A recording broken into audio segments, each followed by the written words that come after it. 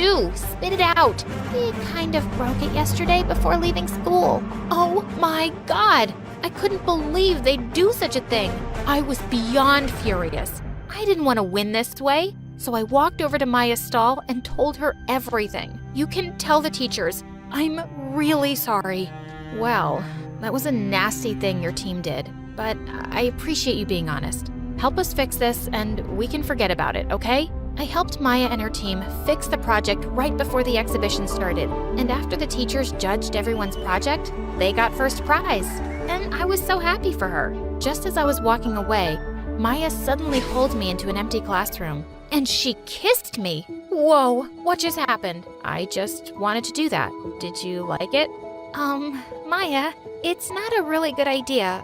Our moms hate each other and wouldn't even want us to be friends. Why don't you loosen up for once and stop caring, Bella? Did you like it or not? I looked at her and smiled. I think I did. I'll have to try it again to be sure. And then I kissed her. The next few weeks with Maya were amazing. We kept it completely secret from our moms, and we were always sneaking around them. One time, she asked me to come over at night, and I nearly passed out when I saw her room. There were clothes everywhere. Oh my God. Listen, I'm helping you clean this. Otherwise, I'm gonna have to break up with you. She laughed, and we spent the whole night sorting out the mess. Best date ever. Sometime later, Maya and I were selected to be part of a quiz competition that was gonna be broadcast live on a local TV channel. I was nervous, but so relieved to be doing this with Maya. It was going great, till there came a moment when I pressed the buzzer to answer a question, but suddenly, my mind went blank. I started to sweat and felt breathless as I sensed all eyes on me. Oh God, not another panic attack. Do you know the answer? I do, but I just need to count to 50 first. What? We don't have time for that. If you don't know the answer, just pass. Suddenly, Maya leapt up from her seat. She does know the answer. She just needs to count to 50, okay? Can you give her some space and let her do that? The host gave her an impatient nod, and I closed my eyes as Maya took my hand. Once I'd counted, I gave the answer, and it was correct. We won! I stepped forward as team captain to receive the trophy, when suddenly, Maya's mom jumped onto the stage and tried to snatch it from me. Why do you get to receive it? My daughter should. You wouldn't even have won without her, loser. And then my mom was on the stage too. Who are you calling a loser? She's the team captain because she's better than your daughter. Oh my God, shut up, both of you. We dragged our mothers backstage and I turned to them furiously. Thanks a lot for embarrassing us. You know what? You want to fight and compete and rip each other's hair out? Go ahead. But Maya and I are friends. In fact, we're more than friends. And with that, I took her hand. What do you mean? Let me make it clearer. And with that, Maya kissed me, and our moms' faces were priceless.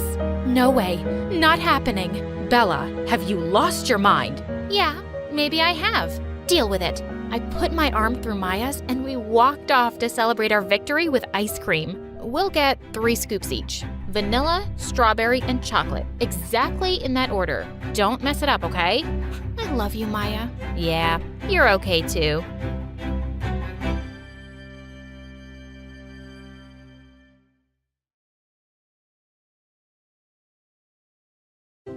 My name is Missy, and if there's one thing you should know about me, it's that I've always dreamed of finding love.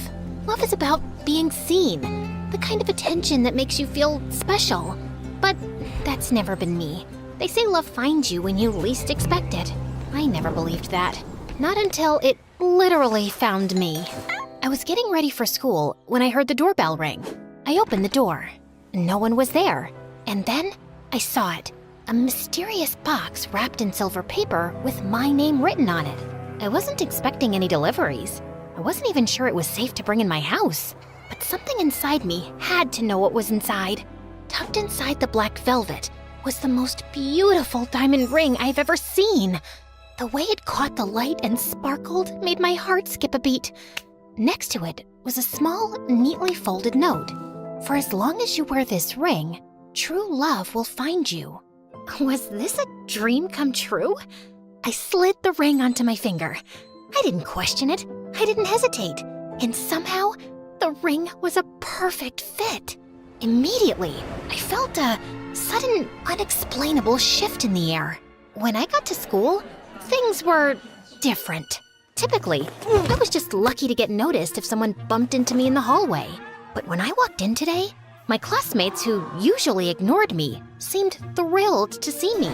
Even Amanda and Daisy, the most popular mean girls, gave me compliments. Good morning, Missy. You look so cute. Missy, hi. Will you sit next to me at lunch today? I was starting to think this was some kind of prank. But then in class, Mr. Robbins, my calculus teacher who never seemed to pass me no matter what I did, complimented my homework. Everyone could learn a thing or two from Missy. She's the only one who turns in fantastic work. By lunchtime, it was like people were fighting to sit near me. I had never gotten this kind of attention in my life. Girls kept trying to take selfies with me to post on social media, and boys kept throwing me looks of interest. Some even came over to chat me up. Even the nerdy, antisocial guy from my chemistry class, Gordy, came up to me after volleyball practice. And he never talks to anyone. Hey, it's Missy, right? You're really good at volleyball. I wondered if anyone at school had ever even heard his voice up until now. Were you watching me? Oh, yeah. Do you want to be my girlfriend? No. He just asked me what my name was, and now he was asking me to be his girlfriend? Who does that? My mind was racing. It was like I was totally invisible before. And all of a sudden, I was getting attention from everyone. Well, not everyone. The one person who I'd hoped would notice me, Jake, still walked by me like I didn't exist. I'd had a crush on Jake for, like, forever. When I read that note this morning, I thought Jake and maybe he would, I don't know. I thought this ring was supposed to bring me true love and that it would be with Jake. When I got home, my phone was ringing and buzzing off the hook with calls, text messages, new likes, and followers on social media. I didn't even recognize most of the numbers. That's when I wondered, was all of this from the ring? I took it off, and suddenly the call stopped. Interesting. Well, at least this way I could focus on my homework. The next morning, I realized I totally overslept and went to school in a mad rush. And when I got there, I was suddenly invisible again. No one talked to me, not even Gordy. None of my new friends paid me any mind. What changed? I realized I'd forgotten the ring at home in my rush to get to school. I was a ghost in the hallways, and that lack of attention was causing panic to creep over me. I didn't like being invisible again. Once I got home, I'd shove that ring back on and never take it off again. I wanted that feeling again. Needed to be seen. The next day at school, with the ring on, I had everyone's attention again. And it felt good. Really good. For the next few days, I was learning what it meant to be this new version of myself. The new Missy was confident, fearless. She owned every room she walked into. I quickly became the most popular girl in school. I had more followers on social media than my entire class combined. Every girl wanted to be me. Every guy wanted to date me. And lots of them tried. I flirted aimlessly with a lot of them for fun. But others that tried, I couldn't believe they would even shoot their shot with me. Hi, Missy. Do you want to be partners in the chem lab today? Ew, no, she doesn't. Why would someone like her ever even speak to you? Right? Like, get a clue. He's such a loser. Really? The only guy that stood a chance with me was Jake. And he still really hadn't paid me the mind that other people had. Just then, I saw Jake at his locker. Maybe I just needed to try a little harder. Give him a nudge. I'd hit him with the move that had the other boys following me around like puppies. I walked towards him, and as I passed him, I flipped my hair and talked to him over my shoulder. Hey, Jake. Wicked shirt. Oh, thanks. Nothing. Barely even a reaction. How come everyone was obsessed with me except Jake? Clearly, either the ring didn't work on Jake, or he just wasn't my true love. I walked into chemistry sulking from my bruised ego. Seeing the line of boys hoping to be my lab partner didn't even help. I was still in my pity party when a deep voice with the hottest accent pulled me straight out of it. Don't even bother asking her voice. She's mine. Timothy. He had just moved to the country a few months ago. Even though he kept to himself and barely interacted with anyone, he was shrouded with new kid mystique. Rumors flew around that he came from a super powerful rich family who lived in a mansion. Anytime I had seen him, he was just observing. I figured he was still trying to learn the ropes of an American school. And now, here he was, claiming me. The boys grumbled and left, while Timothy slid into the empty seat beside me like he'd always belonged there. He set down his books with a smooth ease, giving me a lopsided smirk. Wow, possessive much? I prefer efficient. You don't even know if I want to be your partner. Don't you? Before I could even respond, our teacher told us to begin.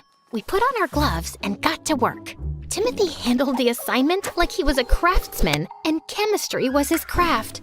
Everything was done with precision and impressive control. Every so often, I would catch him glancing at me. So, you do this often? Mix potentially dangerous substances in your free time? Only when necessary. Where are you from, anyway? You mean before I arrived here? Well, yeah. Europe. Well, that's specific. The liquid in our beaker shifted from deep blue to bright pink, signaling the reaction was complete. I scribbled down the results. When I looked up, he was looking at me intently. You stare a lot. Oh, there's a lot of beauty to stare at. Okay, that worked. Now that we've found each other, you should let me take you out. Now that we found each other, the note had said true love would find you. And here Timothy was. Maybe this was it. Okay, yes. Timothy smiled, looking as if he'd just won something. After class, we walked to lunch together, arm in arm. If I thought I had attention before, this was next level. Everyone, and I mean everyone, was talking about how Missy and the new hot European guy were together. The next morning, I walked into school to find a perfect red rose taped to my locker with a note, "For my beautiful Missy, thinking of you always, Tim." It was so sweet, the kind of thing I had always dreamed of someone doing for me. He carried my books to class and even paid for my lunch every day. I felt a flutter in my chest, a tiny voice whispering, "This is real. This is good." I was starting to feel something for him. For the next few weeks, it was like Tim and I owned the school, and I loved the feeling. Some people worshipped us, while others were so envious of our relationship. And I loved that even more. Old Missy might have wanted Jake, but new Missy deserved something bigger. Like a bunch of friends and attention, and someone rich and cool who's obsessed with her, like Tim. The best part was Timothy's access to the most luxurious things. It meant I had access to those things. One day, Timothy took a group of friends to the Larkwood Club, a super private and elite social beach club with a crazy membership fee. As I stood there tanning in the sun and being the center of attention, a waiter in a crisp white shirt approached. "Jake." Finally. I'll have a lemonade, fresh squeezed, not that canned garbage. Same. And make it fast, yeah? Jake nodded, jotting down the order, but didn't say a word. That apathy, like he wasn't even paying attention, it bothered me a lot. "You got that? Make it fast or no tip. We've waited long enough. Chop chop."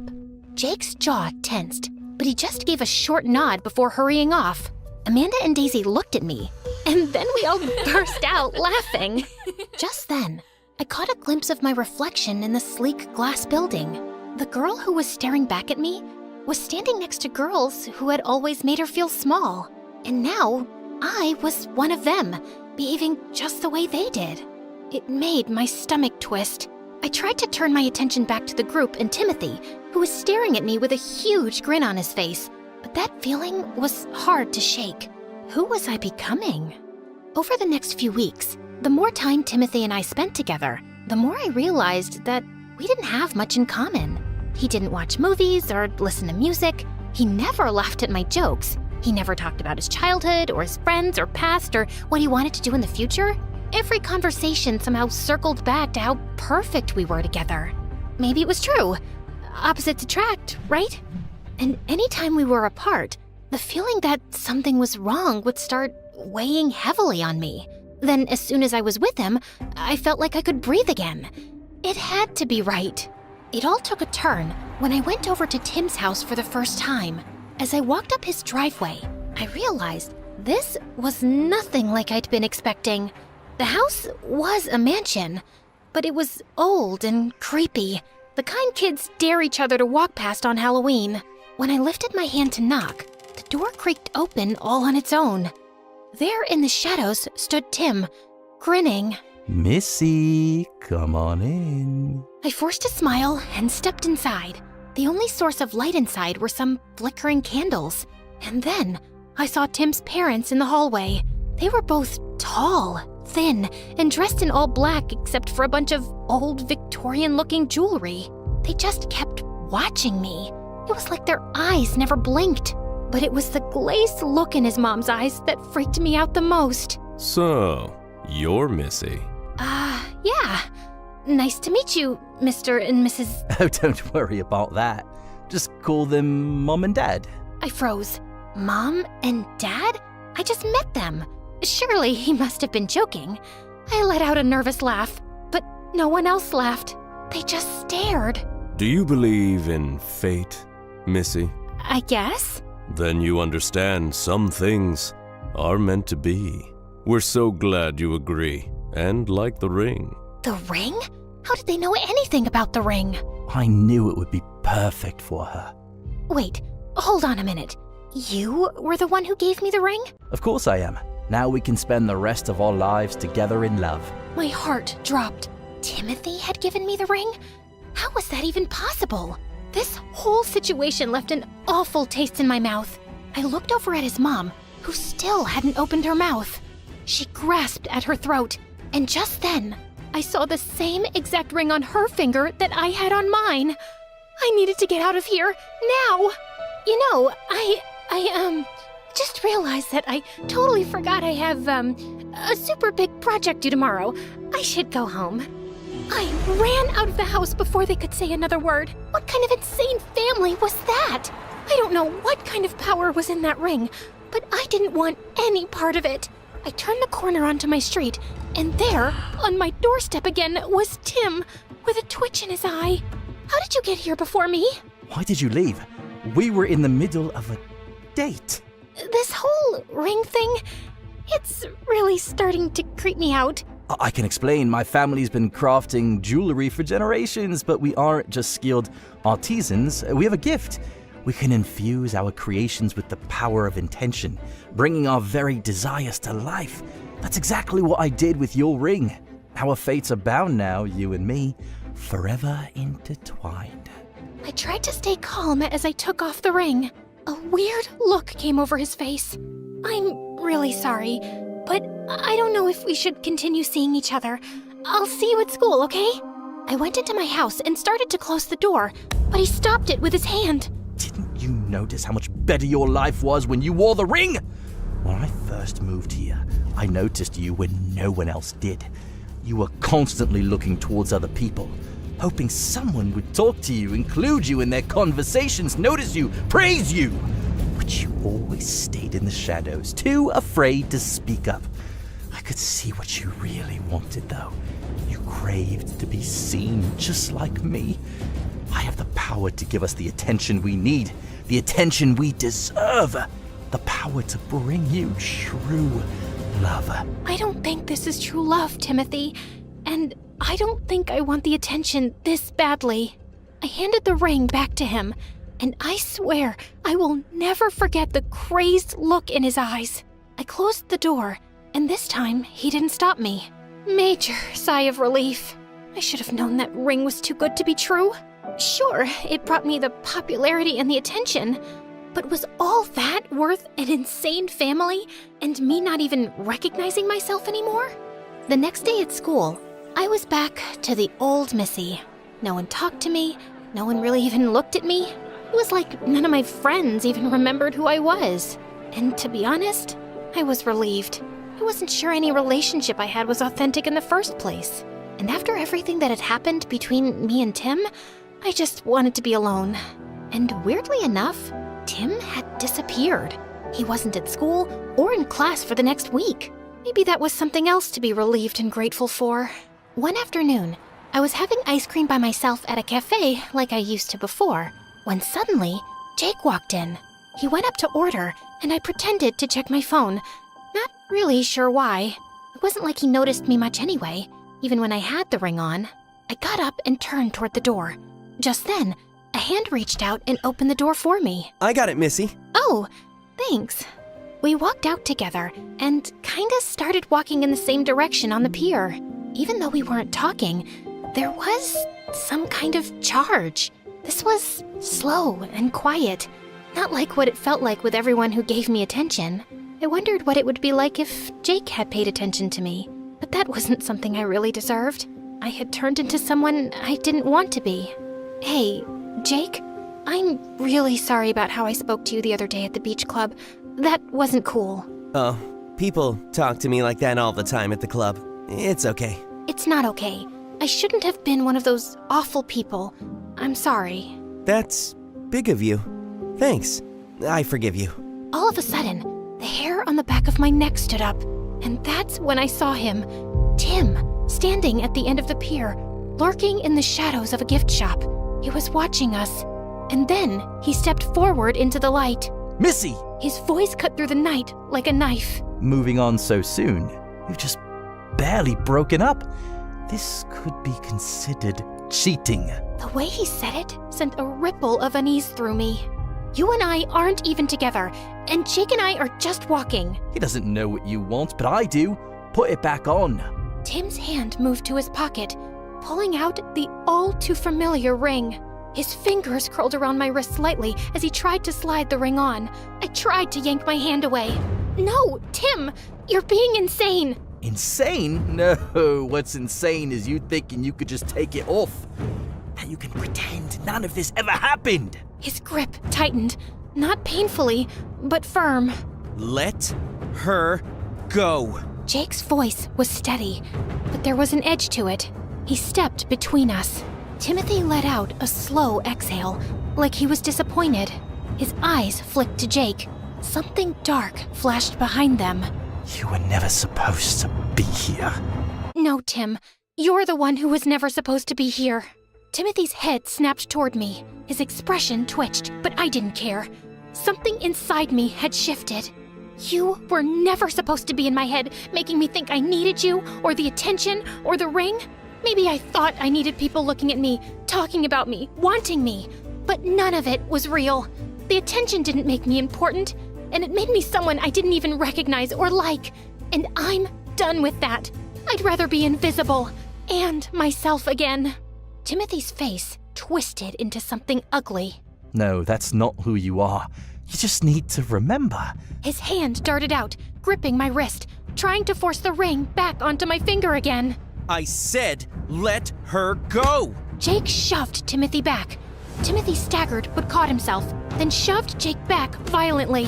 I gasped as Jake's foot caught the edge of the pier and he grabbed Timothy's hand at the last second, trying to regain his balance. But Timothy looked at him with a sinister smile and let go. Jake fell backwards and hit the water with a splash. I ran over to the railing, hoping that Jake was okay. But all I saw were bubbles. What is wrong with you? What if he can't swim? We have to get help. Can't you see that I'm willing to do whatever it takes to make you happy? To make sure you get everything you deserve? Just put the ring back on and I'll show you. That's gonna be harder than you think. My head whipped back on assault on Jake. We contacted the police and went with the officers to his mansion. The officers knocked for a while, and finally Timothy's parents appeared, completely poised and calm. We're looking for Timothy. There's been an incident. Timothy's mother just looked at us with those glazed eyes, and his father politely smiled. Timothy? Oh, I'm afraid you must be mistaken. We do have a son, but he doesn't live here. He's away at boarding school. Has been for years. A cold shiver ran down my spine. That's not true. He's been at our school. I know him. And I've been here in this house with all of you before. The officers exchanged looks. One of them walked over to the car to hop on the radio to talk to someone. He walked back over a few moments later. Ma'am, we've just checked. There's no record of a Timothy ever being enrolled at your school. A sick feeling crawled up my throat. As the police started to walk away, Timothy's father bent down and whispered in my ear. Attention is a fragile thing, Missy. The moment it shifts away, it's like you were never there at all. Back at school, it was like Timothy had never existed in the first place. But Jake and I knew the truth. And sometimes I felt it, that prickling on my neck, the weight of unseen eyes, like Timothy was still watching. When suddenly, I saw a bunch of kids running toward me. I froze, stunned. But they rushed right past me without even looking. Confused, I turned around, and that's when I saw her. A girl standing in the middle of the crowd, all eyes on her. And just then, I saw it. The exact same ring on her finger that I once wore.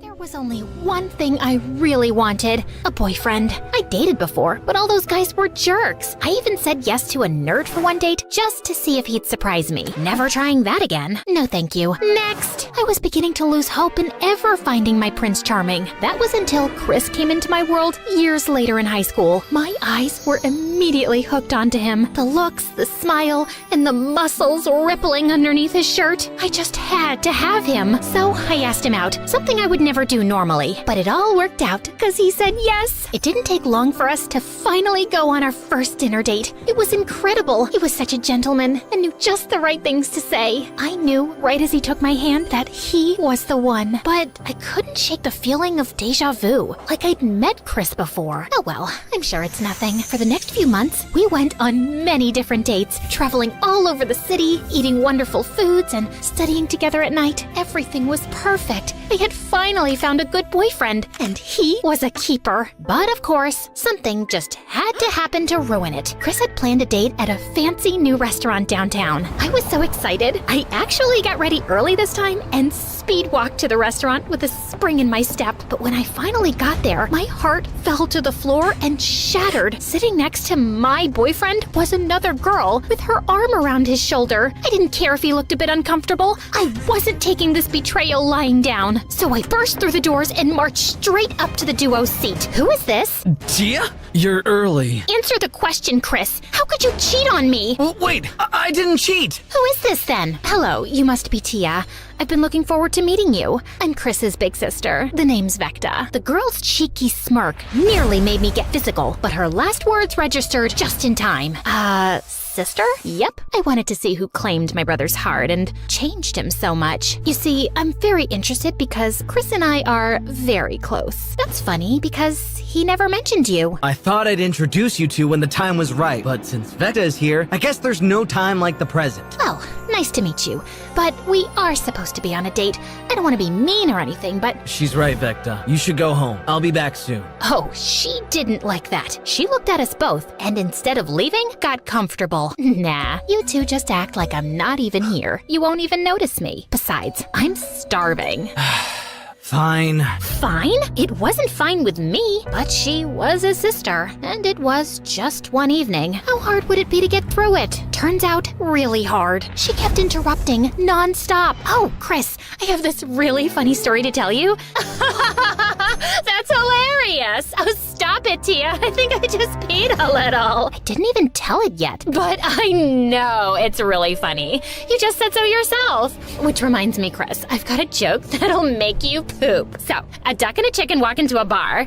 She kept picking up food from Chris's plate and fussing over him. Why would you order this dish? You hate olives and broccoli. Here, I'll take those. Also, you've got sauce on your face. There, I got it. Do you need to blow your nose, Chrissy? And when she wasn't acting like his freaking annoying mother? She kept staring daggers at me. I tried to act like I wasn't bothered at all and leaned over to feed Chris some of my pasta. But seconds later, he started coughing and turning blue. Oh my God, you poisoned him. What? Of course I didn't. Chris, are you okay? Say something. He can't, you moron. His tongue is swollen. What is in that pasta? Blueberries, kiwis, dandelion tea, rosehip oil, Diet Coke? No. Honey, oysters, anchovies. Yes, it has anchovies. Don't you know anything about him at all? And with that, she quickly reached into her bag, pulled out an EpiPen, and stabbed him with it in the thigh. He gasped and coughed some more, but he could finally breathe. What would you do without me, bro? The date ended after that, thankfully. And as I went home, I hoped it was the last I'd ever see of her. But for the next 2 months, it was the same. No matter where we went and what we did, Vecta was there to ruin it. Chris just couldn't seem to shake her off and would let her stay. And she kept making it obvious that she disapproved of me greatly. I'd catch her staring at me with disdain, like I wasn't worthy of him or something. It didn't feel like the frustrations of some jealous ex, thank God, but it was something serious, enough to squeeze herself in on our dates and annoy me while wearing the most outlandish cosplay outfits and hairstyles. So childish. It was even affecting Chris. He had been looking more downcast lately. It came to a head when he actually decided to hang out with Vecta over me for a day. What? Look, she's my sister, and I have been neglecting her recently. But what about our date today? She would just crash it as usual. I promise we'll hang out this weekend. Just the two of us. He kissed me on the cheek and then left me devastated and confused. That night in bed, I stayed up pounding my pillow, imagining it was Vecta's face. I wanted our private time back, but as much as I wanted to slap her, violence wasn't the solution. Instead, I needed to know what Vecta's problem was. There must be a reason for why she was acting the way she was. Luckily, a puzzle piece fell into place during the weekend. As promised, I was hanging out with Chris at his place. We were watching a cheesy romance movie while snuggling on the couch. Right on time, Vecta came out of nowhere and inserted herself into our lives again. No, literally, she came and sat between us on the couch, holding a dead potted plant. You let our plant die? The plant that symbolizes our bond as brother and sister?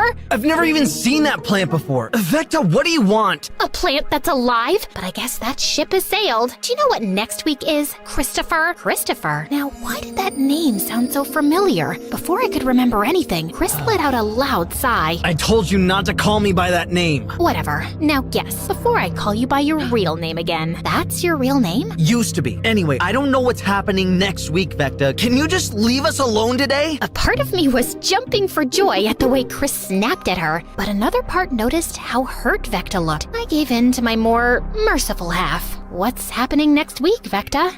It's the annual LARPing Capture the Flag event for our city. LARPing? Like that thing nerds do outside? Playing pretend? Yeah, figures you would say that. Are you attending it with me, Christopher? You can even bring your girlfriend. Why would I do that? That's for losers. Then Tia should fit right in. That was it. What is your problem? You. Sis? No, everything was fine before she showed up in your life. I could say the same for you. Stop it, you two. No, not if we want this to stop for good. Vecta, I have a proposal. Interesting. Shoot. We'll join your stupid game. Do we play in teams? Oh, I see where you're going with this. Yeah, we do. I'll be on the team opposing yours. If my team wins, you'll stop interfering in our relationship. And if mine wins, you'll break up with Christopher. That is not your choice to make, Vecta. What? Scared she'll lose? Get bored of you and the game, walking away from both? What? I wouldn't do that. I love Christopher, and I'll prove it by beating you. Deal? Deal. We shook hands, and I suddenly realized I just made a deal with the devil, all because I let my emotions get the better of me. I don't even know how to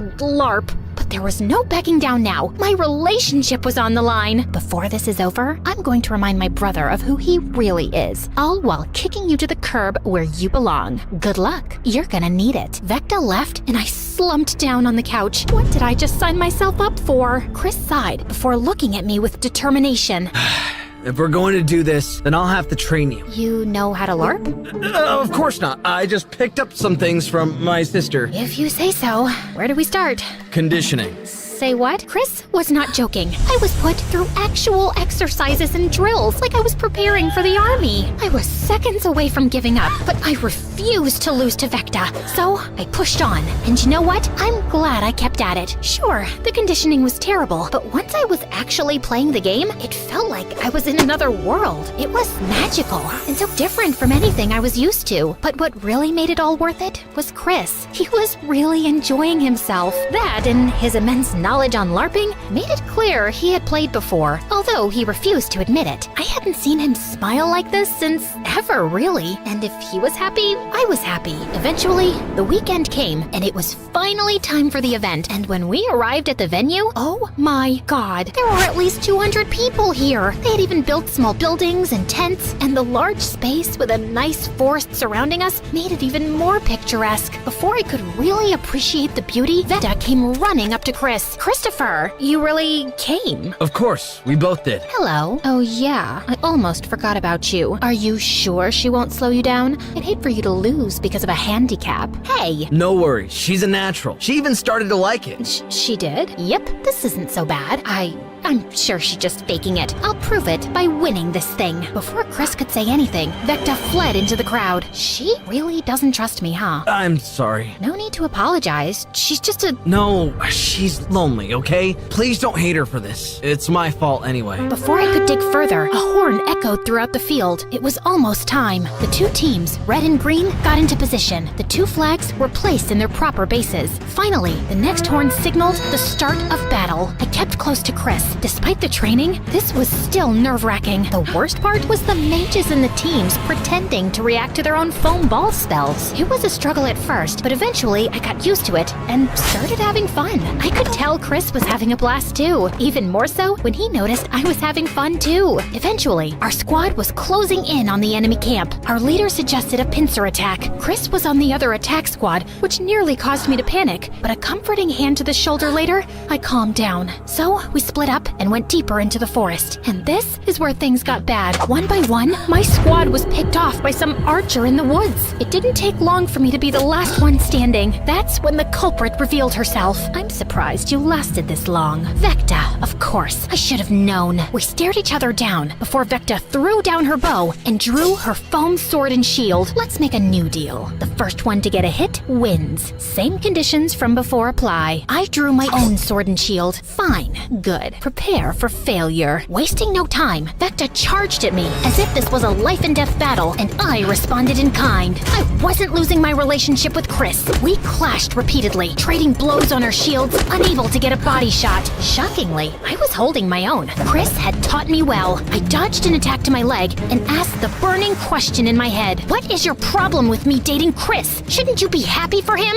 Now that really got her mad, and she was lashing out even harder. You seriously haven't figured it out? Of course not. Why would someone like you remember some poor, nerdy boy who bravely asked the popular girl out? Huh? Suddenly, it all fell into place. Chris was Christopher, the nerdy boy I had turned down all those years ago. Christopher used to be a big nerd just like me, and we were always super close, but he decided to abandon who he is to become the kind of guy you'd want. A typical Prince Charming. I barely even recognize him now. I felt ashamed of how I hadn't even given Christopher a chance before. I judged him by his appearance before I even got to know how sweet and amazing he was. But I knew that now, and I liked everything about him, nerdy side and all. I wasn't so shallow anymore. With renewed determination, I took advantage of Vecta's rash attacks and finally got a hit on her side, and she lost. She was about to break down into tears, but before that could happen, I hugged her. I get why you hate me, Vecta, and I'm sorry for turning him down like that before. Your brother is a great guy,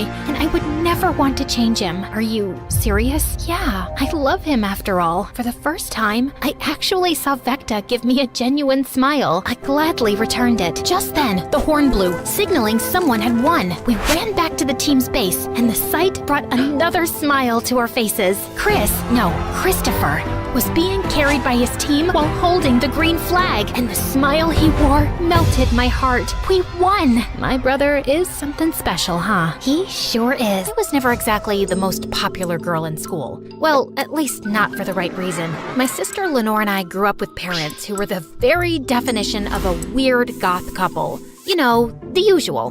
Dressing like Victorian gravediggers, feeding ravens in the park, and that one time my mom pranked the dentist with her fake vampire fangs. Yeah, typical parent stuff. But believe it or not, my parents aren't my biggest problem. They're actually the best, most supportive parents anyone could hope for. Yes, we get stares and whispers when we go out in public together, but we didn't care. We were living our best lives. That is, until Lenore and I started elementary school. We were dressed in our usual goth attire, black clothes, black shoes, and black backpacks. My pet spider Sam even snuck into my pocket. The moment our parents dropped us off, the other kids started laughing at us and saying mean things. Hey, look! Twin freaks! Is your mom a vampire? Is your dad Frankenstein? Lenore was so embarrassed that she ran off and hid in the bushes. Leave me alone, you jerks! I tried to shove one of the mean kids out of my way, but he didn't budge. Just then, Sam crawled out of my pocket and jumped on the kid's face. The kid ran crying and screaming like a maniac. The principal found out and I was suspended for 2 weeks. That night, Lenore begged Mom and Dad for new clothes. She threw a huge tantrum and refused to eat. When that didn't work, she blasted pop music and ran around the house dressed like a clown. That music, it's so happy. It's melting my brain. All those colors in that clown costume are burning my eyes. Please, make it stop. By the next morning, Lenore got her way. Mom and Dad bought her a brand new wardrobe. When my suspension was over, I went back to school. And to my surprise, Lenore was the most popular and best dressed girl in school. During lunch, I tried to sit next to her, but this girl named Stella looked at me like I had 3 heads. What are you doing, creepy crawly? You can't sit here. No weirdos allowed. I looked over at Lenore, and she just shrugged. You heard her. Go sit somewhere else. As the years passed, Lenore and her BFF Stella became more and more popular. By the time we reached high school, they were captains of the cheerleading team. They had the best grades in our class, and all the boys wanted to date them. They were perfect, and I was a disaster. I did want to make friends, but I could just never get it right. Like for my 14th birthday, I planned a huge birthday party and invited my whole class. I had a spooky birthday theme, of course, which I was sure everyone would love. But just as the kids were done singing happy birthday, I opened the closet and a dozen bats flew all around the room and maybe acted like they were attacking the kids. Everyone started screaming and running around in a panic, and then they left. And the next day at school, the kids whispered behind my back and refused to talk to me. But it was fine. I didn't need those jerks. I still had Sam. Yeah, the tarantula. Jeez, why is everyone so scared of these beautiful creatures? But even though hanging out with Sam was fun, I got lonely sometimes. I never imagined that my life could become an even bigger mess than it already was. But, fate had something in store for me. On Valentine's Day, I walked down the hallway during recess to find a dozen boys surrounding Stella and Lenore in the hallway with gifts and flowers. Please go out with me, Stella. I'll buy you a Ferrari. Be my Valentine, Lenore. I'll fly you out to the Bahamas. As I rolled my eyes and took my stuff out of my locker, I was surprised when a bright red envelope fell out of a book and it had my name on it. Hey, what's that? I was super excited, but I tried to play it cool. I got a Valentine. Ooh, creepy crawly has a secret admirer. Stella snatched the envelope out of my hand and made a huge commotion. Suddenly, everyone was staring at me. Hey, give that back. It's private. Stella tossed the envelope to Lenore, who opened it and started reading it out loud. My darling Annabelle, you're a shining star, a diamond in the rough. The jocks and cool girls can't measure up to you. Whoever wrote this must be blind and stupid. I tried to get the letter back, but Stella got in the way. You're my debating diva, my leading lady, my dancing queen, and my future class president. My heart aches when I see your face. Love, your secret admirer. Lenore, Stella, and all the other cool kids couldn't stop laughing, but I was shocked. I only joined the debating team a couple days ago. The last role I played in drama club was a donkey's butt, and I was too shy to dance in front of anyone. Plus, the odds of me becoming class president were slimmer than a toothpick. Just then, Jack, the editor of the school newspaper, materialized right beside me. I think that's a nice letter to get on Valentine's Day. Of course you do, nerd. I bet you wrote this junk. It wasn't me, I swear. Whoever wrote this has lost his mind. Yeah, he's a crazy lunatic. Lenore ripped the letter to pieces and threw it in the trash. That was mine, you witch! You're so stupid, Annabelle. You don't really have a secret admirer. Someone's just pulling your leg, you dummy. Lenore was probably right. It was a stupid joke. I felt like the biggest loser ever. Once everyone had walked away, Jack pulled the letter out of the trash and taped it back together. Ignore them. I think your secret admirer is real. Maybe I can help you find him. Jack spent the rest of the day asking me a ton of questions about every boy I'd ever spoken to or sat next to in class. He even came home to continue with his questions. Jack was annoying at first, but it felt kinda nice to have someone taking an interest in me. I'm positive he's a member of the drama club or the debate team. All you have to do is lure him out. How am I supposed to do that? Simple. If you suspect someone, you'll wink at him and smile, like this. Jack started doing something really weird and twitchy with his face. Just then, Lenore barged into my room. You idiots are still searching for that stupid secret admirer? Not real. My secret admirer isn't stupid. If you aren't going to help, you can get out. Fine, dummy, I'll help. Don't say I never did anything nice for you. Lenore spent all night teaching me how to flirt with boys. The next day, I set my plan in motion. First up, drama club. I asked the drama teacher if I could audition for the lead role, and surprisingly, I got it. During rehearsal, I met a cute boy who seemed to be into me. When I caught him staring at me in the hallway, I grabbed Jack and pretended to laugh at a joke. Oh, Jack, you're so funny. Your arms are like marshmallows made of steel. What? That doesn't make any sense. I'm flirting with you. Play along. Oh, stop. You're too much.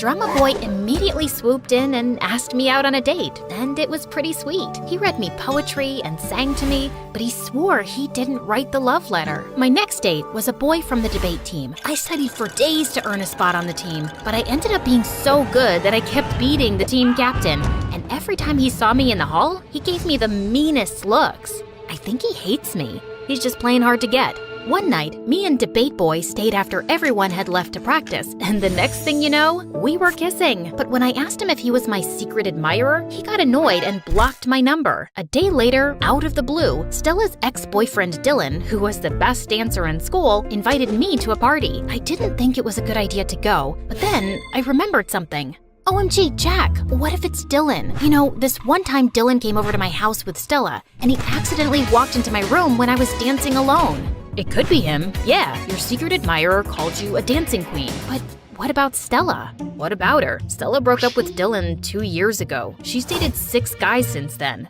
I took Jack's advice and went to Dylan's party. As soon as I got there, Stella marched up to me. I heard you're trying to date my boyfriend. Isn't he your ex? He's mine and he doesn't date freaks like you. She's not a freak. I think she's unique and much cooler than you. Stella got mad and stormed off. Dylan took my hand and pulled me to the dance floor. All eyes were on us, and I got really nervous. Then Dylan whispered in my ear, "You got this, dancing queen." I was beyond excited. Dylan just quoted a line from my letter. My nerves melted away, and we were dancing like superstars. The crowd cheered my name, and at the end of the night, Dylan gave me the perfect kiss. The next day, we were the talk of the school. The more time I spent with Dylan and all his friends, the more I started to realize that I'd been an outcast all this time because I'd never really tried to get to know the other kids at school. I hadn't given them much of a chance because they were different from me. They weren't bad at all, and I could make compromises and not bring Sam to school. Overnight, I became Dylan's girlfriend and even more popular than Stella and Lenore. Someone even nominated me for class president, and I actually won. Even Lenore was nicer to me now, and we'd hang out more. Life was perfect, except for Stella. Every time she saw me, she gave me death glares. She spread rumors and tried to make fun of me, but no one paid attention. My schedule got so busy that with being class president and spending time with Dylan, that I hardly had any time for Jack. Then one day, Jack caught up with me in the hallway. So, what's the verdict? Is Dylan your secret admirer? Maybe. I haven't asked him yet. Then I opened my locker and found another letter in a red envelope from my secret admirer. I started to open it, but I hesitated. What if my secret admirer wasn't Dylan? Then Stella appeared out of nowhere. She snatched the envelope out of my hand and ran down the hall and right up to Dylan. Hey, Dylan, I'm sorry to be the one to drop the bad news, but your creepy crawly girlfriend is a cheating witch. Stella showed Dylan the love letter. Dylan, it's not what it looks like. Stella read the letter out loud. Dearest Annabelle, I'm sorry I've been away for so long. You've kissed a handful of frogs, but that's over now. Meet me behind the bleachers after school and I'll reveal myself to you. Love, your secret admirer and one true love. Am I a frog? That seems to be the case, dummy. Shut up, Stella. Let's go, Annabelle. Your secret admirer's waiting. I didn't know what to do. The last thing I wanted was to break Dylan's heart. Dylan, when you called me your dancing queen, I thought you wrote me the letter on Valentine's. I thought you were my secret admirer. Who cares about some stupid letters? You already have me.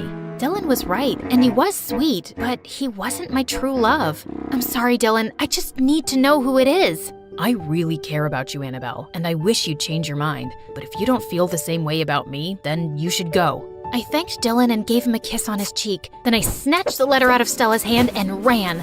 I felt like a jerk, but I had to meet my secret admirer. He'd seen me when I was invisible. He really knew me. I wouldn't have ever had the confidence to make new friends, audition for the lead in the school play, or run for president if it wasn't for his first letter. Jack and I raced out the door and headed straight for the bleachers. When we got there, Jack turned to me. I'm your secret admirer, Annabelle. It was me all along. Jack leaned in to kiss me, but something didn't seem right. I didn't feel any butterflies. In fact, I felt pissed. What? You've been lying to me this whole time? If you liked me and sent me the first letter, why did you make me go after the other boys? No, it was just a little game. I wanted you to see the garbage out there to realize we're perfect for each other. Well, thanks to your stupid games, I just broke Dylan's heart. I got so mad I pushed Jack into the mud. Man, Stella didn't say this would be so complicated. Stella? What does she have to do with this? Did I say Stella? I meant melons. I'd sure like a melon right now. How about we go get one from the supermarket? I grabbed Jack and told him to tell me the truth. Fine, I didn't send the first letter. The new letter is a fake by me. I wasn't expecting you and Dylan to actually become a thing. I thought he'd just be one of those popular jerks who'd ditch you soon. But when you got all chummy, Stella came up with a plan to write the second letter so she could get Dylan back, and I could finally have you notice me. We really don't know who sent the first letter. Come on, just forget about your stupid secret admirer. I couldn't believe it. I ripped up the letter and threw it in Jack's face. My secret admirer isn't stupid. He's a dumb cow who's too embarrassed to show his face. Or maybe he's not even real. He's just a joke, like you. I punched him, ran straight home, threw myself on the bed, and cried into my pillow. Hey, what's up, Creepy Crawly? What do you want, Lenore? I heard about what happened with Stella and Jack. I'm really sorry. You were right all along. I don't have a secret admirer. The whole thing was just a joke, and I was too dumb to see it. Just leave me alone. After that, I moved on with my life. My parents bought me a new coffin to cheer me up. Lenore started being nicer to me, and Dylan and I managed to become good friends. Jack spent weeks begging me for forgiveness, but when Sam bit him on the nose, he stopped bothering me. I thought the whole secret admirer thing was behind me until one night. I'd just come home from a party. I went to a lot of those now that I was class president. I was super exhausted and immediately fell asleep. And then I woke up in the middle of the night. At first, I didn't know where I was, but soon I realized I was in my mom's home office, under the Victorian hardwood desk. Moonlight streamed through the windows, drenching the room in white light. I looked down at my hands and saw that I was holding something. It was my mom's ink pen, and I was holding a red paper with something written on it. Beside me were a handful of matching red envelopes. My heart clenched when I finally realized what was going on. I haven't written to you in a while, my dearest Annabelle, and that's because you don't need me anymore. I'm writing to you one more time to tell you that I'm so proud that you've accomplished everything you wanted, and I'm sure you'll achieve so much more. Love, your secret admirer. It wasn't my handwriting, not exactly, but I knew it was written by me to me. I knew I had a habit of sleepwalking and scribbling things on walls as a kid. I guess that had returned. I'd written that first letter to myself in my sleep. I was my mysterious secret admirer all along. Weird or not, I'd found my greatest cheerleader. Gained confidence, made friends, become class president? Nice going, me. I rolled the letter into a ball and threw it in the trash can. Finally, it was over. Oh yeah, one more thing. You have to promise not to tell anyone. Pinky swear and cross your heart. It's our little secret. Shh. When I was in the 3rd grade, Mom was convinced that Dad was having an affair with his pretty new secretary. So one day, she took me and my older sister Sophie to his office. Please don't steal our daddy, lady. Don't take him away from us. Who will feed us and buy us clothes? Do you want us to be orphans? It's a very bad thing to be wait, I forgot. I wrote it on my arm. Oh yeah, a home wrecker. Home wreckers are bad, and you'll end up in jail, bad lady. Wait a second. Are those my jeans you're wearing? I want my jeans and my husband back, witch! Are you insane? As if my size 0 jeans would even fit your size 8 butt. Mom snarled and leapt at the secretary, who dodged her and went screaming down the hallway. She burst into the conference room with Mom on her tail, and the two ended up crashing onto the large conference table where Dad was having a meeting with the company's top executives. What on earth? You cheated on me and gave this bimbo my favorite jeans! Mom threw a stapler at Dad, which missed him and hit his boss instead. Needless to say, he was fired. And that was the day he left us for good. Sophie and I were devastated. Wipe your tears, girls. He wouldn't have left if he wasn't cheating on me. Take it from me. All men are garbage, and we're better off without them. Well, that didn't stop me from having my first crush in the 7th grade. His name was Adam, and he was our neighbor. One day, Sophie caught me staring at him from my window. Adam and Nora sitting in a tree. Kissing. Shut up, Sophie. I don't even like that boy. Yes, you do. You want to brush his hair and hold his hand and have his babies. I read it in your diary, see? I snatched my diary out of Sophie's hands and pushed her out of my room. She was so annoying. A couple of weeks later, a super pretty girl named Becca joined my class, and we quickly became friends. Once, when we were hanging out at my place, Adam showed up at my door.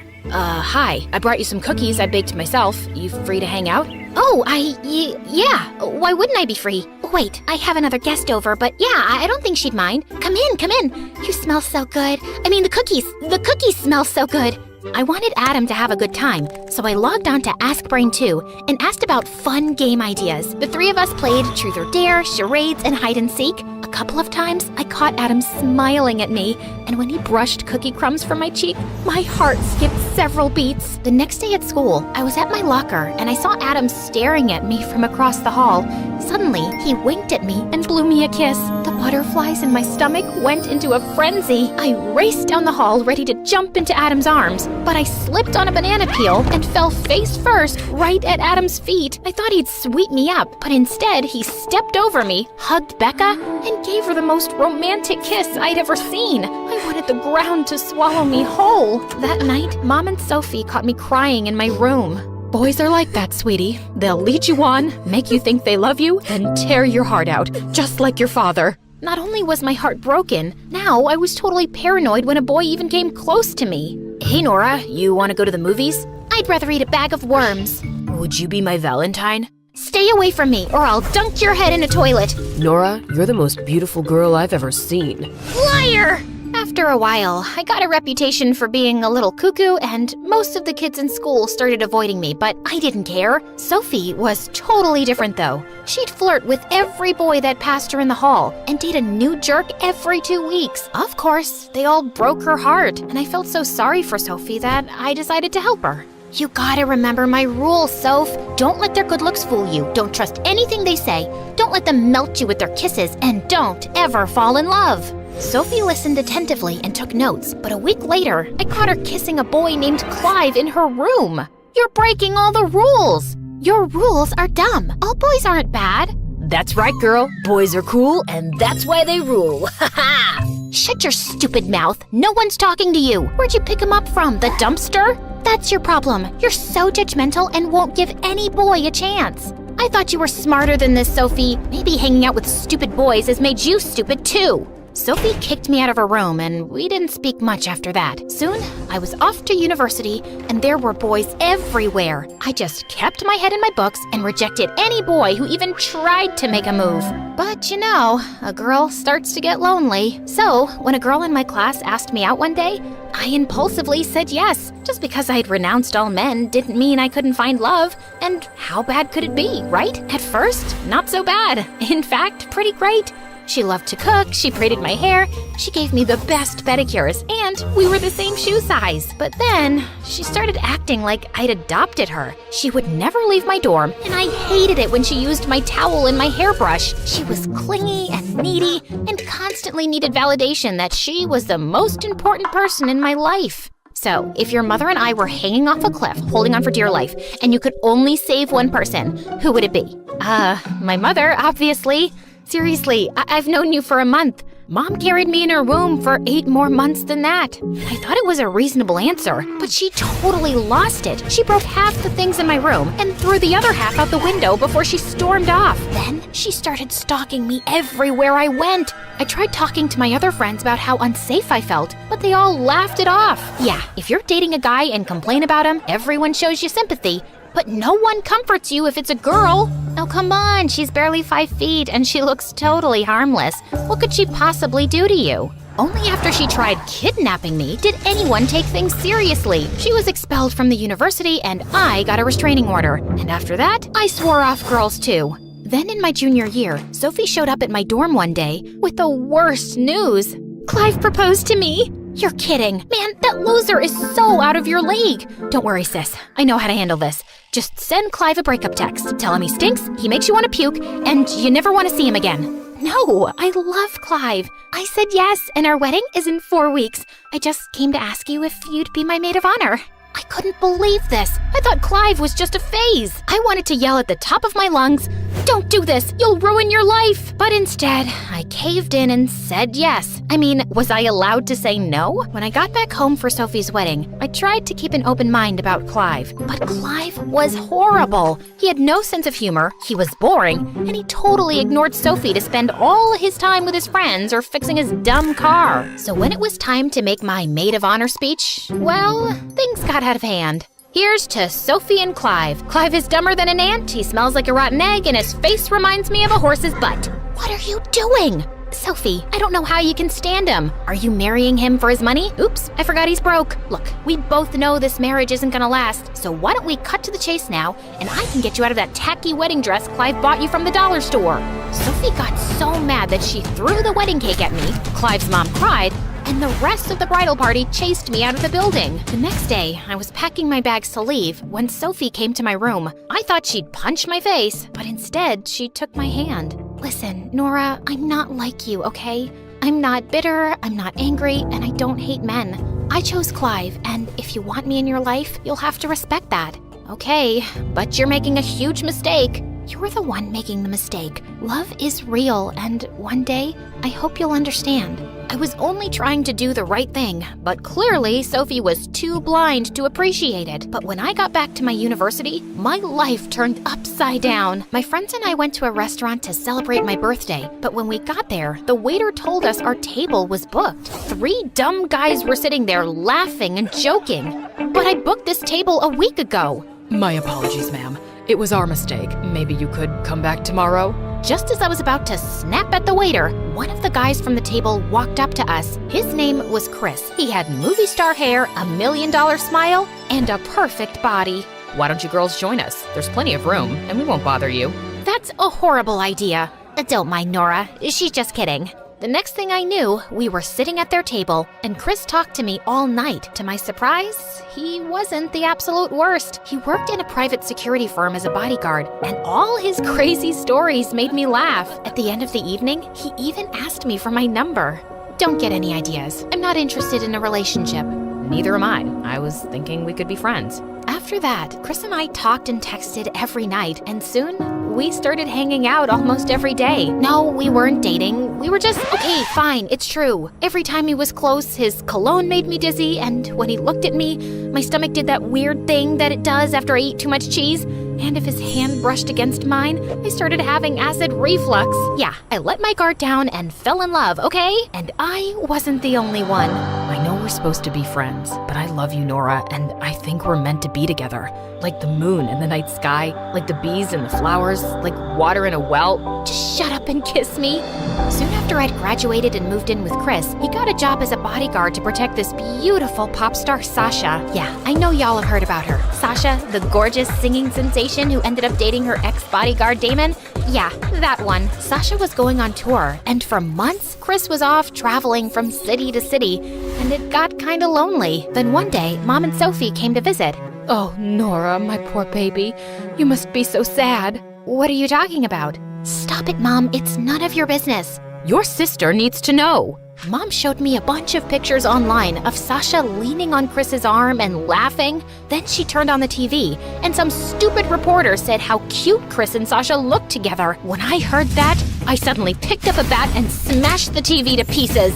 Nora, don't listen to Mom. She's paranoid. All that stuff is stupid gossip. Sasha is with Damon, and Chris adores you. Nora, don't be naive like your sister. Everybody lies and cheats. After Sophie and Mom left, I called Chris, but he didn't answer. I kept thinking about what Mom said and how I'd broken all of my rules, and now my heart was in danger. So the very next morning, I put on a disguise, took a bus to Sasha's next concert venue, and signed up as an extra on set. And I watched the two of them like a hawk. Every time Chris whispered something in Sasha's ear, my heart burned. She even asked him to zip up her dress once. Had everybody else died? One evening during Sasha's performance, I was backstage when I saw Chris and a dancer going into a dressing room and closing the door behind them. What the heck? I quickly ran after them and burst in. Aha! Caught you! Just then, I saw the girl's arm was bleeding and Chris was bandaging it. Caught you? Wait, who are you exactly? Oh God, I couldn't let him recognize me. I turned around and ran for it, with Chris sprinting right behind me. In my frenzy, I found myself heading straight for the stage. Red alert, red alert. A snake is headed towards the eagle. I found myself crashing into the dancers on stage, and just as I was about to run into a horrified Sasha, 4 men pinned me to the ground while the audience gasped. I was immediately carried away and found myself facing Chris backstage. Nora? I realized my wig had come off. Sasha's performance was ruined, and her manager insisted that Chris be fired. What were you thinking? You compromised my client's security, and you cost me my job and my reputation. Oh, I don't know, Chris. I was thinking how my hunky boyfriend hangs out with beautiful pop stars and dancers all the time and is never home anymore. Can you blame me for being paranoid? Yes, I can. I haven't given you any reason not to trust me. Yet. I just don't want you to be a bodyguard anymore.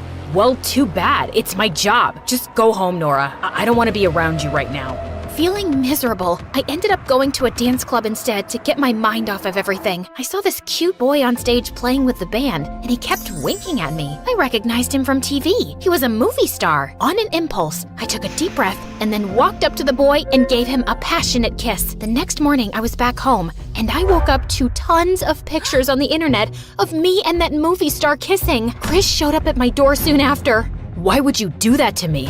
I thought we were in love. Everybody cheats, babe. Welcome to the real world. I know you'll cheat on me one day if you aren't already. I am done with this stupid relationship. I walked out of there with my bags and went to Sophie. But soon after, I started feeling sick to my stomach. It hit me like a ton of bricks. I was a cheater, something I hated and felt horrible about. I made a big mistake. I don't know what to do. Yeah, you messed up big time. I wasn't talking to you, Clive. There's no need to be rude. You're right. I'm the worst, and I'm sorry for all the mean things I've said and done to you too. I don't know who I am anymore. I never wanted to hurt Chris, but something came over me. You let Mom get into your head, Nora. She says she's better off alone, but all I see is a bitter, paranoid woman who can't be happy and can't stand anyone else's happiness either. You deserve to love and be loved in return. And yeah, sometimes love can hurt, but sometimes it can also be amazing, like what Clive and I have. I really don't understand how that's possible with Clive. Okay, sorry. You're right. I decided to see a therapist and learned to deal with my insecurities and trust my heart. I even wrote Chris a letter apologizing for hurting him. I didn't get a response, but that was okay. One day, I went to eat at the cafe where Chris and I had our first kiss. Then someone walked up behind me. You're sitting at my table. I looked up to see Chris looking down at me. He smelled like an ocean breeze. My heart melted, but I tried to play it cool. I don't see your name on this table. You're right. Do you mind if I sit with you? I thought you hated me. I did at first, but I couldn't hate you for too long. You really broke my heart, though. I hope one day you can forgive me. You were the love of my life and my best friend. I want you back, but I understand if you can't trust me. Maybe we can start over? We could take it one day at a time. I can't promise anything, but I do want to give us a second chance. And this time, I was throwing away all my stupid rules and following my heart. My great-great-great-great-grandfather's sister was married to the Duke of Scotland, so that made us partially royal. Dad got a big chunk of land in inheritance, but he sold that and moved to New York to work as a designer where he met my mom. They got married and had me, but when I was 10, Mom decided to turn into a spiritual yogi. Truth is a myth. Happiness is a myth. Life is a myth. The only thing true is today, and today will be tomorrow, and tomorrow the day after. What is she saying, Dad? I wish I knew. Mom went bonkers, left for the Himalayas, and never came back. Dad was sad for a while, but then he threw himself into his work and started his own fashion line. And as for me, I fell in love with poetry. Roses are red, violets are blue. A face like yours belongs in a zoo. Hold up. Violets are not blue. Violets are just, well, violets? I don't know. Who made this dumb poem? It's poetry, okay? It doesn't always have to make sense. Yeah, so I loved poetry and spent hours in my room reading and writing stuff from scratch. I dreamt of publishing my own set of poems when I grew up. But then I turned 18 and everything changed. I was at a shoot for Dad's new fashion venture when a photographer saw me and was totally floored. She's a diva. I've never seen so much beauty in my life before. She should be the face of your brand. Turns out the photographer was right, and I was a natural. The ad went live after a week, and everyone loved me. I had fan accounts on social media, and my life became a series of parties and fancy dinners. At one such dinner, Dad introduced me to his investor's son, Marcus. He was the only heir to his dad's multi-million-dollar business, and he was dumb as a button. Dad got me a private jet last week for my birthday. Pick a country, and I'll take you for dinner there. Really? I've always wanted to visit the United States of never in this lifetime. That sounds like a cool place. Where exactly is it? Oh, it's close to I Can't Believe You're So Stupid. I've never heard of it, but I'm sure we could make something work. This guy was unbelievable, and no matter how much I tried stalling him, Marcus just never gave up. Poor guy. You want to date him? I'm pretty sure he's single, and I can put in a good word for you. No thank you. Anyway, a few months passed, and my life as a model only got busier. I hardly got time to breathe and was constantly tired. I tried telling Dad about it, but he always had one thing to say. It's just a phase. Just get a good night's sleep, and you'll be fine. No, Dad, I need a break. Breaks are for losers, Haley. You're on top, and if you want to stay there, you'll have to push your limits. I tried, but things kept getting messier. And then one day during a party, I just decided I'd had enough. So when Dad was busy talking to some stupid investors, I slipped away, rushed across the street, and slid into a taxi. Let's go. I need a location, ma'am. Just take me to the first place that comes to your mind. Anywhere. As you say. The driver hit the accelerator and rushed through traffic, landing us straight in front of a public bathroom. You couldn't think of anything better? I was under pressure, and I haven't peed in almost 12 hours. This is the only place I could think of. Now wait here, and I'll be back in 10. You'll take 10 minutes to pee? Yes, I have a big bladder, okay? Runs in the family, actually. Why am I telling you this? No idea. The driver shot me a glance and darted to the bathroom. When he walked back, I noticed he was kind of cute. You're drooling. I'm not. Want me to zoom in? No, that won't be necessary, and I thought you were zipping it up.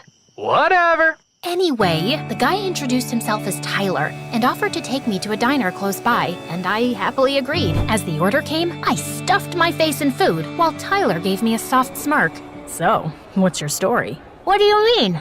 I mean, you're either incredibly brave or incredibly stupid to trust a taxi driver in the middle of the night. I was hungry, and you looked harmless. Also, I always carry pepper spray in my bag, so in case you act funny, I'm well equipped. Tyler shot me a funny look before bursting into a laugh. I joined him, and the two of us ended up having a great time. I was kinda disappointed when he dropped me back home. I didn't think I'd ever meet Tyler again, but the next morning, while I was leaving for my shoot, I saw him outside my house. So, you've been thinking about me, I see? You left this minion keychain in my car last night. Oh, this! Haha, of course! It's my lucky keychain! You know it's important to be lucky or you'll get unlucky. And you can't get unlucky because then you're just sad. And I don't want to be sad, so thanks for making me lucky. Sorry, I mean, bring my luck back. I should go. Actually, I was thinking, do you want to grab some ice cream? Or not, you're probably busy.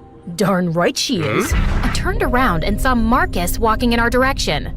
Why are you talking to this loser, Haley? Is he bothering you? The only thing bothering me is you, Marcus. Tyler here is a friend. Really? I didn't know you were friends with sewer rats.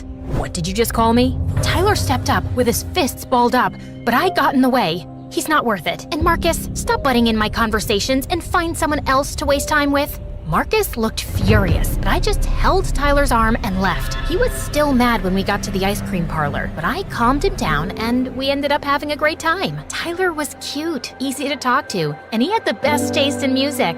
We got talking, and I told Tyler everything about my life and how I actually wanted to be a poet, but Dad was against it. Tyler tucked a strand of hair behind my ears and came closer, and my heartbeat was in chaos. Excuse me! I think I need to get myself checked for diabetes. You're spoiling my moment. Fine. So, yeah. After that day, Tyler and I just got closer. He would drop by at my shoots with my favorite coffee and we'd go for drives. I was the happiest I'd been in months with Tyler around. But of course, Marcus hated it.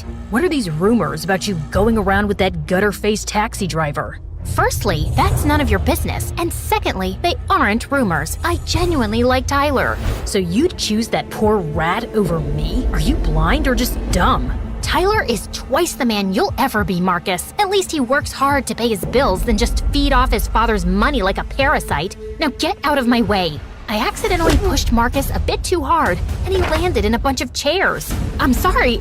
You'll pay for this, Haley. Mark my words. Saying that, Marcus just got up and left, and when I got home, Dad was waiting for me, looking like a ball of fire. What were you thinking, Haley? Marcus's dad is our biggest investors, and you hurt his son. He was being annoying, Dad, and it was barely a scratch. That's not the point. You need to treat Marcus better. He's not just anybody. He's a moron, and he's rude and flashy. I'm already doing everything you're asking me to do and literally left all my dreams behind. Like what? Become a poet and roam around asking people to read your stupid poems? Let's face it, Haley, you're doing so much better here with me. Now remember, next time you see Marcus, be nice and don't do anything stupid. I wanted to argue more, but Dad got a phone call and he left. I was so bummed when I met Tyler the next day and told him what happened. You did the right thing by standing up for yourself. I don't know. Dad's not happy at all. He'll be fine. Now come on, I want to show you something. We were sitting on a bench overlooking the ranch when Tyler turned to me. He held my hand in his, and I felt my cheeks turn red.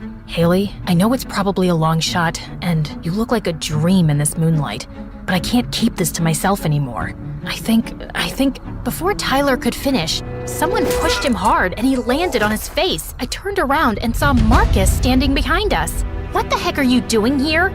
Your dad has been calling you for hours, but you weren't answering. He thought someone kidnapped you and came to me for help, so I used my contacts to track you. And now, I'm gonna tell everyone how this guy abducted you. Unless, of course, you agree to come with me. I'd rather eat a bag of worms than go anywhere with you. Don't make me force you. I'd punch your teeth in before you touch Haley. Uh-huh, let's see what you got. Marcus punched Tyler, but Tyler ducked away just in time. He kicked Marcus in the shin before punching his face. Not my face, you moron! Just then, the police walked in along with Dad. Marcus must have alerted them once he knew where I was. Take him. He kidnapped my girlfriend and then hit me. See? He bruised my perfect jawline. I think I'm feeling dizzy. Saying that, Marcus dropped to the ground like a fly and passed out. Okay, I take my words back. Marcus is a moron. Finally, we agree on something. Marcus was carried off in an ambulance. Tyler got arrested and I tried to stop the police, but Dad shoved me in the back of his car and took me home. Why would you do that? Tyler is innocent and Marcus is lying. I need to talk to the police. You can't. Why not? Because I'll lose everything. That's when Dad told me that a few months back, he ran into money troubles and started gambling. He even got involved with some illegal businesses and would have been in jail if Marcus's dad hadn't used his connections to help Dad out. The only condition was that you and Marcus get married. You've got to be kidding me! I'm not. Marcus fell for you the day he saw your first dad. He's the one who told his dad to invest money in my business. I thought you guys were old friends. Dad, I'm not marrying that jerk. You don't have to marry him. You just need to date Marcus. I will stall the wedding by a few months and figure out a way to get out of this debt. Please, help me. I wanted to say no, but Dad was practically begging me. I'd never seen him so helpless in my life before, and it crushed my heart. That night, I called Marcus and told him that I was ready to give him a chance if he took back his complaint against Tyler. Marcus agreed, and the next morning, Tyler was out. I went to the station to see Tyler, but before I could say anything, he spoke. I don't think I want to see you anymore. You and I come from very different worlds. Reputation is everything for me, and I can't keep going to jail because of you. So it was nice knowing you, but goodbye. Really? Is that how you feel about me? Yes, just please, stay away from me. Before I could say another word, Tyler walked away. I rushed after him, but Marcus got in my way. You heard him, Hales. He doesn't want to see you. Now, be a good girlfriend and forget about that leech. I have planned something exciting for you. The next few weeks were a blur. I missed Tyler terribly and tried reaching out to him, but he never responded. I wanted to go to his place and talk to him, but Marcus was stuck to me like chewing gum, and now he was even more controlling than ever. You look hideous in that dress. Change it. It's my dad's design.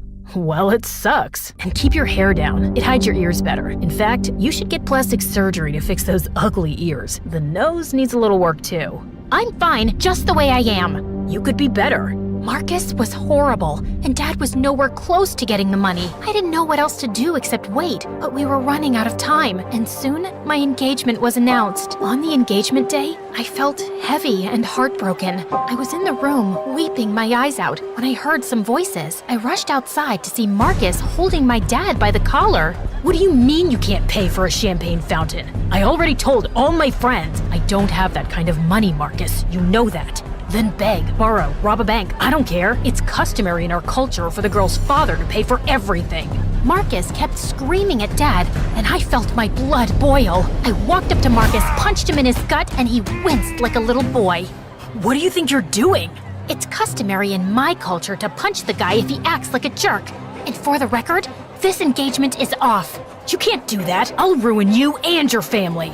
Try me. I took Dad's hand and the two of us walked out of the venue. As expected, Marcus's dad pulled out his investment and tipped off the police about Dad's involvement in the illegal business deals, and he got arrested. Dad lost the company, and his case went to trial, but fortunately, we had enough savings to hire a good lawyer, and Dad's sentence was reduced to 6 months. I'm sorry for dragging you into this mess, Haley. I wish I was a better father. You can be one now, Dad. It's never too late. Are you crying? No, I'm not! Don't look at me! I'm hideous! I don't disagree. Anyway, I picked up modeling again and moved to a smaller apartment. Marcus tried getting in touch a few times, but I got a restraining order against him, and a few weeks later, I saw on the news that his dad was arrested for smuggling. Karma paid him a visit after all.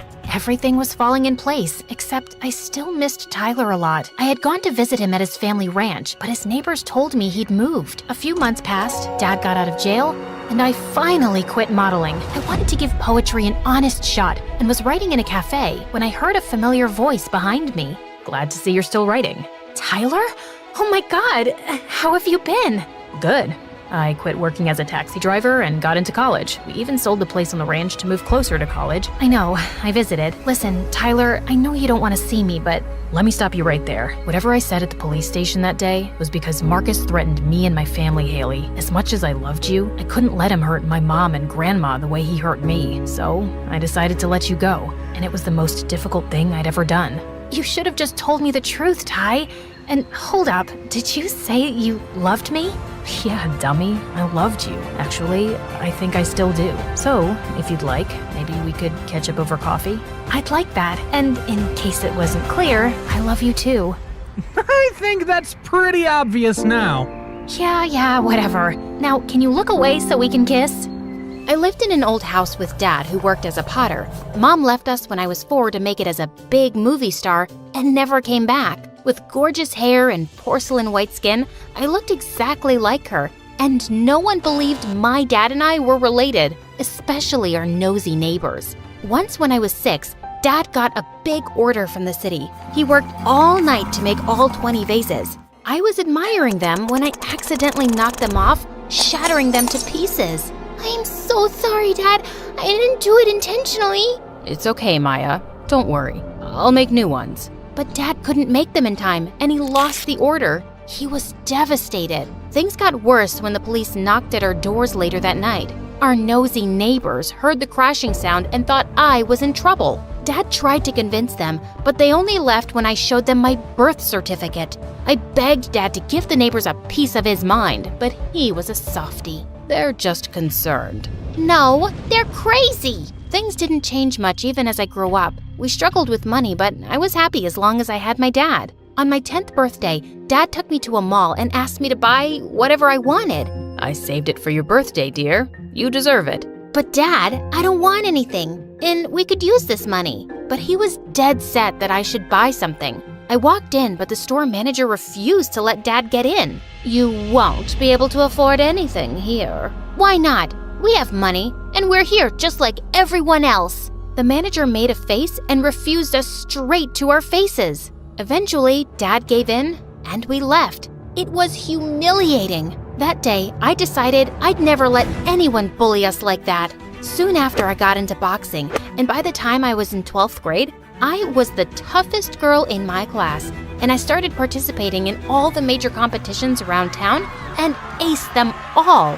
One time during practice, I felt a sharp pain in my hand. Dad took me to the doctor, who confirmed I had a minor sprain and needed some rest and medicine. But Dad looked extra worried. Dad, relax. It's just a small sprain. It's not that. Your mom called this morning. She wants you to complete your school year with her. What? No way! She never looked back once, and now it's too late. This is only temporary till I look for a job. I don't even have the money to buy your meds, and you'll be starting college soon. I'll work hard and win a scholarship. I'm good at what I do. Please, don't send me away. But I knew Dad had made up his mind when the next morning a big car arrived in front of my house with Mom in it. When she saw me, she hugged me tightly. Oh, my sweet Maya. You're all grown up and so pretty, just like me. I pulled myself away as Mom smiled at me. It was the first time I'd seen her after so long. If not for her movies, I would have never recognized her. I am nothing like you. And please, don't think that I'm happy to do this. As long as I have you. Mom got her staff to pack my stuff, and I was ready to move within minutes. I was still unsure if this was a good idea, but Dad promised he'd get me soon and we'd be together again. So I left him with a heavy heart. The next few days in Mom's mansion were a nightmare. I wanted quiet time away from her, but she was stuck to me like gum in your hair. I was forced to take long walks with her and go on unnecessary shopping trips. And then one day, she changed my entire wardrobe. Where's all my stuff? Your old stuff was rotten, so I threw it away. But those things were important to me. Dad gave me those things. I want it back. You're my daughter. I can't let people see you as a poor girl anymore. So, that's what it's all about? That's why you took me away from Dad? Stop twisting my words. I was just too angry to hear her out and slammed the door shut on my way out. Every passing day I spent there made me miss Dad even more. But he spoke to me whenever he could, and I was happy. When Mom told me I'd start school soon, I couldn't be more excited. Anything to get away from her would work. On the day I was supposed to start school, I woke up late to my mom screaming at someone. I went down to see it was the cook, and a boy stood next to him holding a bagel. How dare he steal from our kitchen? But I found this in a pile of food you were throwing away, ma'am. I'm talking to your father. If your son does this again, I'll fire you. They nodded and left. I went after the boy to see him give that bagel to a helpless girl on the sidewalk. That was the kindest thing I'd seen since I'd come here. When he looked in my direction, I noticed how cute he was. She was hungry. I'm not some thief, but your mother didn't seem to believe me. I believe you. I'm Maya. He introduced himself as Zach, the cook's son. We exchanged smiles, and when the driver arrived, he continued on his way. At least there was one kind person in this strange place. My first day of school was nothing like I'd imagined. Thanks to my mom, everyone knew who I was, and to make things more awkward, a really good-looking guy approached me in the hallway. Wow, you're even prettier than your mom. I looked at him, clueless. I'm Marco. Your mom must have mentioned me. She's best friends with my parents. Nope, doesn't ring a bell. I started walking to class, but Marco stopped me again. I wasn't done talking, princess. Too bad. I was, and I'm late for class, Franco. Marco. Don't care.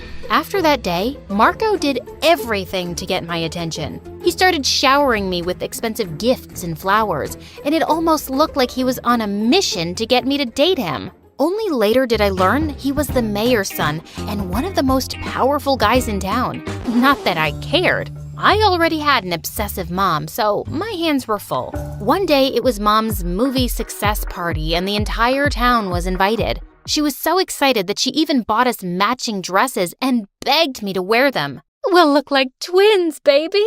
It'll be fantastic. First, that's weird. And secondly, that dress looks like poop.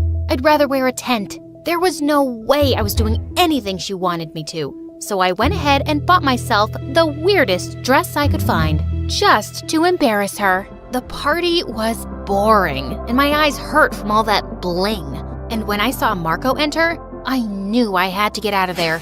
I tiptoed my way into the kitchen, but banged into Zach. Are you okay? Hey, I'm just trying to ignore someone. The guy in white who looks like he eats money for breakfast? Yeah, how did you know? Zach pointed in Marco's direction, who was frantically searching for someone under the tables. We burst out laughing, and I noticed what a heart-melting smile Zach had.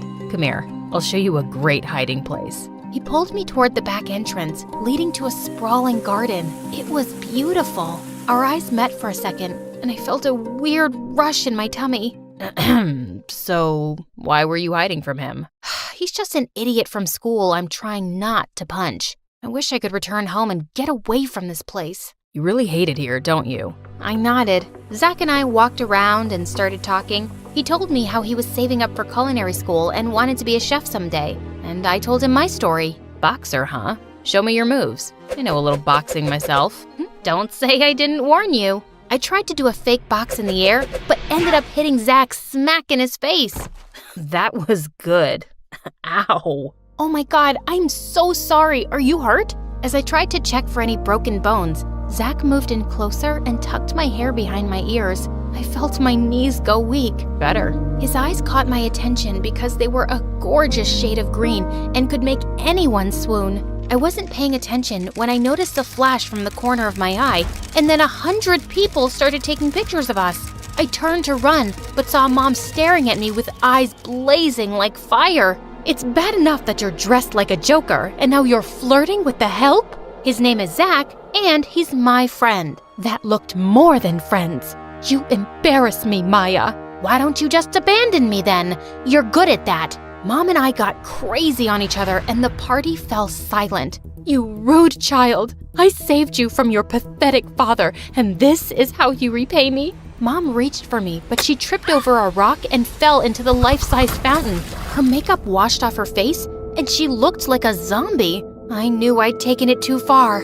I stepped forward to help her, but Marco reached before me and helped her out. I apologized to Mom the following day, but she ignored me. Zach and I were all over the news, and as a result, his dad was fired and they left. He was my only friend here, and I missed him so much. With Dad not responding to me either, I was left all alone. Soon after, Marco and Mom started working on a movie together because Mom recommended him. It was bad enough I had to deal with that fame-hungry, good-for-nothing brat in school, and now he was always at home. A week before my 18th birthday, I was already feeling low, so I decided to treat myself to some ice cream. But while I was walking back home, I saw a hooded figure following me. "Come out, you jerk! What are you hiding your face for?" I was all set to knock his teeth out when suddenly the guy came forward and revealed his face. Zach! Oh my God, you got me there for a second. Sorry, didn't mean to scare you. Scared my butt? Why are you following me? I work in a store nearby. I saw you come in, and I just had to talk to you. Maya, your mom is hiding something from you. Zach told me that when he was fired, he'd gone back to collect his check when he heard Mom talking to someone over the phone. She said something about a big deal, and Marco is involved too. Just check her office. No wonder that jerk is always home. And he's also involved in her new film. What could this be about? I don't know, but it's something big. Thanks, Zach. I always knew my mom was up to something. Maybe it's time I got my answers. One more thing. Zach moved closer and kissed me lightly on my forehead. Please be careful. I like you a lot, in case that wasn't clear. I thought I'd lost my chance after that black eye I gave you. but I'm glad to know I didn't. Before leaving, I pulled Zach in for a magical kiss, and then I started with my secret mission. But I had no idea what I was looking for or where I would find it. With Marco around the house, I had to be extra careful. I found my opportunity when Mom offered to throw me an 18th birthday party. She'd be busy with the guests, and I could snoop around the office. She got me the most beautiful dress and even hired someone to do my makeup. I hated everything, but I didn't want to draw any attention, so I agreed. The whole house was filled with guests on my birthday that evening, and I spotted Mom in the corner talking to Marco. This was the perfect moment. I went to Mom's study and found some papers in a red mailer about some land deal. I was just opening them when Marco walked in. He saw me and grinned, and I had the weirdest feeling ever. You're a sight for sore eyes, sweet face. That dress looks amazing on you. Shut up, moron. That's not how you talk to your fiancé, sweetheart. Is this some kind of sick joke? Well, your mom would answer that better. Why don't we ask her together? Marco took my arm and pulled me outside. When Mom saw that, she came rushing and pushed him away. What are you doing?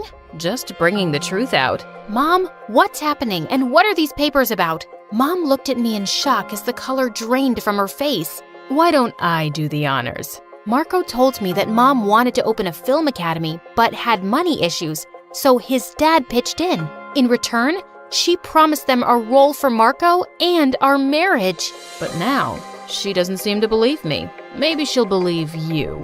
I looked at Mom in shock, and she stayed silent. She totally did it. What kind of mother are you? First you abandon me, then you take me away from Dad, and now you want to use me as bait? My beauty won't last forever, so I had to think for myself, and I don't regret it one bit. You will marry Marco, and that's final. Not without my approval. Don't forget, you signed over full custody to me. I turned around to see my dad looking angrier than ever. I rushed to him and hugged him tight. Dad, I'm so glad you're here. Maya, there's someone I'd like you to meet. We all turned around and I was completely shocked to see Zach walk in. He told us how Zach had called him a few days back and told him I was in trouble. I was out of town to set up my pottery school. I wish I could have come sooner. You're just in time. As Mom and Dad argued, I walked up to Zach. Marco tried to butt in, but I kicked him so hard, I'm sure he'll limp for days. I took Zach's hand as he smiled at me. Thank you. You truly are amazing. Not half as amazing as you. I'm moving to Paris to study. Want to join? I'll follow you anywhere. Zach and I kissed as I said goodbye to this fake life forever. I always liked history and the secrets of the past. Even when I was a child, the stories of the Roman Empire and dinosaurs fascinated me. Needless to say, history was my favorite subject. But there was one thing that made history class a chore. My rival and headache, Timmy. Don't let his name fool you. He was a nightmare. You see, like me, he was obsessed with history and the stories of the past. So what was the problem? He was a total jerk, that's what. He always scored higher than me in history class, and he always had the most smug grin about it. Considering our similar interests, it didn't take long for us to form a lasting rivalry. It even extended to our time in high school. Oh, so close, man. Did that question about the French Revolution stump you? I would have had time to think it over if you didn't make those stupid faces when the teacher wasn't looking. Not my fault that it makes you giggle. I did not giggle. Sure. Not like you could have beaten my score anyway. And there it is, a perfect score.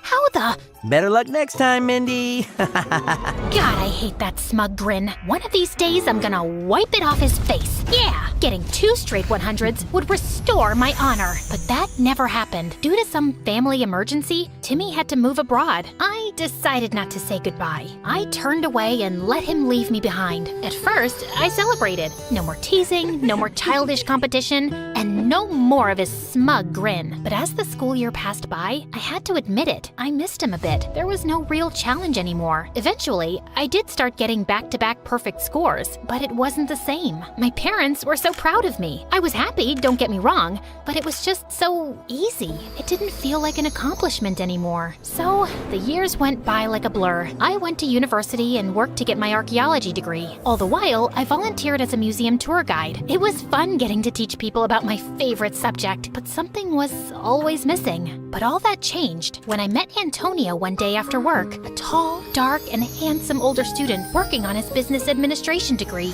At first, I wasn't that interested, but he quickly impressed me with his knowledge of history. You also study archaeology? No, but I do dabble.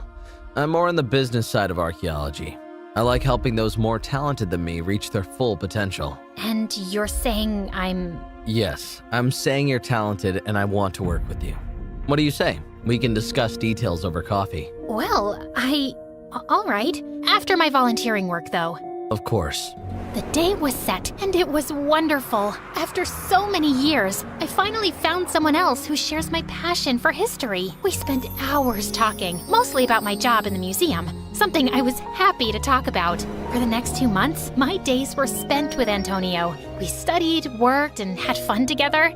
We were a couple in all but name. For some reason, I was never able to take that step with him. But the next day, things would be different. I was going to ask him out. That plan, however, burned up while I was working at the museum and leading my current group.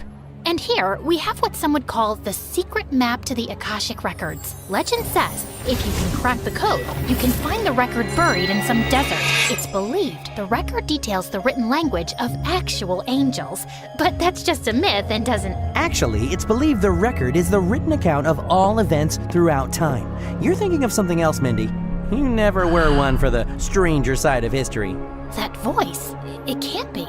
Tim? Oh, you must have missed me if you're using my nickname. No, I didn't. Shut up. I tried to deny it, but I had missed him. Even his familiar smug grin didn't cause me to groan. Wow, he really grew up. He almost looked hot. No, think of Antonio. I'm supposed to ask him out on a real date today. But that's when I noticed something. Timmy just corrected me in front of my tour group. That's not what the Akashic Records are about. Really? Well, I'm sure it doesn't relate to the language of angels. How would you know? Have you ever seen the records? Have you? Admit it, Min. I got you beat once again, and I've only just come back. Before we could get into one of our serious debates again, someone entered into the equation. Are you okay, Mindy? Is this guy bothering you? No, he... Oh, you must be Antonio. Nice to meet you. You know each other? No, I don't think so. Do I know you? Nah, but I know you. Upcoming businessman with a strong interest in history, archaeology, and people. Word gets around. But I have never heard of you or your relation to Mindy. I've been away for a long time. Maybe you should have stayed away. Mindy clearly doesn't want you here. Now wait a minute, She should be the one to decide, don't you think? I think she has. The question is if you will comply or will I have to call security? Didn't know you owned the place, or are you getting to that? Red lightning cracked between their gazes. My tour group was slowly backing away, and I was at a loss for words. What in the world was going on? My salvation came in the form of my boss, who quickly ended the tense confrontation. Timmy gave me a wink before leaving. Antonio stayed with me the rest of the day, which was sweet of him, but I couldn't get what happened out of my mind. I should be mad, but despite everything, a smile was slipping. Timmy was back, and it was like he never left. We easily picked up where we left off, bickering like an old married couple. Not that I want to marry him. He was still insufferable. So because of that, I completely forgot to ask Antonio out. Well, maybe next time. But the next time never came. Timmy showed up every day afterward. We would bicker and argue over historical facts. I actually remembered more facts correctly this time. It didn't wipe that grin off his face, but I couldn't bring myself to care that much. The fun ended every time Antonio came, and that's when the guilt crept in. I'd been putting off asking Antonio out, and I don't know why. I liked him, and I was quite sure he liked me too. Wasn't it wrong of me to be talking with Timmy so casually? For me to so easily fall back in step with another guy? It wasn't fair to Antonio, but it also wouldn't be fair to Timmy to ignore him. This cycle of guilt continued for almost a month until Antonio pulled me aside one day during work. I think you should stay away from that Timmy guy. He might be looking to steal something from the museum. What? This is Timmy we're talking about. He loves history. He would never... Based on what you told me, he's obsessed. Worse still, you haven't seen him in years. He's not the same person you knew. What Antonio didn't know was that Tim loved this stuff as much as me. If I wouldn't do it, then I'm sure he wouldn't. But the thought wouldn't leave my mind. It got worse when I started noticing things. I thought Timmy was here for me, but he did spend a lot of time just looking around. The problem was what he was looking at. Cameras, the guards, and especially the Akashic Records map? No, he wouldn't, right? He's not like that. But how well did I know Timmy? He'd been gone for years. Who knew what could have happened during that time? These thoughts haunted my nights, and they wouldn't go away. So I made a decision. If I couldn't sleep, I may as well stake out the place, like in the movies. If Timmy was innocent, I wouldn't see him there, and all I'd lose is sleep. But if I did find him, I had no idea what I'd do. So for the next few days, I kept watch of the museum at night, hoping and praying not to see Timmy. But my prayers weren't answered. A week in, I saw him, Timmy, picking the lock and entering the museum. My heart shattered. Timmy betrayed me? Me? Of all people, his rival? I couldn't let this stand. Thoughts of sleep faded away to thoughts of doing what I've always wanted to do, but never found a reason for. Punching Timmy in his stupid face. I carefully followed Timmy's trail through the dark museum. When the coast seemed to be clear, I picked up the pace and ran towards the room where the map was. And to my horror, it was gone. And standing not too far away was Timmy. I was too mad to think. I stormed over and punched him in the face, hard enough to knock him down. Min? Don't you ever call me that again. How could you? Stealing a historical artifact? Breaking and entering? Using me to get close to it? I didn't steal it. Mindy, listen, No, you listen. I was wrong to trust you. I don't know why I ever did. It's not like we were ever really friends. But I thought you at least understood me, that you loved history as much as me and would never do something like this. I couldn't stop my tears from falling from my face. Mindy, I didn't steal it. Look at me. If I did, then where is it? You must have hidden it when you heard my footsteps. That big thing? Really, Min, you're smarter than that. Min, please trust me. You're the last person I would want to hurt. So believe me when I say I would never do something if it meant it would upset you.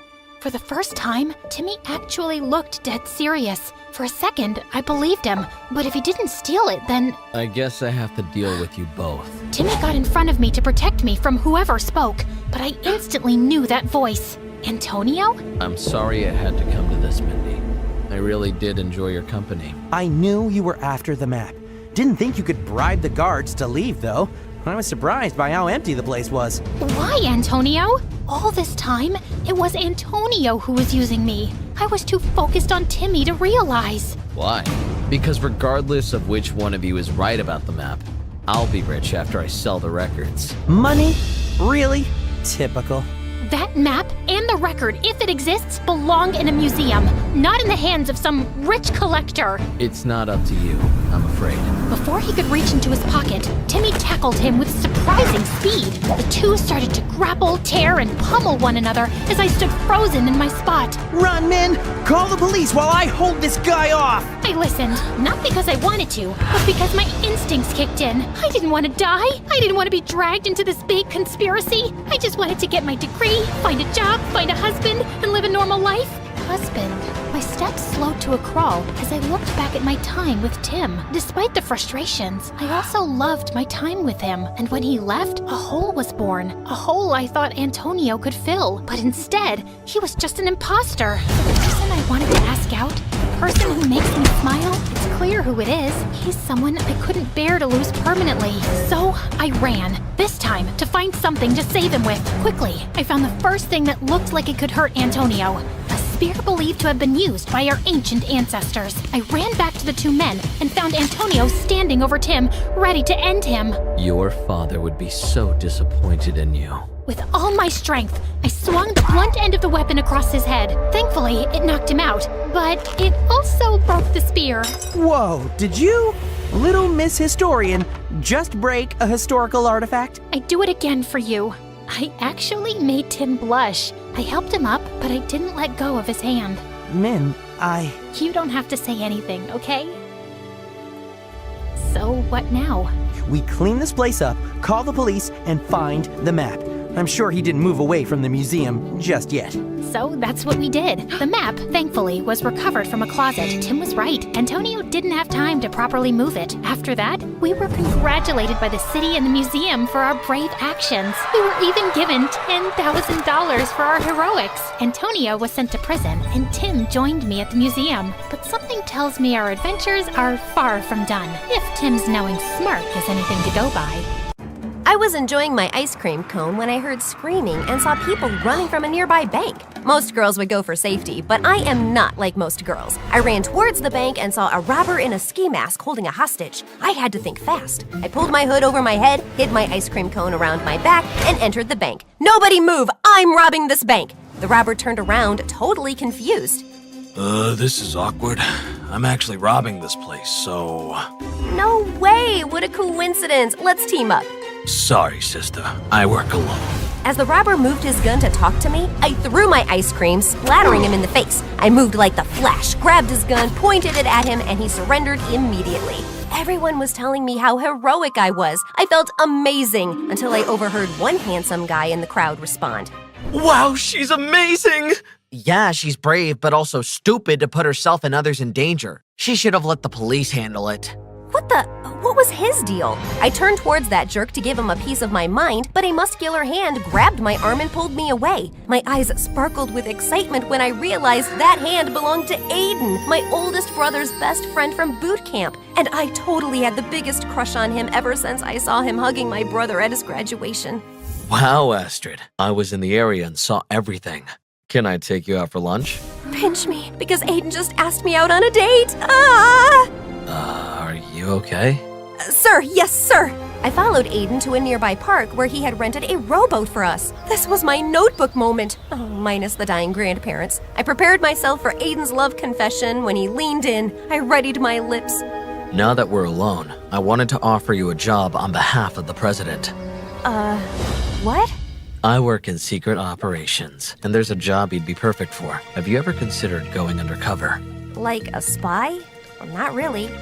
We've been chasing this exotic animal trader known as Wildcat Carla. We think she just stole a bunch of albino tigers from a nature preserve and wants to turn them into coats. What a monster. But wait, the president cares that much about animals? Actually, the president wants her in jail for other things as well, but they're top secret. Ah. We also discovered she's looking for a housekeeper, and we need to get you on the inside. So, you want me to pretend to be a housekeeper just to collect evidence on this Carla Cat girl? Just because I'm a girl doesn't mean I'm good at cleaning. No, but you were raised by a military family, and I've been to your house. It's spotless. He had a point. We have a saying at home, cleanliness is close to godliness. We need a girl so it's not suspicious, especially one who can defend herself just in case. Someone I can trust completely, and it's only you who comes to mind. Mind? I wish I was closer to his heart than his mind. And if you're able to confirm that Carla has the tigers, we'll pay you $3 million. I'm in. That wasn't a bad deal. I got the job easily, but when I showed up, I realized this place was a dump. No wonder no one else wanted this job. I turned a corner cleaning when, crash! I slammed into one Mr. Tall, Dark, and Handsome. To my shock, it was the same jerk who called me stupid after I had saved all those people at the bank. Thankfully, he didn't recognize me. Achoo! Then this thirst trap started sneezing everywhere. Suddenly, Wildcat Carla came running in. What have you done, you stupid girl? My son, Mason, is highly allergic to dust. And he sneezed right on Carla's face.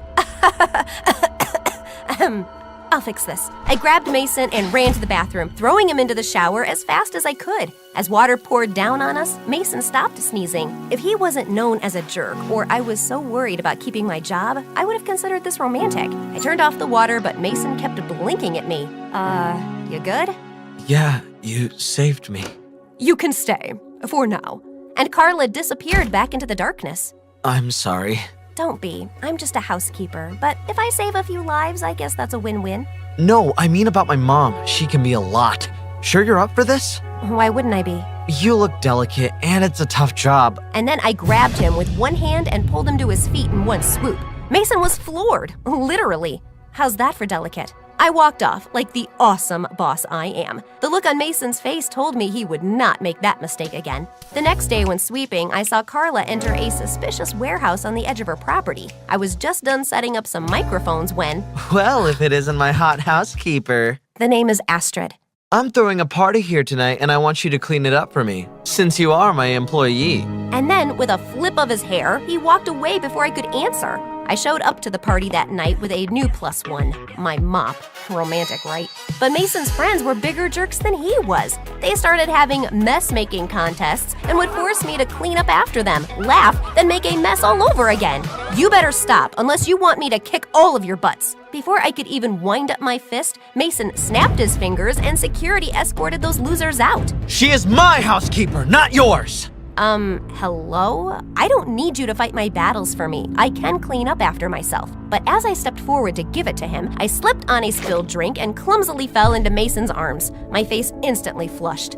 Looks like you need to be a better housekeeper. Want to dance? But before I could reject him, this pretty girl pulled Mason away and started dancing with him. Ew! Don't dance with the help, dance with me. My stomach clenched. What a rude and privileged girl. But also, oh no, was this jealousy I was feeling? Stop it, Astrid. Don't get attached. Suddenly, this muscular dude came up to the two of them and pulled Mason away. That's my girlfriend, jerk! He threw a punch at Mason. Out of instinct, I jumped in, blocked it, then flipped the bully onto a nearby table, shattering it. Mason looked at me like I was Wonder Woman. How did you do that? My parents taught me karate straight out of the womb. It wasn't a total lie. That was incredible! I want you to teach me how to fight, just like that, starting tomorrow. Wait, what? That night, I called Aiden and told him everything. Astrid, you can't get involved with Mason. His mother's a criminal. I'm not getting involved. I want you, dummy. Actually, that's not a bad idea. You should get Mason to fall in love with you. Maybe then he'll tell you his mother's secrets. I don't want to be his girlfriend. He's called me stupid when I saved everyone at the bank. You're undercover, Astrid. This is your chance to get him back, make him fall in love with you, and then show him who's really stupid. I guess he had a point. The next morning, Mason burst into my room as excited as a schoolgirl. Training time, it's Astrid and Mason's training time. Gosh, he was annoying. But why did he look cute being excited? Ugh, focus, Astrid.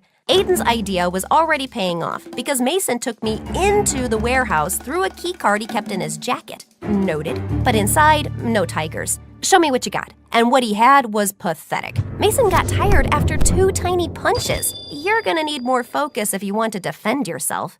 Yeah, I know. Mom tried to teach me how to fight once. I got 1 punch in and she spent 3 hours telling me everything I did wrong for 1 punch. She was right, I should just give up. No, Mason, you have what it takes. Just, you have to believe in yourself. You got this. He got back up, more confident than before. Sure, he wasn't perfect by the end of the day, but he had thrown some solid hits. He even hugged me. Thank you for believing in me. Anytime?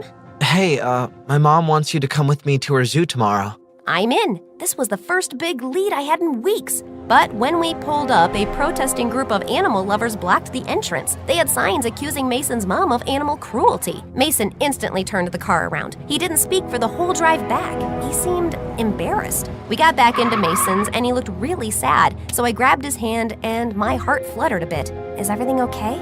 I have to be honest with you, Astrid. My mom didn't actually order you to come to the zoo with me. I like you, and I was worried you'd say no. You're the strongest, most beautiful girl I've ever met. Aw, thanks. My mom's been accused of some bad stuff. None of it is true, but I understand if you don't want to be with me. Mason, I work for your mom, and I don't want her to get the wrong idea. I had to wrap this mission up as soon as possible. I knew Aiden said I could hurt him, but that doesn't mean I should. Besides, I actually started to like him. That night, when Mason was asleep, I snuck into his room and stole his key card from his jacket. I entered the warehouse, but a hand grabbed me and turned me around. It was Mason! Astrid, how did you get my key card? You gave me this. What? When? I panicked, grabbed his shirt, and kissed him as hard as I could. Mason, I changed my mind. I am madly in love with you. I knew it. I guess I had distracted him well because he only said, I have a surprise for you tomorrow. The next day, I was shocked to see a helicopter waiting for us. Mason flew us up to have the most romantic dinner of my life on top of a frozen mountain. I had the chef make you one of everything, since I wasn't sure what was your favorite. He held out a rose like the absolute gentleman I realized he was. I really have to pee. I called Aiden, but he was totally aloof. For all we know, those tigers could be coats by now due to your puppy love routine. I'm just doing what you told me to do. Well, do it better. You're running out of time. The next morning, I woke up with a horrible cold, probably from the snow, and Mason was sitting on the edge of my bed staring at me like I was an art exhibit. I should have brought you a coat too. This is all my fault. Let me take care of you. And before I could say anything, Mason sprung into action. Wow, you're really good at this. I love nursing things back to health. Did you know I always wanted to be a vet? No way. Way? I love animals so much. Their cute little faces, they're the best. I would never do anything to hurt them. You can still be a vet if you want. You don't understand. After my dad left us, there was only Mom, so I couldn't say no to her. And she wanted me to follow her footsteps in her business. And what kind of business is that? If I show you, will you promise to keep it a secret? I nodded. This was my chance. And Mason pulled me out of bed. He took me inside the warehouse and used his key card to open the secret door behind a punching mat. Whoa! Shh! Mom can't know I took you here. We walked down some secret steps into a huge pen where I was confronted with all the tigers. I instantly took a pic and hit send to Aiden. Gotcha. Hey, you can't do that! Sorry, just instinct. Well, just don't send them to anyone. My mom is protecting these endangered animals from being experimented on. Are you sure? Yes, of course. That's what she told me. Had I just made a huge mistake? Maybe Mason's mom wasn't the Cruella de Vil I was told she was. Gotta pee again. I ran up the stairs and called Aiden. Great job, Astrid. The special agents are on their way because of you. Tell the police to stay where they are. Carla is protecting the tigers, not turning them into coats. He's lying to you, Astrid. I don't... Suddenly, two strong hands grabbed me. It was Carla. I knew I never should have hired you. Mom, let go of my girlfriend! We turned to see Mason standing in the corner, distraught. Some girlfriend? This little double agent just called the cops on Mommy's operation. Astrid? You what? I can explain, Mason. Your mom wanted to turn the tigers into coats, not save them. Mom, is this true? And by the sheer look on Carla's face, I could tell it was true. Just then, the military burst into the warehouse, arrested her, and rounded up all the tigers safely. And then a familiar arm wrapped itself around me. Great work, Astrid. It takes a lot to pretend to fall in love with someone just to get information out of them. You've earned this. And he handed me a suitcase filled with cash. I turned around to see Mason staring at me. Aiden got to him first, though. She's come a long way from that stupid girl at the bank, hasn't she? What? That was you? I knew you looked familiar. Mason, wait, it's not what you think. I can't believe I trusted you, Astrid. I gave you my heart, and you locked my mom up. Mason, I'm sorry. I like you. Yeah, right. You think I believe you after you just lied to my face for months? Goodbye, Astrid. Forever. I couldn't blame him for blowing up on me, but he didn't realize that I had actually fallen in love with him during everything. The next week, Aiden asked me out. This was everything I thought I wanted, yet why did I feel so sad about Mason? He took me out on a rowboat again, but this time he leaned in and said, "The president wants to hire you as a full-time secret agent, if you want." "What? I thought you were gonna tell me you loved me." Oh, Astrid, I do love you. Just not in that way. Didn't you know your brother and I are a couple? I was definitely happy for them, but I also felt silly for obsessing over Aiden for years. Clearly, I wasn't his type. So, what's it gonna be? You want the job? But I politely turned him down. Going undercover wasn't worth it if it meant hurting someone I cared about. I texted Mason a novel of an apology, but he blocked my number. I guess I deserved it.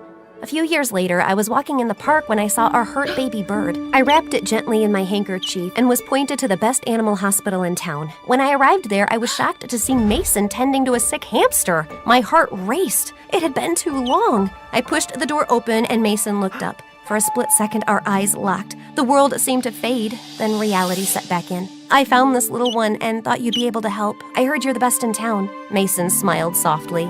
Always the hero. Huh, Astrid? As we looked at each other, the weight of our past seemed both heavy and distant. I'm sorry, Mason. Not just for how things ended, but for everything. It hurt, Astrid. Not just what happened with my mother, but thinking that everything between us was just an act. It wasn't. Not all of it. Not the moments that truly mattered. Mason took a deep breath, releasing the bird, which flew away. Second chances are rare, but I believe everyone deserves one. Even someone like me? He reached out, wiping away a tear with his thumb. Especially for someone like you. The room suddenly felt lighter, and we both felt hopeful.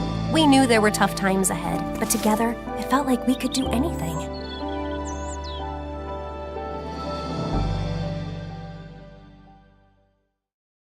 My best friend Callie once told me that good things and bad things happen in threes. I didn't believe it at first. Then 3 totally bad things happened to me and it changed my life forever. It all started on a day like any other day. I can't believe you got the skirt, Callie screamed the moment she saw the new stuff in my room. You're so lucky, it's so gorgeous. Samantha is going to die with envy. I felt kind of embarrassed at Callie's gushing. I mean, the skirt was pretty and kind of expensive, but it was just a skirt after all. Suddenly, my mom came into my room. Hope, honey, can you bring this over to Mr. Jenkins' apartment, please? Callie turned her head away and rolled her eyes. I had to stop my giggles. Mr. Jenkins lived a few doors down from us and next door to Callie's. His house smelled so bad. Now, please, Mom added. She left a basket full of freshly baked bread on my dresser. Mom is always baking. I guess she had nothing better to do all day since Dad made enough money to keep us comfortable. Callie says that we're more than just comfortable, though. I wish I could go shopping anytime like you, Callie moaned while she stretched on my bed. I wish I could have a bag like this and a skirt like this. I felt bad for Callie sometimes, so I offered to give her my new stuff. I mean, I can always buy them again. Callie took them quick enough. She walked with me to Mr. Jenkins's door. Good luck with Mr. Stinky, she whispered,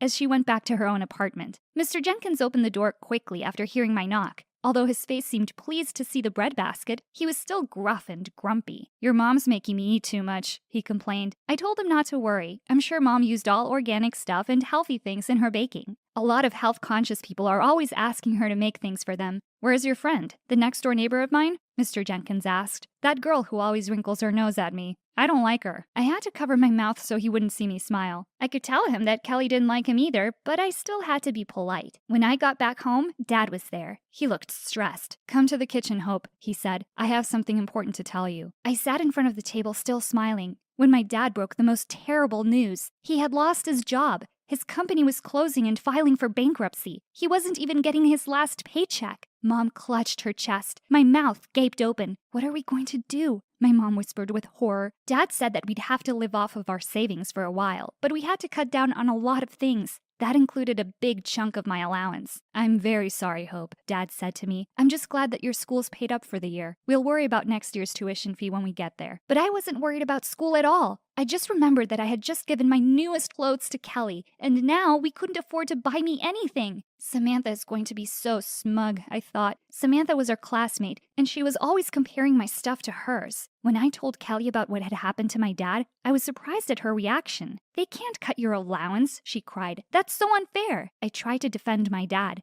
I mean, it wasn't his fault that his company was going under. They should be the ones to cut back, not you, Kelly said. They're the grown-ups. It's not your fault that your dad lost his job. Well, it's not my dad's fault either, I snapped back at her. Sometimes Kelly can be such a brat. We've been friends for a long time, but sometimes she acts so spoiled. Since I didn't have any extra money, I needed to find a job. Unfortunately, the only job for me was babysitting. Hey, I already take care of most of the kids in the building, Kelly said. Don't steal them from me, okay? I sighed. I wished that Kelly was willing to share some of her clients with me. I needed the money more than she did. One day, I was walking down the hallway to our door when Mr. Jenkins appeared. Do you need a job? He asked. I nodded, although I didn't know if he had any leads for me. I need somebody to clean up my apartment, he continued. Will you do it? I'll pay you. Mr. Jenkins' house smelled really bad, but I was desperate. My parents needed the money for food and household stuff. They didn't have extra to give me, so I agreed to Mr. Jenkins's plan. I was going to start the next day. My mom was thrilled. Even if we had so little money, she still made healthy sandwiches to share with Mr. Jenkins every day. If his house smelled bad from the outside,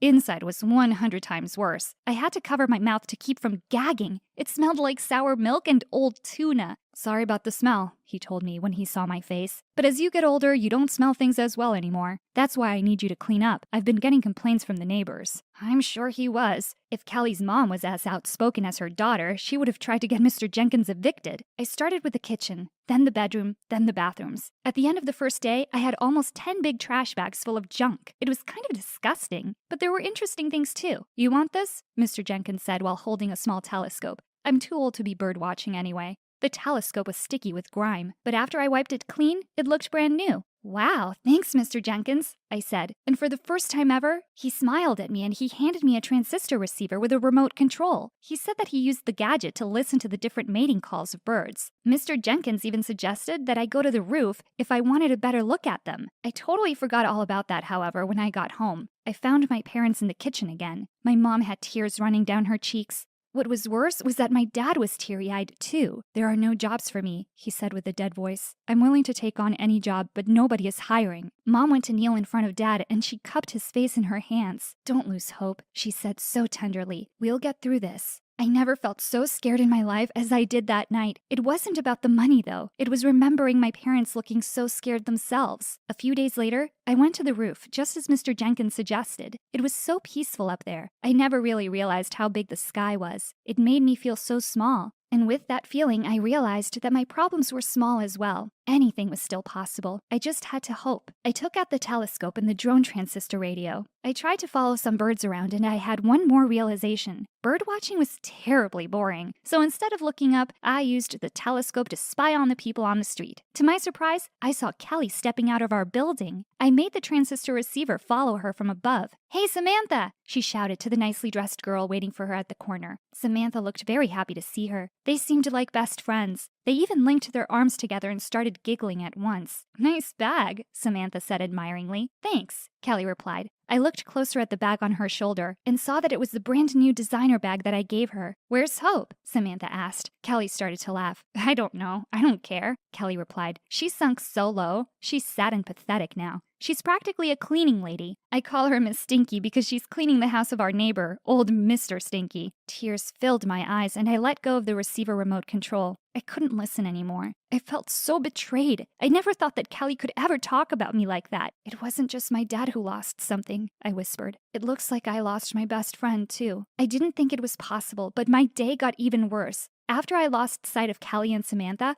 I saw someone else stepping out of our building. It was my mom. She was waving to someone in a car, and it stopped to pick her up. It was a flashy car, and my mom was smiling from ear to ear. She was also dressed up to the nines. The driver stepped out of the car and walked over to open her door. I didn't recognize him, though. He was very handsome. My mom was looking at him like he was a gift from the heavens. I started to feel cold all over. There was something going on here, but I wasn't sure what it was. So for the next 3 days, I went to the roof. Every day, Mom came out of our building. Every day, she got into the stranger's car. She seemed happier than I had ever seen her. Then I remembered what Kelly told me about the 3 bad things happening together. First, my dad lost his job. Second, we lost our money. And now for the third, it seems like my mom was having an affair. How could she do this? How could she betray us? When she finally got home on the 3rd day, she was still smiling. A part of me was hoping that she was doing something else. Anything else other than cheating on my father. But she never said anything. I could see that she was trying to act all normal, but I caught her smiling behind my father's back. When Dad asked her what she did that day, she just answered that she spent the day baking. I wanted to scream that I knew her secret. The only baking she did that day was a cheater's pie. I wanted to confront her, but I just couldn't. Not yet anyway. It was hard to even get up in the morning. The next day was my last day cleaning for Mr. Jenkins. It was unrecognizable now. It smelled so much better, too, after all the essential oils and diffusers I used.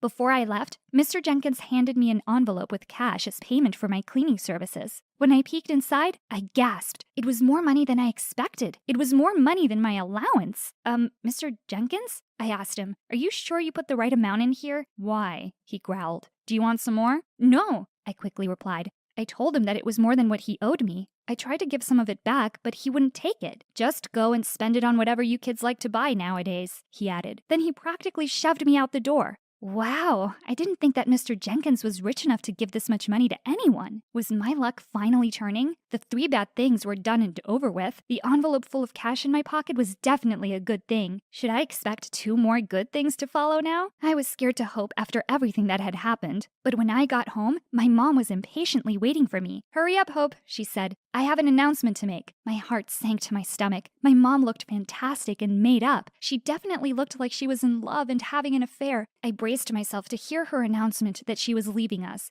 How was I going to take care of my dad all by myself? Mom practically pushed me down into a chair beside my dad. Then she dramatically made her announcement. "I got a job!" she cried. "What?" I cried. "What?" Dad repeated. My mom started talking really fast. She was so excited. She said that she got a call from a friend who owned a restaurant. They suddenly got an investor who wanted to expand their store and add a bake shop. That investor insisted that they get my mom to head the kitchen. Since they already loved her breads, it was a done deal. I get to do what I love to do and get paid for it. My mom cried out with happiness. How much money are we talking about here? My dad said breathlessly. Well, Mom said with a shy smile, it's not as big as your salary used to be, but it's close. My dad was so relieved and so happy that he picked up my mom right there in the middle of the kitchen and spun her around. Then they started dancing. They were acting like crazy people, but I have to admit I was so happy I wanted to dance along with them. The next day, my mom baked a special batch of bread and told me to bring some to Mr. Jenkins again. I was happy to do it for her. I haven't said thank you to you, she said softly. What for? I asked. Well, you never complained when we cut your allowance, Mom said. You never complained about having to work and to clean up Mr. Jenkins's apartment. Thank you for being such a good sport about all of this. She gave me a big hug. I don't think a lot of kids would have reacted the way you did, she added. I couldn't help but remember Kelly. She thought that my parents were just being unfair to me. She was wrong. We were all doing the best we could. When I walked to Mr. Jenkins's place, I took a big sniff from the breadbasket. It smelled like victory and hope.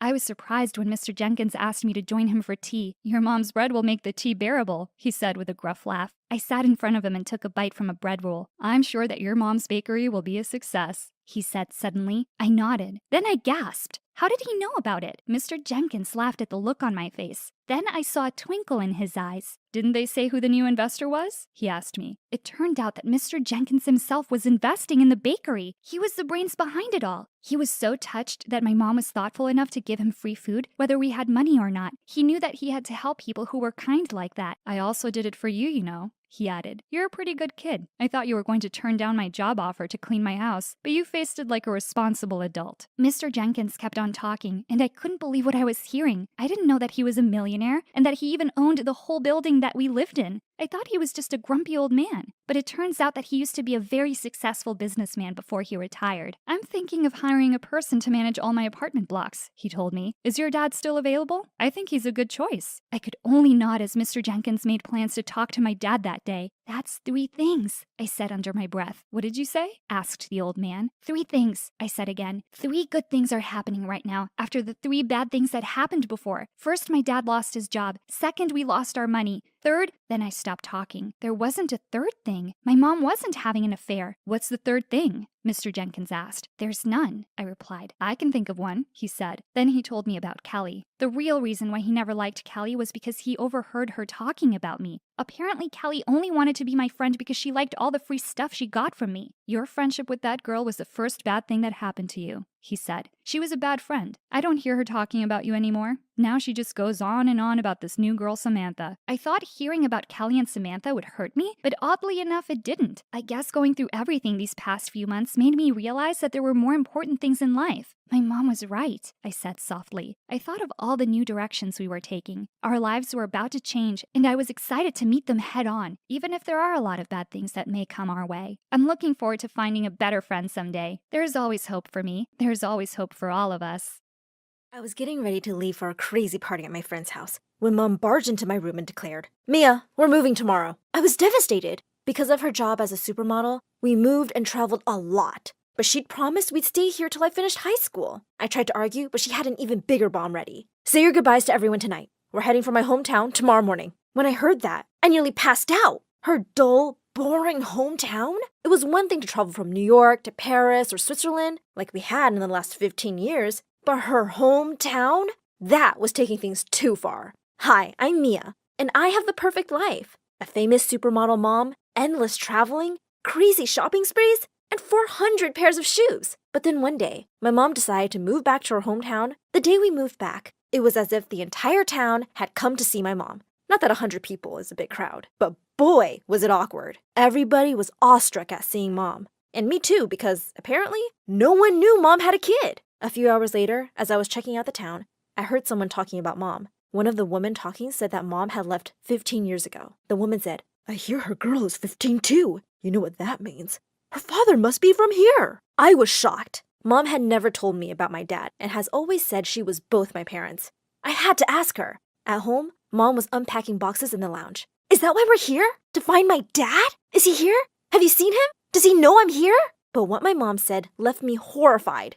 You will not be meeting him. I'll make sure of that. I tried to ask her why, but she just said that she was my dad. She said she'd raised me alone and we didn't need anyone else now. I beg to differ. I needed a dad. My dad. Just get ready for school tomorrow. Like hell I would. I was on a mission to find my dad. I couldn't stop wondering who he was and if he missed me. As I sat in my first class the next day, everyone was staring at me. The girls kept giving me jealous looks, and 3 guys had already asked me out. Small towns were so boring. I was like a shiny new toy. But I was soon to be very not bored. You see, as soon as my teacher, Mr. Jason, came into the room, he took one look at me and screamed, "Joanne?" Joanne was my mom's name. I told him that we had moved back yesterday. His eyes widened. "Joanne is back? And she has a 15-year-old daughter? That's what I just said." Immediately, he turned around and left the room. That was so weird. A girl behind me laughed and said, "Awkward. No one really likes you or your mom around here." I was furious. I didn't even know this girl. But before I could reply, someone else cut in. "Cut it out. You're just jealous because she and her mom are so pretty." I blushed and looked at the boy who said that. He was a cute, brown-haired boy. The way he looked at me gave me butterflies. After school, I was about to leave when Mr. Jason ran up to me. He pushed a huge teddy bear and a packet of candy into my arms and said, "Take these! Did your mom tell you I'm your dad? Is that why you're in my class? How could she hide you from me?" As he left, sniffling, I stared after him in shock. What was he talking about? Just then, a guy ran up to me and said, "Hey, sweetie, want to go on a date with me? You're the prettiest girl in this school, ever." Another shoved him aside and said, "Dream on, loser. She's going on a date with me first." Suddenly, the boy from class came over to me and said, "Stop it, guys. Can't you see you're making her uncomfortable?" And he sent them away. I thanked him, and he introduced himself as Aaron. "Do you maybe want to hang out with me? We can watch a movie?" My heart fluttered. Sure. We had just walked up to his door when his next-door neighbor, who was mowing the lawn, screamed. He was staring at me and looked like he'd seen a ghost. "Joanne?" Okay, this was so annoying. Did I look old enough to be in my 30s? Aaron told this guy, Tom, that I was Joanne's daughter. To my shock, he ran over to hug me. I felt so embarrassed when he looked at me with tears in his eyes and said, "I never knew! How could she hide this from me? It's so cruel!" I gasped. What was he trying to say? Were you Mom's best friend? Could you help me find my dad? Your dad? If you're 15, I'm sure I'm your dad. She didn't even tell you? I want to talk to her. Where is she? Before I could say anything, though, Tom ran back to his house, leaving the two of us alone. Then Aaron said, "Wow, that was weird. They must have been real good friends." Yeah, looks like it. Yeah. Do you maybe want to get some ice cream now? I was barely listening. Both Mr. Jason and Tom had acted so weird and emotional seeing me. They both thought I was their daughter. At home, I wasn't surprised to see Mom had visitors. I could hear yelling and ran inside to see Tom and Mr. Jason fighting. My mom was trying to break them apart, but they weren't listening to her. I grabbed a plate and smashed it. The sound made them all freeze. What in the world is going on? Immediately, both the men dashed towards me. And, I kid you not, both were crying. Tom yelled, "My daughter!" Mr. Jason jumped in. "What do you mean your daughter? She's my daughter!" I looked in shock at both the men and then at Mom. "You want to tell me what's going on, Mom?" Before Mom could say anything, Mr. Jason said, "Before your mom left town, we were dating, so clearly you're my daughter." But then Tom cut in. "After this moron cheated on her and broke her heart, she dated me in secret for a month. We were best friends, and then she got scared and ran away, I think." I was taken aback while Mom lazily yawned and said even Tom had cheated on her. So since both the men had broken her heart, she would never tell them whose daughter I was. Tom looked hurt and immediately began to grovel for forgiveness. He said Mom was his only true love. He said he never dated anyone after her. This was so weird. Mom, I need to know who my dad is.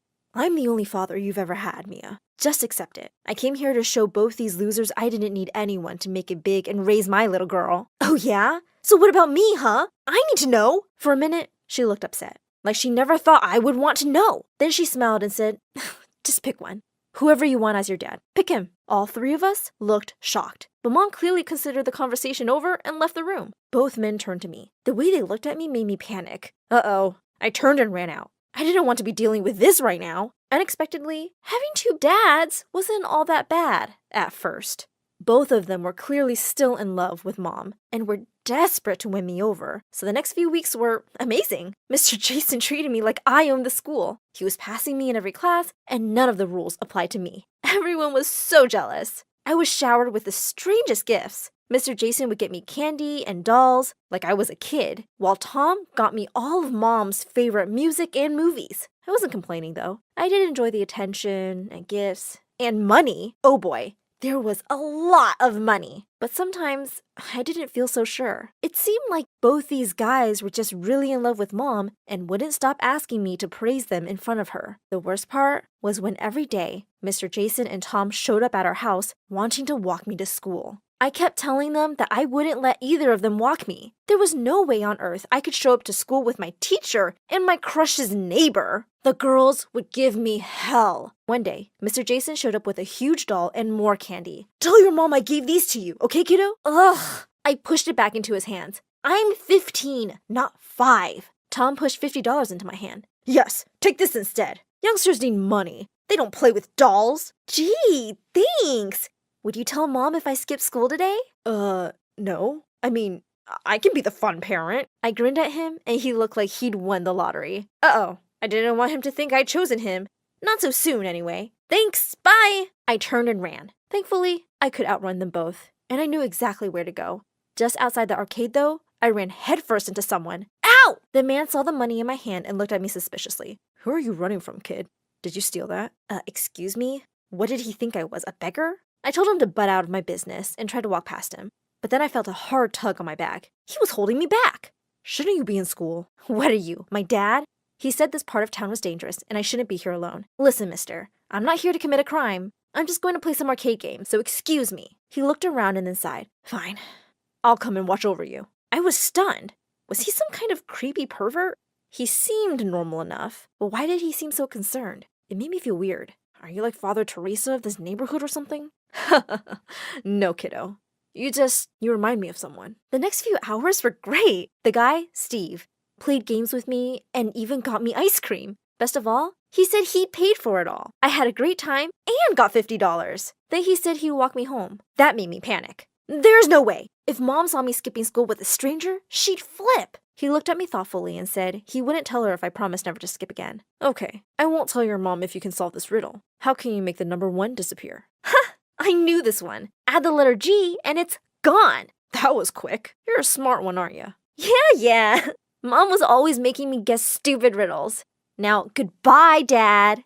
When I got home, Mom came running and yelled, Just where were you, young lady? She and Mr. Jason were on the stairs. Jason had snitched. I was dead meat. Do you know how worried I was? I had to tell your mom you skipped the whole day of school. Somehow when he said that, I got really angry. I knew he was really just trying to get close to Mom. Listen, you're not my dad, okay? You're just trying to score points with her by ratting me out. Oh no, my child, that's not. But I wasn't going to listen. I went to my room and slammed the door while Mom yelled, You're grounded forever, Missy! So annoying. Just then, there was a knock on the window. I gasped. This was the 2nd floor. I went to check and found Aaron downstairs. He was jumping up and down as he said, There's a party tonight. Tom said you might be grounded, so I should ask you like this. I was psyched. Tom was the chillest. I climbed down from the window using the tree right next to it. Wow, you look amazing. I couldn't help but laugh. But then I found myself telling Aaron the thought that had been in my mind all these weeks. Tom is great, and Mr. Jason is really in love with Mom, but I don't think I want either of them to be my dad. I don't feel it. Suddenly, Aaron pulled me in for a hug and kissed me. Don't let anyone manipulate you. You'll know if it's your dad. You'll always know. My heart melted. Aaron really was the sweetest. I was glad he asked me to the party. Aaron and I had a great time. The girl from the first day looked like she was going to cry an ocean when she saw me walk in with Aaron. I grinned at her. Aaron hadn't even noticed her. We hadn't been dancing for long when the door flew open and Mom barged in. Oh no. Mia? Where are you, Mia? I tried to duck under the table, but Tom spotted me and ruined everything. She's there. I see her, darling. He really did me dirty. As Mom dragged me out of the room, I saw the girls laughing at me. Outside, I pulled away from Mom. Stop it, Mom! She yelled at me, right on the road. No, you cut it out. I've never seen a more troublesome, annoying girl. Before I could reply, someone cut in and said, Really? Because I might have, Joanne. It was Steve. But when Mom turned to look at him, it was like she'd seen a ghost. The color drained from her face. Steve? The one and only. I knew that kid was familiar. Fancy her being yours. I was thrilled to see him and ran up to him. I said, You know my mom? He seemed so happy to see her. But Mom's reaction seemed odd. She grabbed my arm and pulled me away, saying, Enough. Let's go home. Both Steve and I were shocked. He tried to talk to her, but all she said was, Stay away from me, Steve. And stay away from my daughter. Not until you tell me why you did it. Why did you just run away? And why are you back now, huh? She yelled back that there was nothing between them. Then Steve said, "Nothing? That's a lie and you know it. You didn't even come to meet me. Come on, Mia. We're leaving for Paris tomorrow." I yelled, "What? No, I'm not going anywhere." Steve jumped in front of Mom and said, "You're not going anywhere till you tell me why you just disappeared. I was in a terrible accident and was unconscious for 2 days. And when I woke up, I couldn't find you anywhere. You'd even changed your number." Mom shouted back, "Don't lie. You stood me up, just like the other two. I was going to propose that night." Mom started shaking, and that's when Steve took out a chain he was wearing. On it was a ring.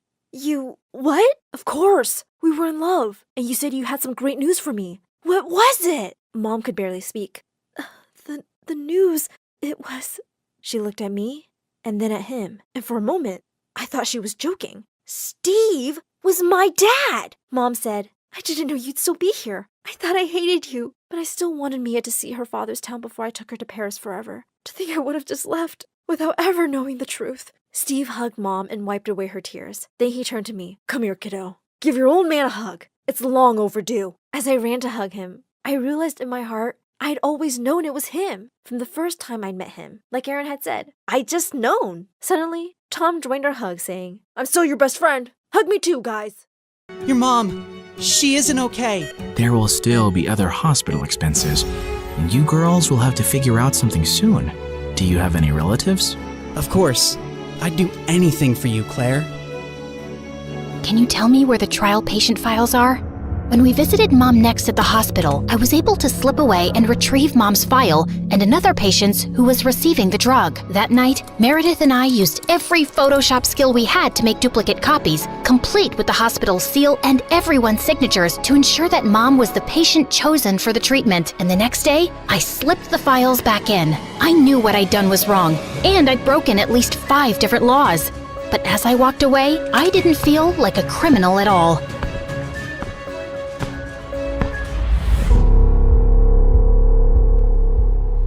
I was walking down the hospital corridor with Freddie when Meredith came running towards us. "Where have you been? Mom's awake. She's finally awake." Oh my god, seriously? This better not be a joke, Meredith. "I swear on my beautiful face, it's the truth. The doctors are just checking her vitals." Can you girls stop making so much noise? It's a hospital. "Oh, shut it, nurse. We're in the coma ward. Who are we disturbing here? Don't you want these people to wake up?" How dare you talk to me like that? This is preposterous. That's not even a real word. Remind me to buy you a dictionary. How did you become a nurse? Jeez. We ran down to Mom's room to find her fighting off the doctors. She jumped onto her bed like an animal and started screaming at them. "Where am I? Are you doing a science experiment on me? You will not touch the daughter of Vladimir. I learned how to catch fish with my bare hands when I was 3 and tackled a bear when I was 5. You think you are any match for me?" "Ma'am, we mean no harm. We're your doctors." How are you old enough to be a doctor? You have a pimples like a teenager. I'm fully qualified. Shut up, little boy. Tell me where I am before I take your eyeballs out and play bubbles with them. Mom? Mom turned and stared at me with wild eyes. Let's get out of here before she attacks us. For once, I agree with Meredith. Who are you? And what did you just call me? Hey guys, the last time you saw me, I was walking down a hospital corridor after switching the clinical trial files. That was 2 years ago, so let me get you up to speed on everything that's happened since then. Mom entered the clinical trial, and her tests started showing signs of progress, but she didn't come out of her coma anytime soon. Freddie tried to help us, but Meredith and I had to learn to manage on our own. And it turns out, there's a lot you can steal from a hospital. We never had to buy toilet paper or cleaning supplies again. And we always had endless cups of pudding and Jell-O. Meredith, is that diaper cream you're putting on your face? A girl's gotta moisturize. It's very hydrating. My face is as soft as a baby's butt. What did you score today? More useful things like new bed sheets, pads, towels, and batteries for our TV remote. Time for our show and more Jell-O. Woohoo! But we still needed money, and after high school, we went back to our conning ways. I always pushed away the guilt and justified it to myself with things like, we needed the money, we had no other choice. But I have to admit, I also felt a thrill every time we outwitted someone and got away with it. It started out small, like hitting venues of concerts and games in different cities and selling fake tickets to desperate fans, hoping to get in at the last minute for twice the regular price. By the time they figured the tickets were bogus, we were gone. Or going to the American Idol audition venues and convincing hopeful contestants that we were part of the TV show crew and we'd get them through to the next round if they paid us a little money. Then, we set up an Instagram matchmaking business account with tons of fake success stories. We were getting booked for our services by loads of women. We'd always meet at the client's house in disguise. What is this exquisite dessert? It's like a cloud melting in my mouth. It's a Japanese cheesecake, delivered fresh every day from Japan. You are just the kind of people I like. Ow! Let's get down to business, shall we? Wow, I mean, this cake. Yes, business. This is your daughter? Oof.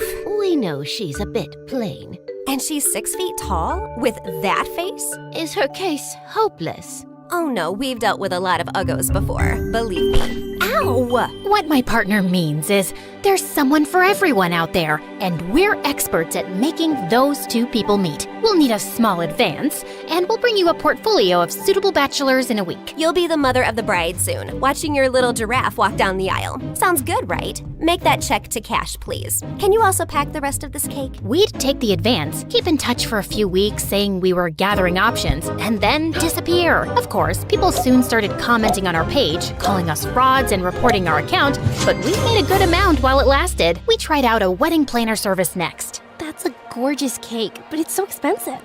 But it goes so perfectly with your pink and white theme. Also, we're planning to order 2,000 pink and white roses. And an ice sculpture for the reception area. How much will all this cost? You can't put a price tag on happiness. Daddy will have a heart attack. He's gonna have one anyway. I just saw him eating a block of cheese. Why should that stop you from having the wedding of your dreams? Really, you deserve the best on your big day. Okay, I'm sold. Let me write you a check.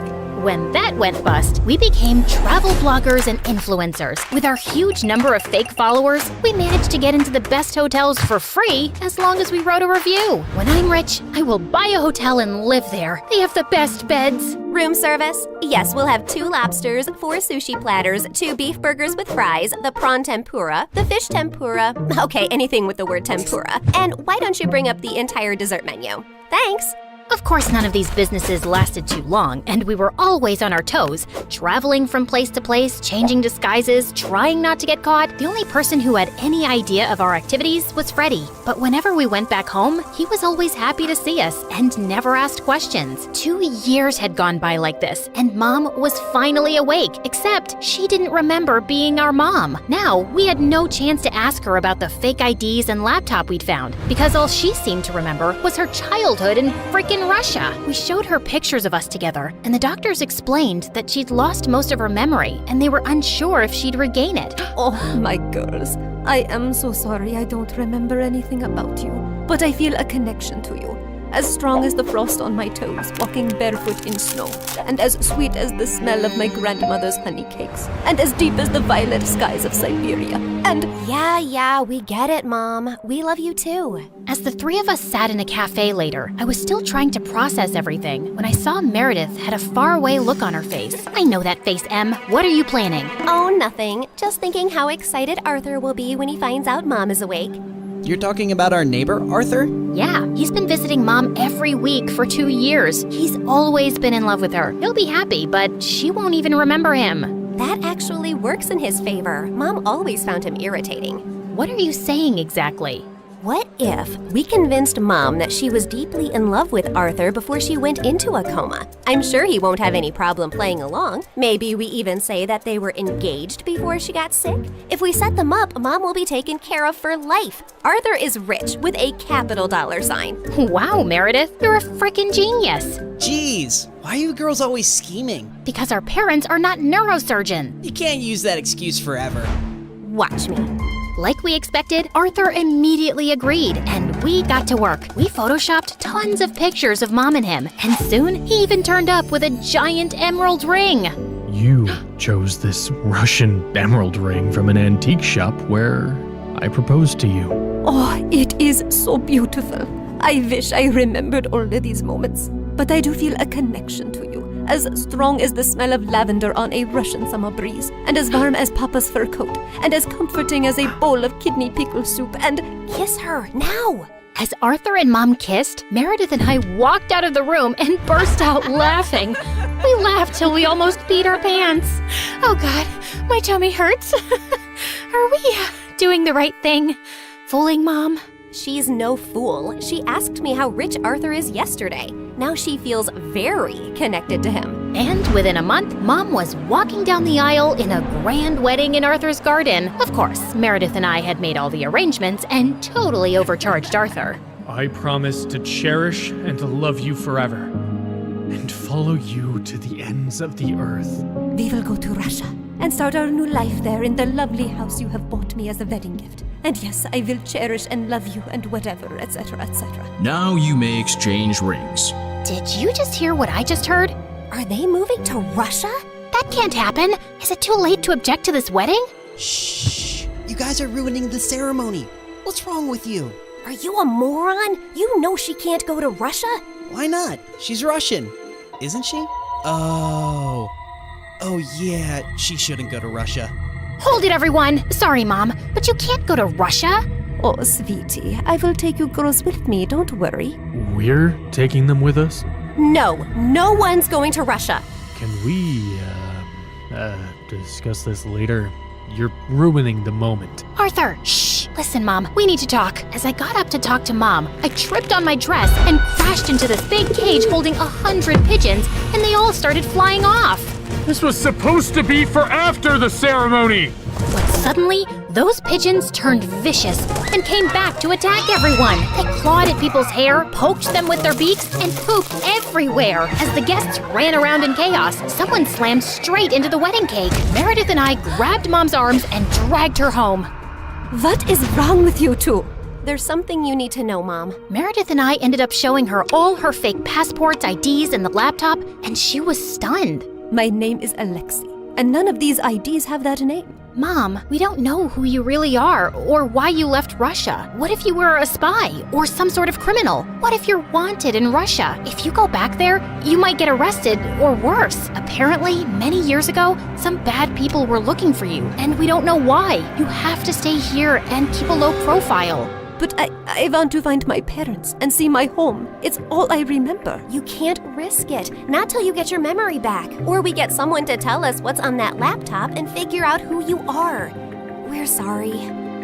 We hugged Mom as she cried, then fixed her makeup and returned to the wedding. The pigeons had left, and the guests were leaving too. Stop, everyone. The wedding isn't over yet. And Arthur, Mom wants to move to Hawaii instead. From the top, people. Arthur was very confused, but I have to say this now. I've been in love with you since forever. It's kind of thrilling. I don't really believe that. You don't want to believe that. We're too different, Freddie. You're gonna be a neurosurgeon like your parents, and she'll find a nice girlfriend and then marry her and live in a nice neighborhood, and you'll be content. I'm not sure that's the life I want. It sounds boring. I wish I'd said something else when I saw Freddie's hurt face, but there was no easy way to let him down. He kissed me gently on the cheek and walked away, and I felt a lump in my throat. Mom moved to Hawaii with Arthur, and Meredith and I went down a crazy path over the next few years. There wasn't a scam, fraud, or con we didn't attempt. We never stuck to the same thing for too long, in case the police picked up a pattern. But word got around in underground circles about 2 female con artists, and we actually started getting hired for our services. People were always less likely to suspect 2 pretty innocent-looking girls than someone who looks like a thug. And working with these thugs, we learned how to forge signatures, create counterfeit money, make fake checks, and steal credit card information. I'd always been bad with computers, but Meredith even showed a great knack for hacking.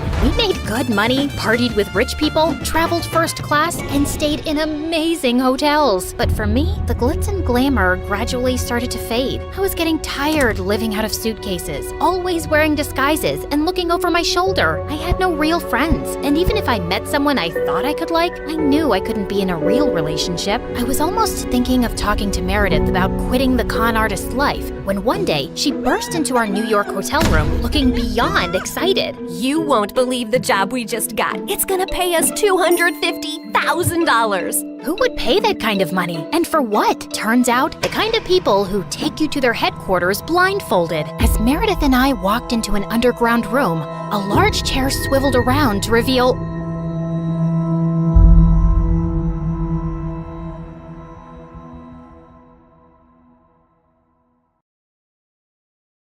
Hi, I'm Jasmine from California. Please like and subscribe. I was raised in an orphanage until I was 8 years old, and I never spoke a word. Hi there, sweetie. What's your name? Say something to the nice people, Jasmine. They want to get to know you. It wasn't that I couldn't speak. I was just shy.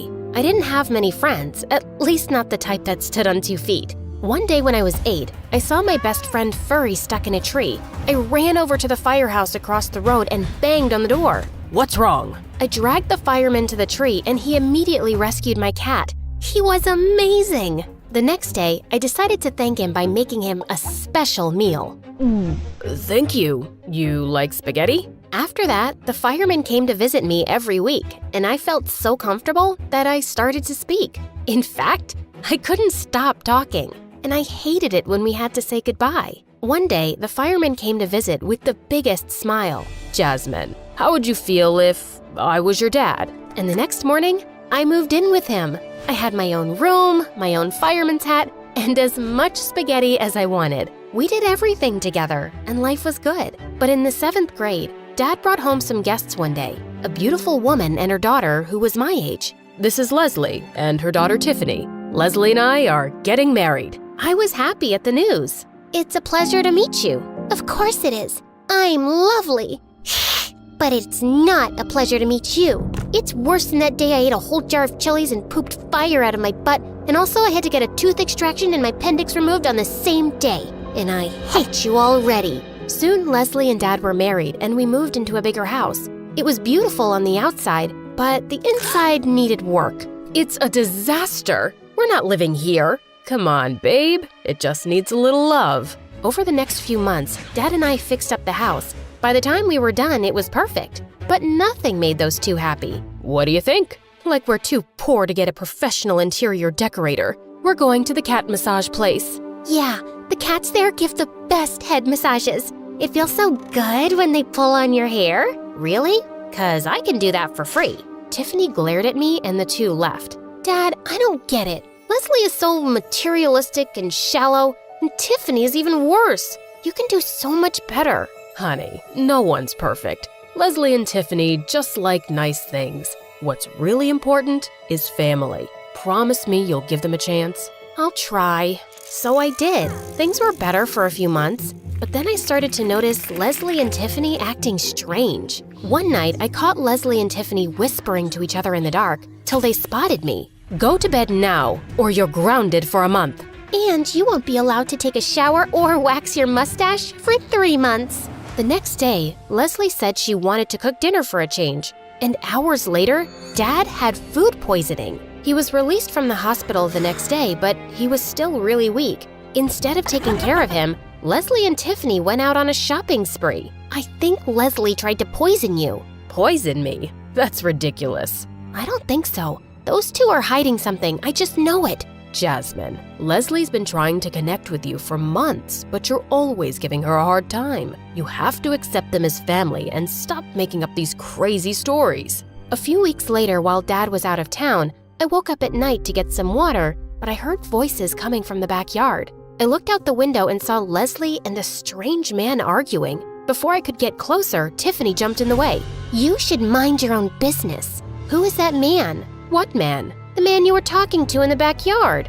Oh, Jasmine, you have such an active imagination. I wasn't talking to anyone. Isn't that right, Tiffany? Yes, Mommy. Too active of an imagination compared to her small-shaped head.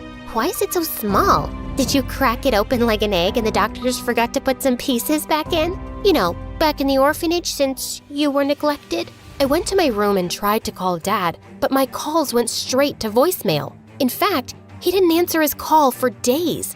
and it looked like he was missing. We contacted the police to find out where he could have gone, but he'd vanished without a trace. I felt miserable, but Leslie and Tiffany seemed to go on like it didn't matter one bit. Sometimes I couldn't help thinking if they had something to do with Dad's disappearance. 2 months passed, and one day, Dad's lawyer showed up to talk to me. Your dad told me that in the case of something ever happening to him, I can tell you about his will.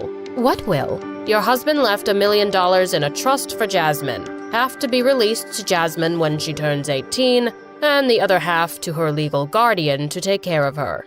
What about me and my daughter Tiffany? Yeah, what do we get? I mean, that man had the longest ear hair, and my eyes hurt seeing that, so yeah, I deserve something. The last time your husband updated his will was when he adopted Jasmine. Here's a check for $500,000 to cover Jasmine's expenses. Leslie and Tiffany went ballistic.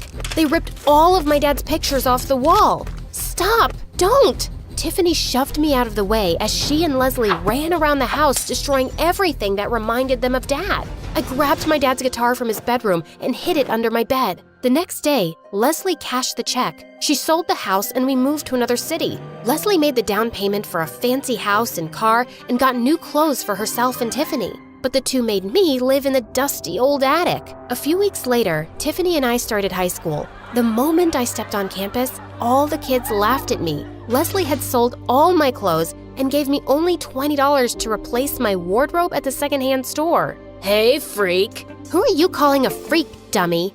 Where'd you get your clothes? A dumpster? My mom took her off the street. It took my mom 3 months to get rid of the lice in her head. Our house kept smelling like gas, because gas is the most effective way to get rid of lice.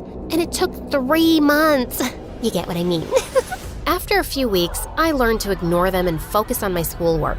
School helped me get my mind off of how much I missed Dad. Then one day, a new boy arrived at school. He was gorgeous, and all the girls, including Tiffany, couldn't stop staring at him. He sat next to me in science class, and when the teacher told us to choose a partner for a project, he turned to me. Hey, I'm Kyle. You want to be my partner? You any good at science? I'm gonna need more than a pretty face. You're funny. Kyle and I started meeting in the library after school. He was a science nerd just like me. He loved music and was super funny. We turned in our project and got an A. After class, he walked me to my locker. Jasmine, I really like hanging out with you. I was wondering if you wanted to... Before he could finish, Tiffany appeared out of nowhere. Hi, Kyle. How's it going? I was thinking the two of us could go to the movies this weekend. Actually, I was gonna ask Jasmine. It's so sweet you've been spending time with Jasmine. Did she tell you about her boyfriend? He's blind and Jasmine is really taking care of him. I mean, 2 needy people in a relationship? It makes perfect sense. Don't you agree? Boyfriend? What are you... It's pretty serious. They've been hot and heavy for 5 dark years. You know, 'cause he's blind. That night, Tiffany barged into my room. Don't even think about messing things up with me and MHK. MHK? My hot Kyle? Why are you so stupid? You and Kyle? You're not even his type. You're a liar and... Say one word to him and I'll destroy your dad's stupid guitar. From then on, I strapped the guitar to my back and carried it with me everywhere, even in the bathroom. You're a weirdo. A couple nights later, I watched from the window as Kyle picked Tiffany up for their date. He glanced up at me and I quickly closed the blinds. Kyle still sat next to me in science class. He tried to joke with me, but I ignored him. Hey, Jasmine, you want to study later? That's not a good idea. Why not? Please, just leave me alone. I don't understand. What did I do? I closed my locker and walked away. Kyle didn't sit next to me or try to talk to me anymore. He and Tiffany seemed to be getting really close, so it was better that I stayed away. A few weeks later, I was walking to class when I heard a huge commotion in the hallway. It's our 2-month anniversary, and you get me this? What's wrong? Please, calm down. Everybody's staring at us. I told you, I wanted a diamond necklace. I thought you were joking. I can't afford a diamond necklace. Wait, are you suggesting you're poor? Why did you look rich to me? You shallow people pretending to be someone you're not. I'm dumping your poor butt. A few weeks later, Tiffany found a new rich boyfriend named Matthew, and she was smitten. She even invited him over for dinner one night, and all he did was brag about all the expensive things he owned. Leslie and Tiffany couldn't get enough.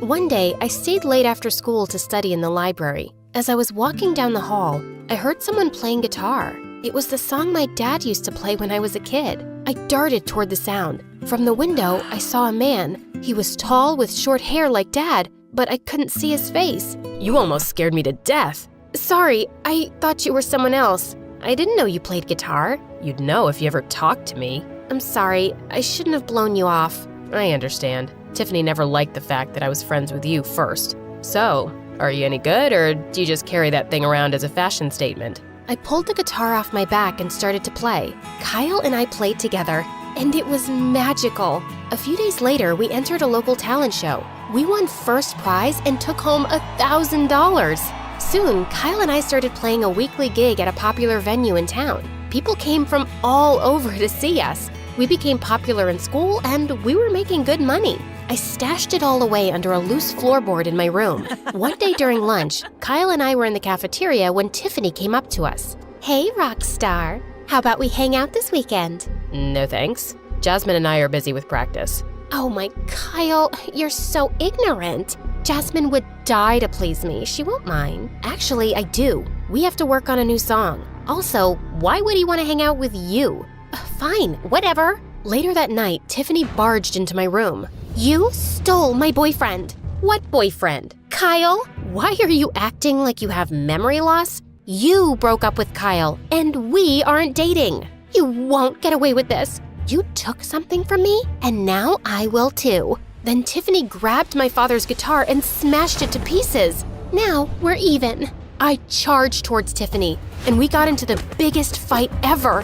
What's going on here? She attacked me, Mom. She's crazy. I'm scared, Mommy. Hug me. She broke my guitar. She stole my boyfriend, and now she's trying to kill me. Let's get a restraining order against her, Mommy. Jasmine, you've always been jealous of Tiffany, and now you've gone too far. No more cell phones, no more music, no more anything.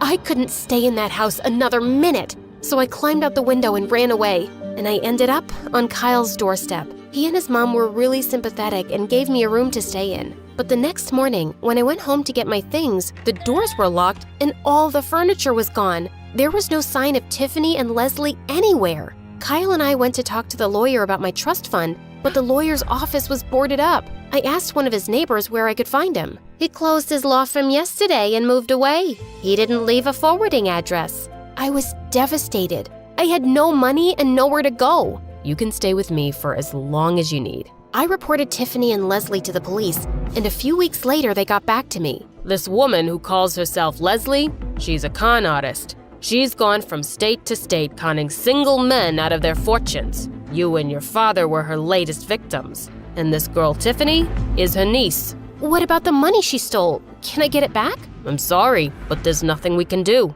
I went back to Kyle's house, but I was too depressed to get out of bed. Then one day, I opened my door and found a new guitar resting outside the door. Then, Kyle and I wrote a song. We posted it online and it went viral. 5 years later, we were world famous.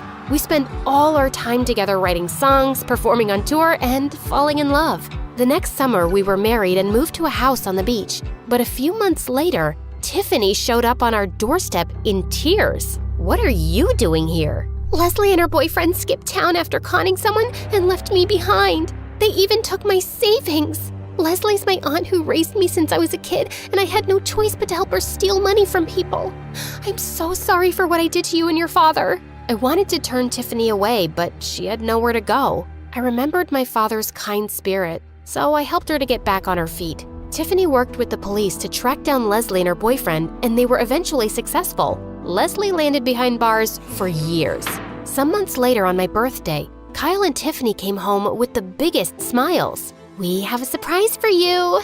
Tiffany and I discovered a lead on your father a while ago. It was a long shot, so we didn't tell you before, but we found something. What did you find? Kyle opened the door. Dad? Yes, honey, it's me. I've missed you so much. Oh God, me too. Where were you all this time? I was on a road trip and I was in an accident. I woke up with no memory, only this. I drew this picture every night, but I never knew who I was drawing or if she was even real. I tried to start a new life, but I knew there was something missing. I had a hole in my heart. But then Kyle and Tiffany found me. They showed me videos of you performing our song, and then all my memories came flooding back. I'm sorry I wasn't there for you all these years. Dad hugged me tight. It was a dream come true.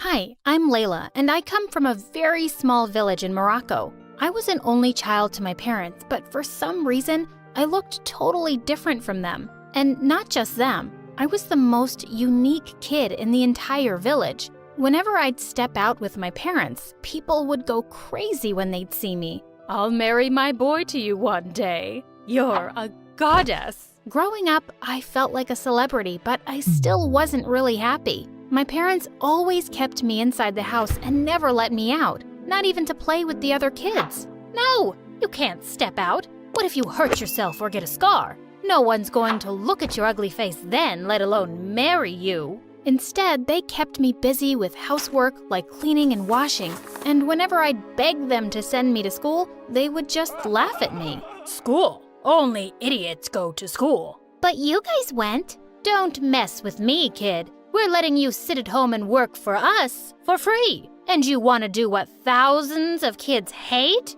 Gosh, they were so unreasonable, and I hated them for this. But I wasn't gonna sit and do nothing. I taught myself how to read and write the basics using Dad's old books. My parents went crazy when they found me reading one day. But just then, some guests showed up, and to my shock, they started bragging about how I could read just about anything. You see, she's so smart that even the school said she's already at a college level. The principal came to get lessons from her last week, and Dad crossed the line by saying, She's almost a doctor. My hand got hurt yesterday and she took care of it. Right, kiddo? What a big fat liar! But here was my chance to make a fool out of him. Yes, Dad. Of course I did. Here, let me see it again.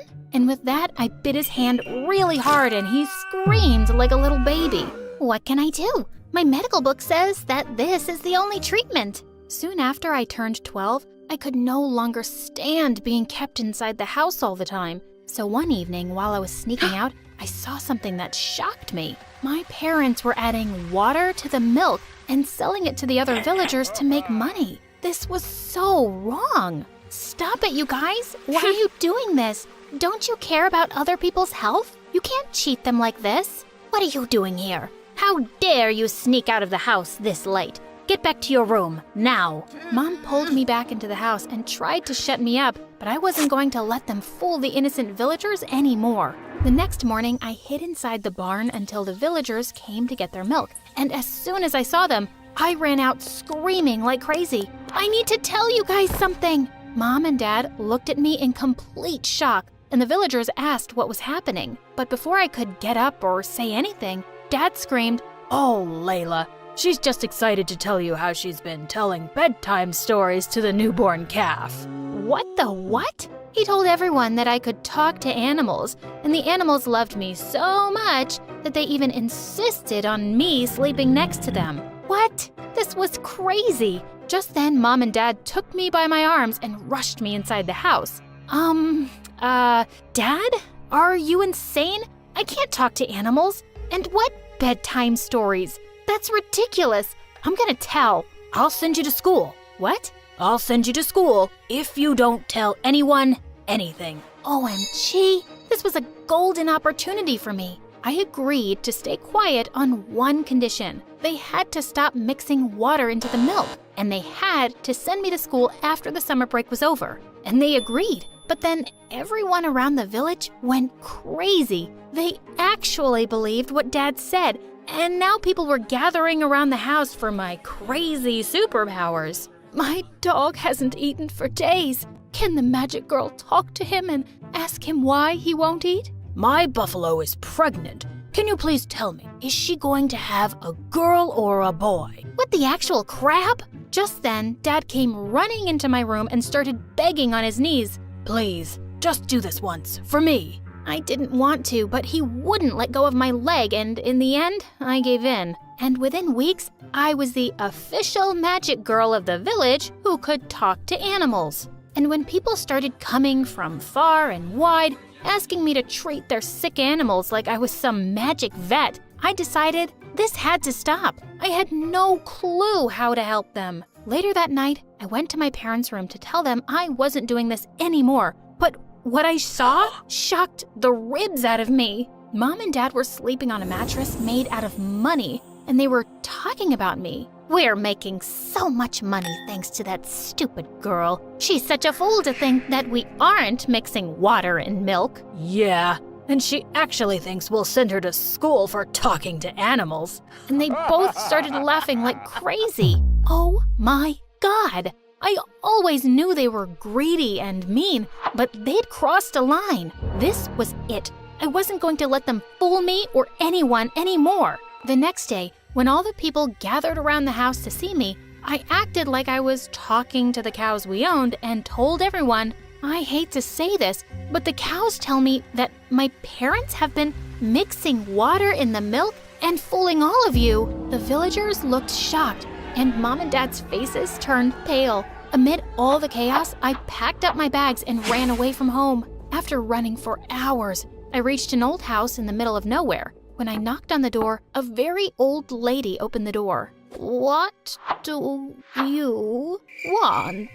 Well, honestly, I wanted her to speak a little faster, but I asked her to let me stay for the night, and she agreed. But later that night, while I was peacefully sleeping, my eyes opened and the old lady freaked me out. What do you want? Why were you staring at me like that? I was kind of scared, but then the old woman told me something that completely shocked me. I knew your mother. Well, now I know her too, and she's a witch who doesn't care about me, but please, don't tell her I'm here. No, your real mother. My real mother? The old woman told me that she was the midwife when I was born, and she recognized me because of my hair and the color of my eyes, because they resembled my real mom's. But unfortunately, my dad, who was a rich trader, gave me away because I was an illegitimate child. This was freaking crazy, because if this was true,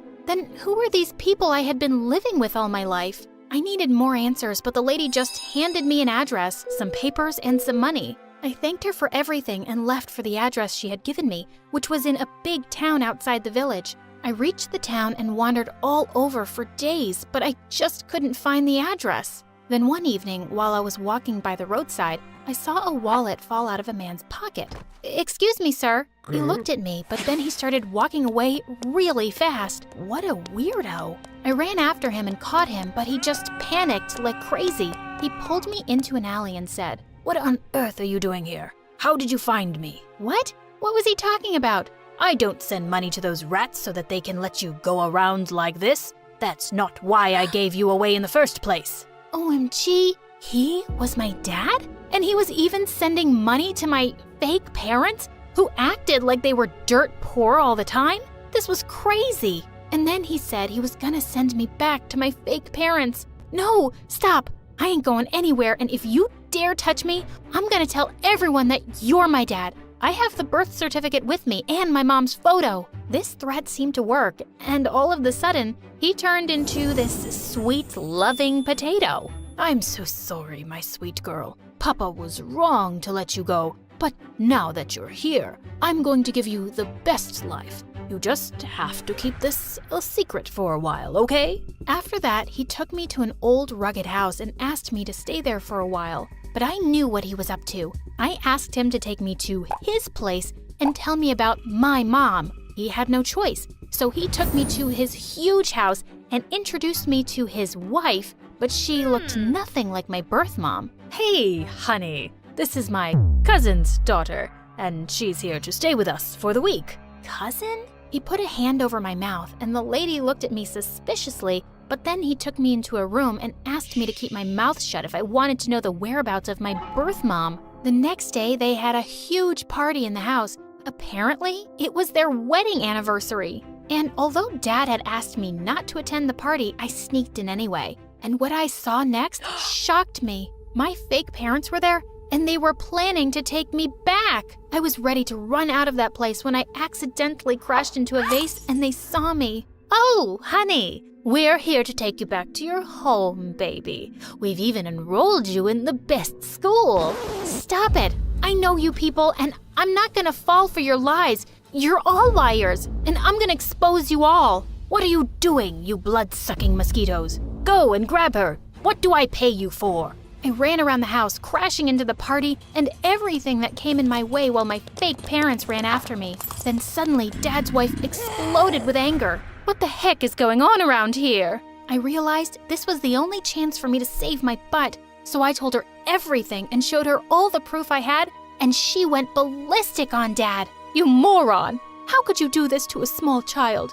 You are a filthy rat. I'm gonna kill you, you fat pig. She ran after Dad with murder on her mind, and my fake parents ran out of there to save their butts. After the chaos was over, the woman divorced Dad and promised she was gonna find my mom for me. And she did. At first, I was afraid that even my birth mother would turn out to be like my dad, but thankfully she didn't. She hugged me as soon as she saw me. Oh, my baby. Mom, where were you all this time? And why did you never come back for me? My life has been like a curse without you. I was all alone, and no one loved me.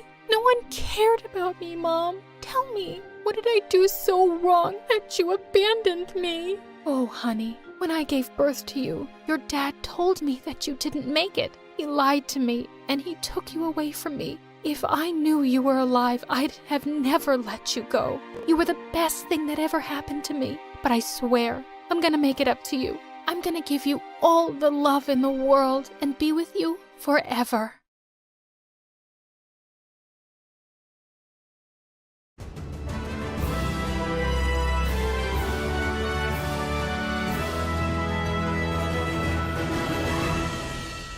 Did you know you have the superpower to change the character of a person? If you want to know how, you have to like and subscribe to this video, because My Story Animated will give $1,000 to one lucky person who subscribes in the next 7 days. Tell your friends, your sister, brother, and mom to subscribe now. Hi, I'm Annie. When I started basic school, I hardly ever talked to anyone. I was so shy and quiet that some of my classmates thought I was a dummy. My kindergarten teacher even told my parents to take me to a doctor and find out what was wrong with me. But Dad completely lost his temper with her. Are you dumb? She is too beautiful for there to be anything wrong with her. Why don't you save your advice for some other real dumb kid? But no matter what, my shyness just didn't go away. I didn't talk much to my classmates, and they thought I was a snob. As if. Once when I was in the first grade, some of my classmates asked me to share my candy with them, but I just stared back at them and didn't reply. Who do you think you are, you dumb girl? I said give us candy. I didn't say a word and started walking away. They got angrier and circled me. Suddenly I opened my mouth and let out an ear-splitting scream. They were so shocked to actually hear my voice that they just stood there stupidly, and I managed to escape. But at home I was a completely different person. I was super chatty and an awesome storyteller. In fact, sometimes my parents begged me to stop talking because I was giving them headaches. Once I kept them awake all night telling them a story I had in my mind about some princess. And because I didn't know how to write well, they spent all night writing it for me. It ended up about 90 pages long. I will do this every night, sweetheart. I can't believe I have such a beautiful daughter in my life. Dad just worshipped me because I was pretty. Mom was different and loved me no matter what. I was still too shy to talk outside my home, but people never stopped trying to become friends with me. And I know why now. It's only because they thought I was cute. But I had to admit, I kind of liked it. When I was in the 3rd grade, one boy threw a piece of paper at me that said, "Your smile makes me happy, but your words make me happier. Can I hear them?" I blushed, and from that moment, I tried to talk more. So I made new friends and also started taking part in different school activities, but still without talking much. When I was in the 8th grade, my parents helped me publish my first short novel. But it was a failure and people didn't like it. I got sad. Dad didn't take it well and sued the publishers, saying it was their fault. But of course he lost the case, and I decided to take a break from writing. Until one morning, when our class teacher walked into the classroom with a tall, athletic boy. It really looked like the boy wasn't too happy to join us. "Everyone, welcome your new classmate, Peter." Peter had a deep frown and a stupid smile at the same time. He had this funny Grinch face. The teacher told Peter to take a seat right next to me, and I gave him a friendly smile. That's the ugliest smile I've ever seen. Have you heard of toothpaste? I can buy it for you if you don't have money. You can pay me back, maybe with a kiss? Oh, wow. I was about to respond when the teacher started the lesson. It was a French lesson and he looked completely blank. Hey, do you need any help? From you? You don't look very smart. And I don't need help from a girl when I can use Google Translate on my phone, so buzz off. What a jerk. The next day when the teacher returned the assignments, Peter looked really angry to see a big F on his. What kind of dumb school is this? How can Google be wrong? I took a look at his paper and burst out laughing. That's not even French, you idiot. You translated the whole thing to Spanish. He crumpled up his assignment into a ball and threw it at my face, but I couldn't stop laughing. Boy, how could someone be this stupid? I figured out soon enough that Peter wasn't interested in learning or making friends. Eventually, the whole school realized that Peter was just interested in bullying others. Sometimes he would snatch students' lunch and threaten to beat them if they reported him. I was one of those unlucky students. But after the third time he did it, I reported him to the principal, and he was put in detention. When Peter returned from detention, he looked straight into my eyes. You are going to pay for this. Well, you should know your limits. If you ever try to bother me again, I swear you will regret it, and I might even tell Dad. Aw, Daddy's daughter. Look at me. I'm so scared. Oh, Mommy, hug me. Once he tried to knock my books out of my hands when suddenly a bunch of boys behind him came and said, Dude, why are you being like this with a pretty girl like her? Wait, what? So if I wasn't pretty, that would be okay? Well, pretty girls deserve special treatment, you know? So now we're all here to stop him. He can't annoy pretty girls. Well, thanks for your caring, but girls can defend themselves. And I pushed through them and left. Told you guys, girls are crazy, especially the pretty ones. Now get lost, all of you, or else. This Peter did whatever he wanted. It seemed he wasn't afraid of anyone, not even the principal. I really hated him. One rainy day, Peter came to school completely drenched, and it seemed like he'd fallen sick. He was shivering nonstop, and the principal said he'd call his parents to take him home. But to everyone's surprise, Peter screamed, No, I'm fine. I don't want to go home. Please let me stay. You have to go home and rest. Pfft, no, I don't. I could run a marathon right now. Just some water and I'll be good to go. With that, he picked up the glass with his trembling hands and suddenly dropped it all over my assignment. Later at recess, I found him huddled on the bleachers and he was hugging a worn-out teddy bear. Dude, is that a stuffed toy? Don't insult Mr. Smith. Oh, he has a name? Is he like your little baby? Is he adopted or did you give birth to him? Shut up! Can't you leave me alone? You're sick and you need to go home. You look much prettier when you're quiet. Now stop acting like you care. Ugh, why do you have to be like this? I'm trying to be nice. Who asked you? Mind your own business. As soon as he was fine, he went right back to being the jerk he always was. I started writing about him in my notebook. Peter was such an interesting person for a villain. I couldn't believe that having someone as horrible as him in my life was actually making me want to get back to writing. One day when I was leaving the cafeteria, Peter blocked my way and demanded that I give him my lunch. We're not in kindergarten, idiot, and I ate it. And I'm not afraid of you. Now shoo. As I walked past him, he suddenly pulled at my bag and everything spilled out. A couple of boys immediately ran over to help me and I gathered my stuff and left angrily. What an immature jerk. When I went home, I found out that my notebook was missing. I rushed straight to the locker the next morning and was going through all my stuff frantically when I heard Peter behind me. Looking for this?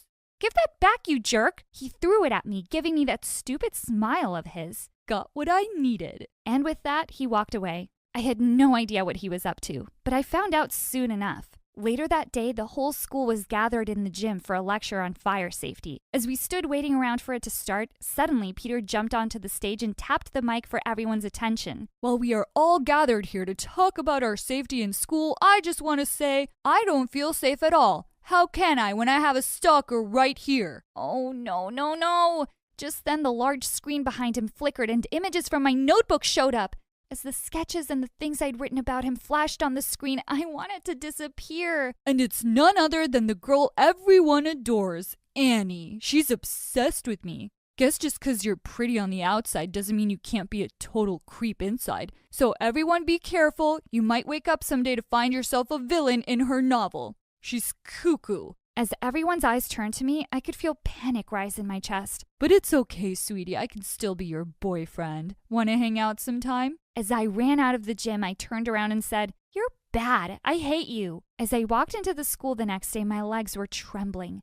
I just stared down at my feet as I entered the classroom. The lesson started, and when the teacher asked me to read my essay out loud, I just looked down and shook my head. Just as everyone was leaving for the cafeteria, Peter hung back. Hey, Annie, are you okay? If this is about the gym thing, everyone knows it was just a harmless joke. I just stared at him silently with angry tears, and I threw my lunch at his face and walked out of the school. This time he didn't respond and looked a bit guilty. Peter didn't come to school the next few days. I don't know why, but I actually felt worried. One day he finally showed up. Hey, I still don't like you, but I made sure to make notes for you when you came back. And no, girls aren't dumb. We can be emotional sometimes, and that's something we're proud of. Just then, to my shock, Peter broke down and started to cry. Annie, I'm really sorry. I don't know why I'm this way. I just act out because of things going on in my own life. Then he told me about his family, how his mother had passed away when he was 6 and he was left all by himself with his stepdad.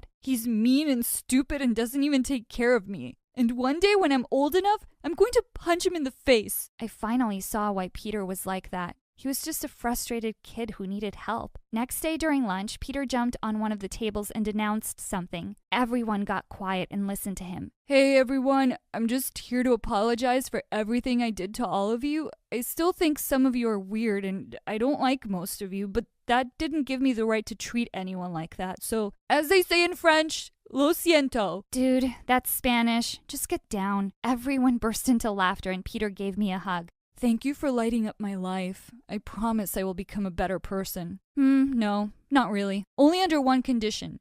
Make me the irresistible, handsome, great hero in your novel. Helping Peter become a better person is my greatest achievement. Now he is a medical doctor with a beautiful wife, and he named his child Annie, after me. And me, I'm a writer now.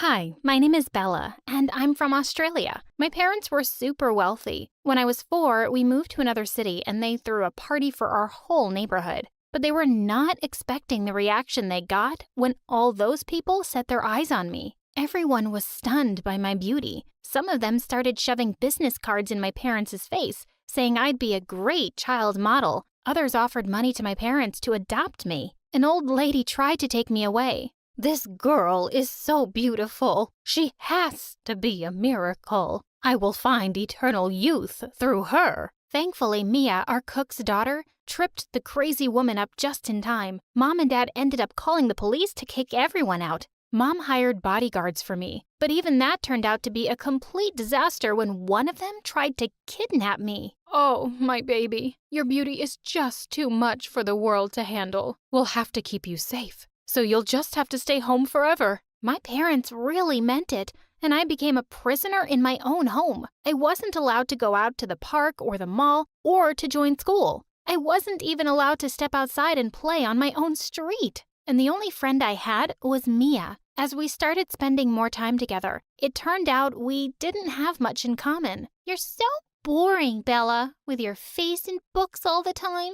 I want to go outside and play with other kids, especially the boys. Life without boys is like a song without lyrics. Her mom glared at her. Mia, if Miss Bella stays, you stay. Understand? Now, go get me her face mask so she can walk down the road for 10 minutes. Minutes after I'd put the face mask on, my skin started to itch horribly. Mia's mom quickly washed it off and put on ice. Just then, I suddenly caught sight of Mia's sneaky smile. Wait, did Mia do something? She wouldn't, right? By the time I turned 7, Mom decided to homeschool me and Mia and teach us herself. That's when she discovered that I was already studying advanced calculus on my own. Dad picked me up with stars in his eyes. You deserve the whole world for having such perfect brains and beauty. You're so smart. You can teach Mia. Mia looked like she wanted to eat me alive, and then she did something that no one could have imagined. On my 8th birthday, someone had mixed peanuts in the cake, and everyone knew I was deathly allergic. When my parents questioned Mia, her face turned totally evil. Yeah, fine, I put them in. Why does she get everything good, huh? Just because she's pretty? Everyone was shocked by her outburst. Mia, Don't be jealous. It's not like I want to be this beautiful. It's a curse. Oh, shut up. You're not even that beautiful. I wish that guard had taken you, and then I could have been their daughter. I hate you. I'm tired of seeing your face every day. My parents were furious, and they asked Mia's mom to leave with her immediately, and I was all alone now. So by the time I was 10, I started playing games online. At first, it was just for fun, but soon enough, I was addicted. I then discovered Fortnite, and boy, was I good at it. My avatar, Bellatrix, was getting really popular in the gaming world, and I was the undisputed champion that everyone wanted to beat. People were hosting online competitions to fight it out with me. But then one day, as I was logging in, I got a flashing notification across the screen. Your account has been hacked. I know who you are and where you live. I will expose you unless you send me $1 million. Seriously? Someone had kidnapped me online? Of course, I had to involve my parents, and they had to involve the police, and the hacker was tracked down. But my parents made me shut down my gaming. I couldn't stay away from it, though. I made a new avatar, Average Belle, and I kept a low profile. I wasn't only addicted to playing, but also interacting virtually with others. It made me feel less alone, especially when I started playing with this one guy, Dragon Jake. We started talking, and it turned out he was 13, like me, and he lived in the same town. We became really good friends, but I was too scared to even tell him my real name. He just knew me as Average Belle. One day, he messaged me saying, "I really wish we could hang out, Average Belle." How could I tell him I was too beautiful to be seen? A couple of years passed, and life was so much better with Drake in it. But I still wanted to find a way to get out. One day, when I was 15, I was watching a makeup tutorial, and I had a brilliant idea. Instead of putting makeup on to look pretty, I'd put it on to look the opposite. When I went to my parents, they screamed in horror and asked me who I was. This was perfect, because you know what this meant. Goodbye homeschool and hello social life. As I walked into school on the first day, I saw someone who made me stop dead in my tracks. Our eyes met from across the hall. It was Drake. I recognized him from his picture on the gaming website. Next to him was a tall girl with lovely black hair. She was leaning so close to him. I felt a pang of jealousy. Did he have a girlfriend? Oh, Buggy Boo, why don't we go to the beach after tonight's game? Just you and I. Before I could stop myself, I giggled. Buggy Boo? Drake looked at me in surprise and grinned awkwardly when the girl turned to me angrily. And then I received my second shock of the day. The girl was Mia. She looked at me with narrowed eyes. Wait, do I know you from somewhere? Oh, no, of course not. I'm new. Bye. I turned and fled. But just as I was leaving home for that day, I felt someone drag me by the arm and pin me against the wall. It was Mia breathing in my face. You! I know who you are, Bella. You finally found a way to let your stupid parents let you out, huh? Well, you know I can send you right back. I was horrified. I couldn't bear the idea of being forced to stay at home again. Please, Mia, don't tell anyone. I'll do anything. Anything? You know what? I'll take the offer. I was always the prettier one. Now I'll be the smart one, too. So you'll be getting your hands dirty for me. What? You think I'll cheat for you? I know you will. Or I'll expose you, and your psycho parents will take you home. And you can kiss high school goodbye. As much as I hated Mia bullying me, I had no choice but to agree, at least for now. The next few months were terrible. She made me do all her homework and slip answers to her during tests. Mia was like the queen of the school, and her awful minions were everywhere. Forget talking to Drake. I couldn't use the loo without one of them emptying a bag of trash on me. Until one day, when we were in the library, Drake saw me playing a game on my phone and started talking to me about gaming. He even said he'd met his best friend online. When he said that, I got so excited that I almost told him that I was Average Belle. But before I could say anything, he leaned across the table till his face was just inches from mine. What? I don't know, Bella. You have really lovely eyes, and my heart started to beat wildly. Was he going to kiss me? But just then, the library door flew open and Mia barged in. She took one look at me and dragged Jake out of the room. One day in math class, when I gave the right answer to the teacher's question, Mia stood up and slow clapped. Well done, Bella. You're so smart. Of course, God had to give you something. Imagine how ugly you must really be for him to make you that nerdy. Everyone burst into laughter except Drake. He suddenly jumped to his feet. Okay, Mia, cut it out. No one chooses the way they look, but you're choosing to be mean. It's not hot, man. Mia turned red and glared at me. She was definitely going to kill me. But after class, Drake came to me and grabbed my stuff. Hey, let me walk you outside. They won't mess with you if we're together. As we sat down on a bench, I sneaked a glance at him and felt my heart glow warmly. He saw me looking at him and I quickly turned to my phone and started playing a game. He leaned in close and laughed. I love that game. My friend I told you about, she keeps kicking my butt at it. Maybe you guys could play against each other. What's your username? I took a deep breath. The moment of truth. I had to tell him now, or I'd never tell him. Average Belle. What? No way. Are you? I looked at him nervously and nodded. I wanted to tell you, but I kind of have a massive crush on you, and I was terrified you wouldn't like me because, well, I'm not pretty. He looked at me in shock for a second and then suddenly pulled me into his arms. I gazed into his eyes, and before I knew it, I'd pulled him in for a kiss. What the freaking hell is going on here? We jumped apart in shock to find Mia staring at us like a raging bull, and then she flung her arms around Drake. Why would you want to kiss her and not me? Have you seen her?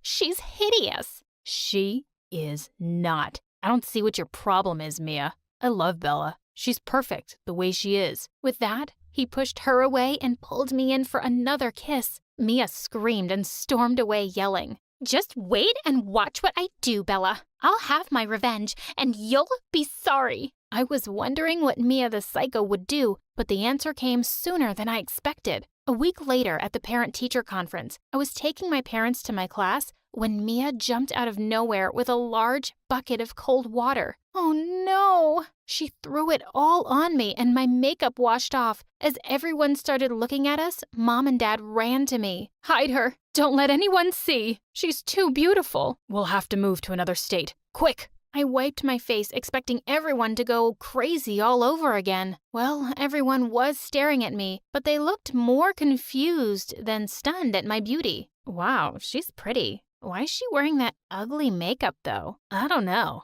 And she's all right. I mean, my girlfriend's prettier. Whatever. I'm prettier. As the crowd started to disperse, my parents looked around, totally confused. What's happening? No one seems to be going crazy.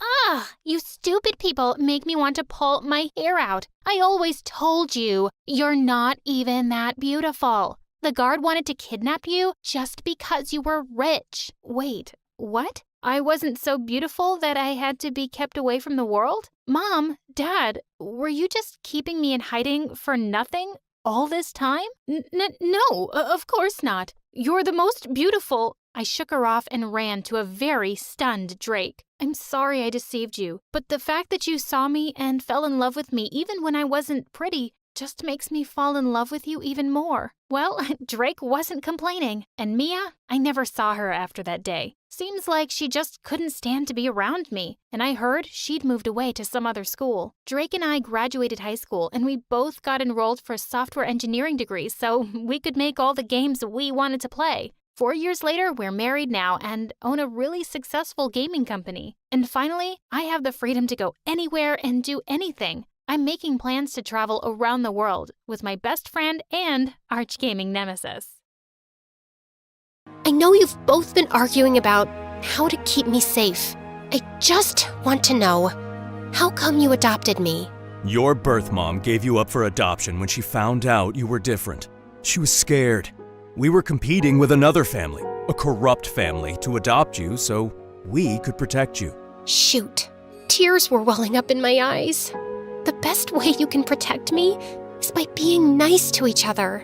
We just have different ideas about what's best. And at the end of the day, I appreciate it. I was lucky to be raised by both of you, but I've decided what's best for myself. I saw my parents link arms in anticipation. I destroyed my earpiece. You what? I just want to be normal, with all the pain and beauty that comes with it. My parents clasped hands. I thought they'd be pissed, but instead, they scooped me into a hug. That makes me so happy to hear. Me too. For the first time, it felt like we were all united. Shortly after, Jasper and I started to date. And even though we couldn't freeze time, it seriously felt like time was frozen whenever I'd look into his eyes. I know, so sappy. Don't worry, my mischievous spirit didn't die overnight. That sneaking into the school charade we pulled before smashing his glasses? This year's homecoming queen is Ashley! What? Jasper?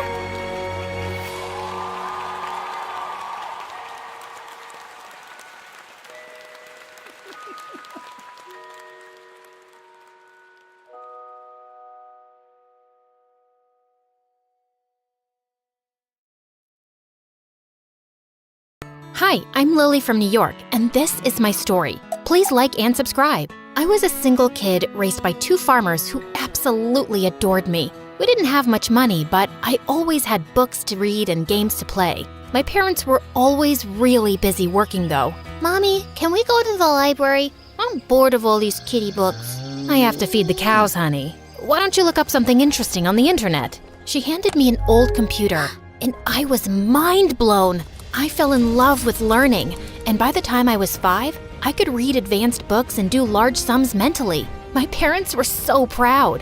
I was super excited to start school, but I didn't make many friends. Kids made fun of my clothes, which were obviously hand-me-downs, and my school bag was Mom's homemade project. But I always tried reminding myself that it didn't matter, because being smart was the most important thing in the world. Once in 10th grade, though, I was part of a big math competition, and I was so embarrassed when my parents turned up in their stained work overalls. They could have tried to look better. I was acing the competition, and if I got the last question right, I'd win $1,000. What is the square root of 3,254? 57. Correct.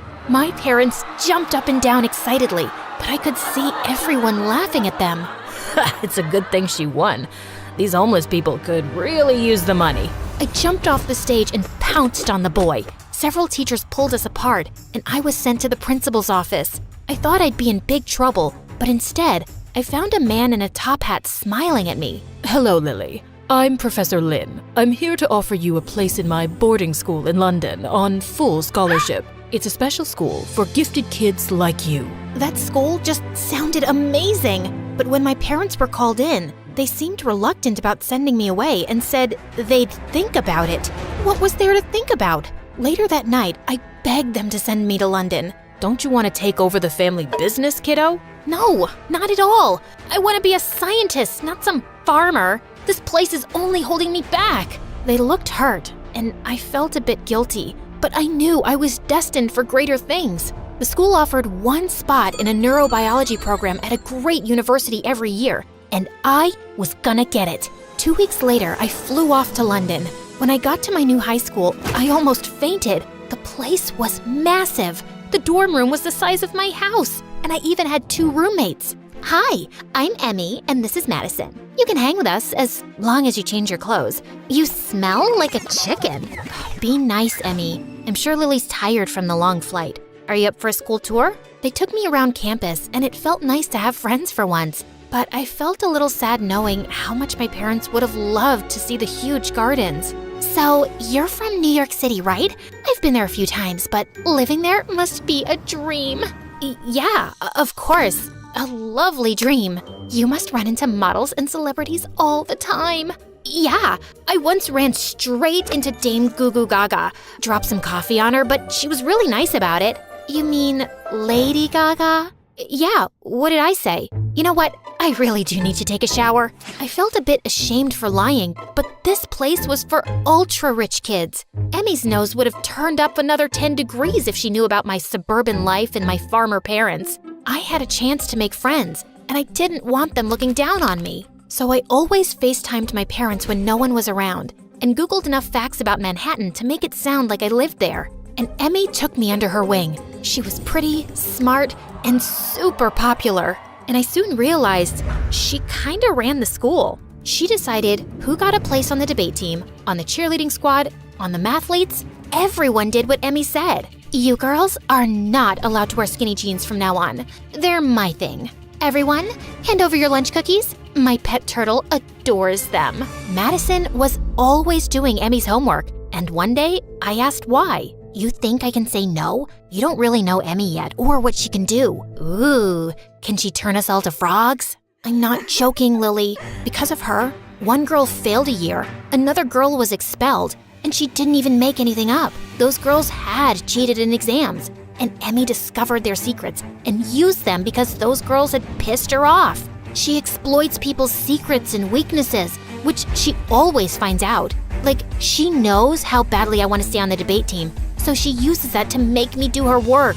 Why has no one complained about her bullying? She's a model student with an angel's face, and her parents are the school's biggest donors. Complaints against her don't work. I really didn't want to get into Emmy's bad books after that, but I did when I scored full marks on a math quiz while her score was 99. What were you thinking, Lily? Don't you know that everyone makes a few mistakes intentionally so they're always behind me? What? No, I had no idea. And I'm not doing that. Okay, cool. That's fine. Good night then. It's 3 in the afternoon. I know. And with that, she walked away. Why did her words send chills down my spine? But Emmy was fine with me the next few days. There's a huge bonfire in the woods at midnight. Everyone who's anyone will be there. But aren't the woods off limits? Not for me. My parents give so much money to the school, they basically own it. It'll be fine. We were having a great time dancing by the fire when suddenly the campus police showed up. Emmy had vanished, and the campus officer said they'd received an anonymous tip about me arranging this bonfire. No, I didn't. But then all the students confirmed that they'd received their invites from me. Emmy had clearly set me up, and the witch was pretending to be fast asleep when we got back to the dorm. The next day, I was called in by Professor Lin, who seemed disappointed. Sir, would you believe me if I said I'm not guilty? I shouldn't have been there, but I didn't start it, I swear. Professor Lin kept asking me who did, but I refused to give a name, and he finally let me go with a warning. Ready to pack your bags, Lily? Such a shame. I liked having you as a friend. Then you'll be delighted to hear that I'm not going anywhere. The principal let me off, just like that. Cool, no? Emmy looked furious and she stormed off. She knows how smart you are and she'll keep trying to get you to fail on purpose. But do me a favor and keep knocking her off her top spot. After that, I stopped hanging out with Emmy, and I didn't care that it cost me some friends. I focused on my studies and broke all academic records. Then one day in sophomore year, a transfer student showed up and he had all the girls swooning. This is Tyler, and he's a child prodigy. He wants to study neurobiology. Lily here is top of our class. I'm sure you two will have a lot in common. A prodigy? Neurobiology? Who did this guy think he was? It's the middle of the semester, Professor. He'll never be able to catch up. I'm sure I can handle myself just fine. Tyler sat down next to me, and I tried to ignore how I had butterflies when he looked at me. I would not let him distract me from my goals. Do you want to form a study group? No, I'm the smartest here. I don't need anyone dragging me down. Wow. Okay, rude. And you know, I was the smartest at my old school. So, may the best man win. Bring it on. And it's gonna be the best woman, aka me. Emmy immediately swooped in and became friends with Tyler. Not that I cared. All I wanted was to beat him. But it was harder than I thought. Tyler seemed to get top grades without even much effort. He was constantly goofing off and telling stories, which made all the kids love him. And he was always messing with me. Like one day in biology, Tyler put a giant squid on my head. Everyone look, Lily's an octopus. Ew, get the thing off me! All the other kids laughed, and even the teacher giggled. You're so easy to mess with, Lily. Just relax. Why don't you join me for a chess match tonight? I don't have time to relax. I have actual work to do. Geez, sorry. Didn't know you were the Queen of England. Why would I hang out with my arch rival anyway? Arch rival? What do you think your life is, an MSA episode? A what now? You don't know what MSA is? Man, I can't talk to you. Have a nice day. Don't tell me what kind of day to have. But even worse was when we got paired in the chemistry lab and he kept giving me instructions. Can you zip it for 2 minutes? I know what I'm doing. You really look like you don't. Just let me show you. He tried grabbing the beaker from me, and we ended up knocking over some expensive equipment. Look what you did, buffoon! You did that too, she-beast. Peanut brains? Dimwit. Nincompoop! Suddenly, I realized his face was super close to mine, and I almost thought he'd kiss me. But we were interrupted by the angry teacher, and I couldn't help feeling disappointed? Don't even think about it. About what? I know your nerdy little heart is crushing on Tyler, but he doesn't like you. He's gonna ask me out any day, so spare yourself the misery. As if. He's all yours. And my focus shifted right back to my grades when Tyler scored higher than me in the math finals. This was getting out of hand. I decided to stay over summer break to catch up on studies, but when I went to the library the next day, Tyler and Emmy were there with their group.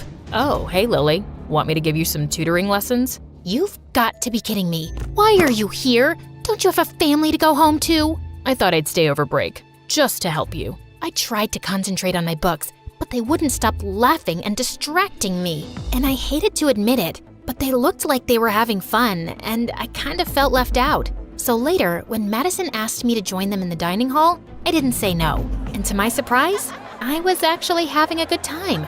Tyler joked all night, and I could see why everyone liked him so much. Plus, he was really cute, and he kept looking my way. Then sometime later, he came and sat next to me. Looks like you're having fun. Actually, I am. Thanks. Good. And I'm serious about that study group, if you ever want to trade notes. Yeah, that sounds kinda nice. I'm ready to beat you at chess, too. We started eating lunch together every day, and he gave me his notes on calculus, and I helped him make flashcards for anatomy. And our chess matches became a regular thing that everyone loved to watch.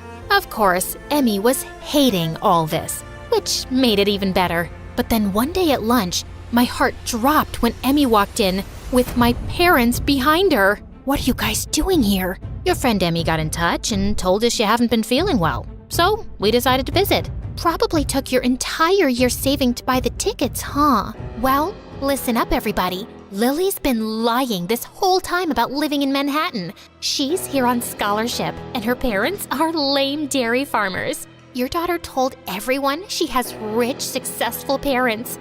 Guess she's ashamed of you, and I can't blame her.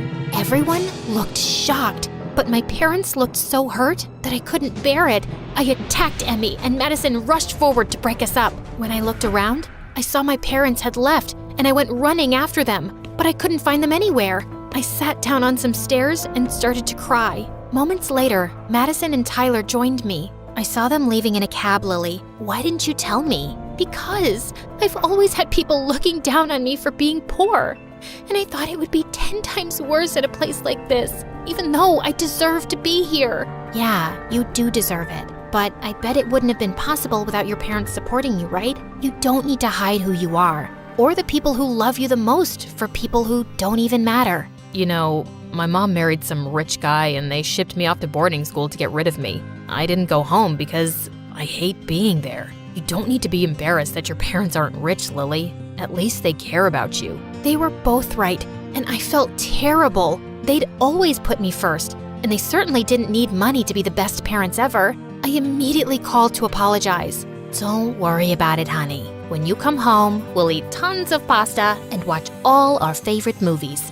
And we'll always be so proud of our little genius. I spent the next 2 weeks studying for the exam for the neurobiology spot with Tyler. Even though we were competing, we cheered each other on. And this time, I didn't care about winning. I knew I'd be okay either way because I had friends and parents who supported me. While we waited for the results, the one thing that really cheered me up was Emmy failing 3 subjects. I may have messed up some of her final term assignments. I'm leaving, so I have nothing to lose, right? Some days later, I was called into the principal's office, and my heart was racing to see Tyler there. You two are the best students we've ever had at this school, and you tied on the test. But unfortunately, we only have 1 spot in the program. Tyler should take it. Lily deserves it. We both started laughing, and Tyler took my hand. No matter who gets it, we'll both be okay. Well, The university dean has decided to give 2 students from our school a place on the program after seeing the results. He didn't want to lose out on such talent.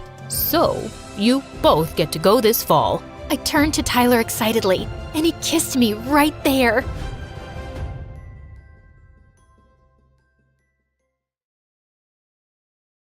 Do I look good, guys? Anything stuck in my teeth? Just let me know in the comments. I really don't trust my assistant. She hates me. See, I was telling a friend one day that my assistant smells like chicken, and I think she overheard. But seriously, I hear bark every time she comes close. Wait, if she sees this, she'll start spitting in my food. Director, please cut this part out, okay? Hi, I'm Cece, and I'm a model and Insta blogger from New York. Now, I know many of you are expecting Ramen to do a part 2. And don't get me wrong, I love her. But let me tell you how I'm better than that noodle-loving rapper. She never even told you her real name or where she's from. But I'm an open book. I have no problem disclosing that my full name is Cecilia and... Wait, I'm getting a phone call from the dragon. I mean, my mother. This can't be good. Be right back. Okay, where was I? Yeah, basically, Ramen's busy and her animator got sick and can't do more parts for now. But MSA can't disappoint you, so I stepped up. Now my story will take this lovely animator, and I chose him because he makes his character shake, like this, see? See, I have a bit of a history with shaking. I love Rihanna and her song Shine Bright Like a Diamond, but when I was little, I used to hear it as shake your body like a demon, and I wondered, why would somebody shake their body like a demon? Who has even seen a demon shaking? But you know, I'm just an easygoing girl. I didn't question anything, and just continued with my life. The reason why I was a relaxed, easygoing kid was because my parents were jerks. You know, like jerks to the point where you just give up and live your life because you have no other option. I was born in a family of French aristocrats who had moved to the US a long time ago, but my parents still acted like they had sticks up their butts. I lived in a large, dull mansion where everything was beige, and you guessed it, beige. Any attempts to add color were frowned upon. And then they had all these rules. Keep your voice low, but don't mumble. Sit straight and no elbows on the table. Don't show your teeth when you laugh. You're not a donkey. That's the soup spoon. That's the dessert spoon. Your ancestors must be rolling in their graves saying you eat meat with a fish fork. Jeez, weirdos. Don't you have anything better to do than watching me all day? And wait, let me show you what someone looks like when they laugh without their teeth. I look like a psychopath, right? Even Mom's cat Vivian was a judgmental snob, and probably a spy. Once I was playing in the garden and I picked a booger from my nose and stuck it to a sunflower. Come on, it's normal. Kids do this stuff. I know you've done it too. Don't act so cool. And I turned around to find Vivian looking at me like this. So, yeah, I've always been a misfit in this sophisticated family. And it's not that I'm not girly. Actually, I adore fashion, and I always had a magazine tucked in the middle of the literary masterpieces I was forced to read. But I just hadn't grown up to be the classy lady my parents had hoped for. Once in 9th grade, I was shopping at the supermarket with a friend because she wanted to cook something for her boyfriend. Ugh, barf. Boys were all the craze with the girls in 9th grade. I was the only one cool enough not to lose my mind over some boy. I got bored, so I jumped into my friend's shopping cart and told her to run down the aisle with me. We were both laughing like crazy when suddenly she tripped and let the cart go, and I went whizzing straight into a pile of watermelons. When I opened my eyes, I was sure I'd gone to heaven because an angel was looking down at me, halo and all. Hey, are you okay? I don't know. Am I dead? I really hope not. You have to pay for all those watermelons. And then he smiled. Okay. So I was about to lose my mind over some boy. So sue me. His name was Danny. He was 2 years older, and he worked there part-time as a sales assistant. Our connection was instant, and he asked me out right away. Also, I did pay for the watermelons, but I learned later that the store policy didn't require people to pay for accidents. I think Danny kept the money for himself. And yeah, I didn't question it, because I'm someone who's been shaking her body like a demon for years, and never even questioned that. Anyway, a week later, we were officially together. And you know those first days when you're so in love? The sky is bluer, the grass is greener, the air smells like lavender. My stupid 15-year-old brain was telling me that I'd met my soulmate. We liked the same everything, and I could just be myself around him. My parents didn't approve because he wasn't our class, but I couldn't give a hoot. Danny was perfect. So I really can't pinpoint exactly why or when things began going downhill and the lavender started to rot. Maybe because he started going to university and got too busy, or maybe because someone gave me a modeling offer in the city after seeing my blog. It was a great opportunity for me to enter the fashion world, and I was sure we could make long distance work. Yeah, except that even short distance wasn't working for us us now. We were just arguing and getting on each other's nerves all the time. See this picture of Danny? Yeah, that's him as a loser kid. But do you see that annoying half smile? He would smirk just like that when he thought he was right, which was like always. Who wouldn't get annoyed? There were so many little things, like why did he tell so many jokes? Why did he touch his ear so often? Why did he sneeze like a raccoon? Sneeze like a man. But things really escalated when we were out for dinner once and he started eating my fries. Why didn't you just order your own fries? Because I didn't want fries. Then why are you eating my fries? I just took a few. You've eaten half the plate. You can't share fries with your boyfriend? This is not about the fries. This is about you. You lied when you said you didn't want any, then you ate mine, and now I'm the bad guy? Cece, you're acting crazy. Oh, you want fries? Here, have all of them. The next day, we broke up after 3 years together. And you know the worst part about dating your best friend? When it's all over, you lose your best friend too. But don't worry about me, guys. I took the breakup like a champ. Anyway, I took up the modeling offer and moved to Manhattan right after high school. My parents were very disappointed at my career choices. Surprise, surprise. But I needed to get away from this place, and I just hadn't gone back since. But now, I had just received an invite to a high school reunion. Maybe it was a good excuse to go home. And Danny had moved away, not that it mattered. Yeah, what could go wrong? Oh, Cece, you dumb, silly duck. I didn't realize I'd missed my parents so much till I saw them. Even they seemed kinda happy. Cecilia, what's the matter?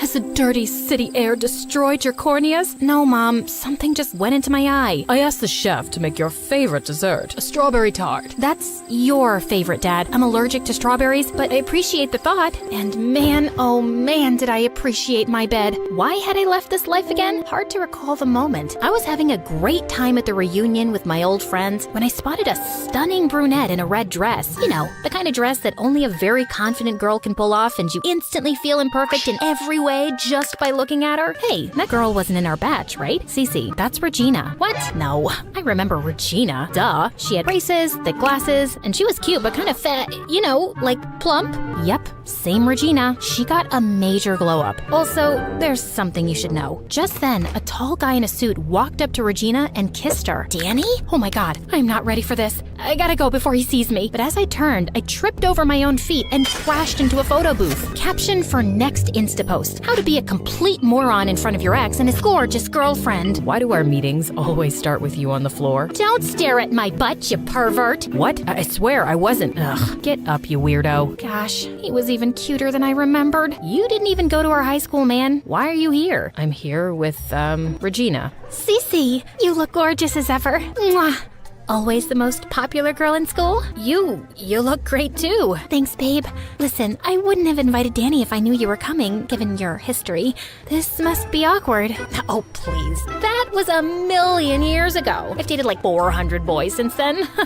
It's all cool. We're cool. Except watching them together was setting my insides on fire. Listen, guys, I'm not unreasonable. Of course, I didn't think Danny would stay single forever, even though it would have been great if he did till I got married and had my first child. Whatever, I can't control that. But why her? She's prettier than me. He wasn't supposed to upgrade. Animator, show me the ugliest shot you got of her. No, not this one. She still looks too pretty. Not this either. Pretty. Okay, animator, you failed. Can someone else volunteer? Yes, the music guy. Love your music, by the way. Oh yeah, this picture. Look at her face. It's made according to Da Vinci's golden ratio, man. And that dark hair, that swan-like neck, her perfect skin, and those long legs. And no, I'm not gay. I mean, I don't think so. But if I was, she'd totally be my type. Cecilia, who are you talking to? And I heard gay. Are you gay? Not that we're not open-minded people, but, no grandchildren then? Not right now, guys. I went down a social media rabbit hole stalking Regina and Danny. I wanted to be happy for him, really, but he didn't seem like himself anymore. He was always dressed in fancy suits and hanging out with fake-looking rich people like he was trying too hard to fit in. But it wasn't any of my business. He'd moved on, and so had I. Till I found out my parents were hosting a Christmas party and Regina's parents were invited, so she and Danny would be coming too. Ugh, I needed a distraction, so I decided to work on a new blog post. How to get a date over the holidays so you're not the only single loser at Christmas. Okay, lovely followers, and of course everyone watching this video. Here are some of Cece's tried and tested tips. Number 1, walk up to a guy in a grocery store and compliment his ugly sweater that his mom obviously knit for him. Guys love it when you compliment their moms. Number 2, stand behind a cute guy at a coffee shop, eavesdrop on his order, and then say, "Oh, you have such good taste. Ha!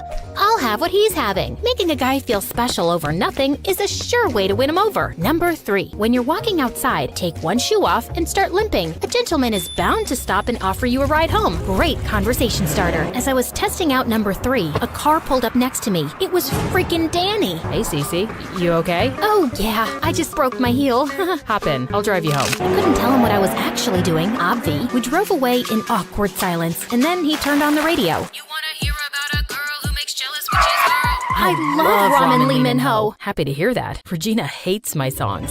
And after that, we just reconnected like old times. Talking to him felt so right and easy and comfortable. I actually felt disappointed when we arrived at my place. And suddenly, it was crystal clear to me. I wanted Danny back. Look guys, I can feel some of you judging me already. But Regina's known him for what? A few months? She'd get over him. Danny and I were together for 3 years. And yeah, it didn't end well, but we've grown up now. Plus, whose side are you on anyway? This is my story. Root for me. The Christmas dinner was the perfect opportunity for my first move. I switched around the place cards to make sure I sat next to Regina to talk down Danny. So, you must have heard Danny's embarrassing singing by now. Gosh, I've never met someone so off-key, but it's cute. Okay, but have you heard him sneeze? Like a raccoon? Yeah, I tell him he should just let it out. What about the way he snorts like a pig when he laughs? I sometimes do that too. He has terrible taste in music. Oh yeah, I'm trying to change that by introducing him to classical stuff. Also, the worst taste in food. Why eat Mexican when you could have sushi and caviar? Yeah, Mexican? Yuck. Danny and I love Mexican food. Who doesn't? This girl's a psycho. But you know, that's just small stuff. He's pretty great overall. No one's perfect, right? Right. I'm gonna go sit with my date for a while. Yeah, it was just some random dude Ted at the bus stop I'd bribed to act like my date. The second course of action was trying to make Danny jealous. Regina was all over him, touching his hair and laughing, so I ran my fingers through Ted's hair too. Ow, you're hurting me. Ow. I tried feeding him cheesecake next. No way, girl. Get your own slice. You can't have mine. I don't share food. And then he just disappeared after dinner. Luckily, Regina's feet were hurting, so Danny asked me to dance instead. Ugh, why did he have to be so lovely and charming and a gentleman? Why couldn't he be ugly and gross and a jerk? Ugh. And when the music stopped, several people were pointing to something above us. Mistletoe. Everyone cheered us on to kiss, and Danny gave me a gentle peck on the lips. He walked off while my head was spinning like a ballerina. And as I watched him and Regina leave the party, she waved to me with a warm smile. Wait.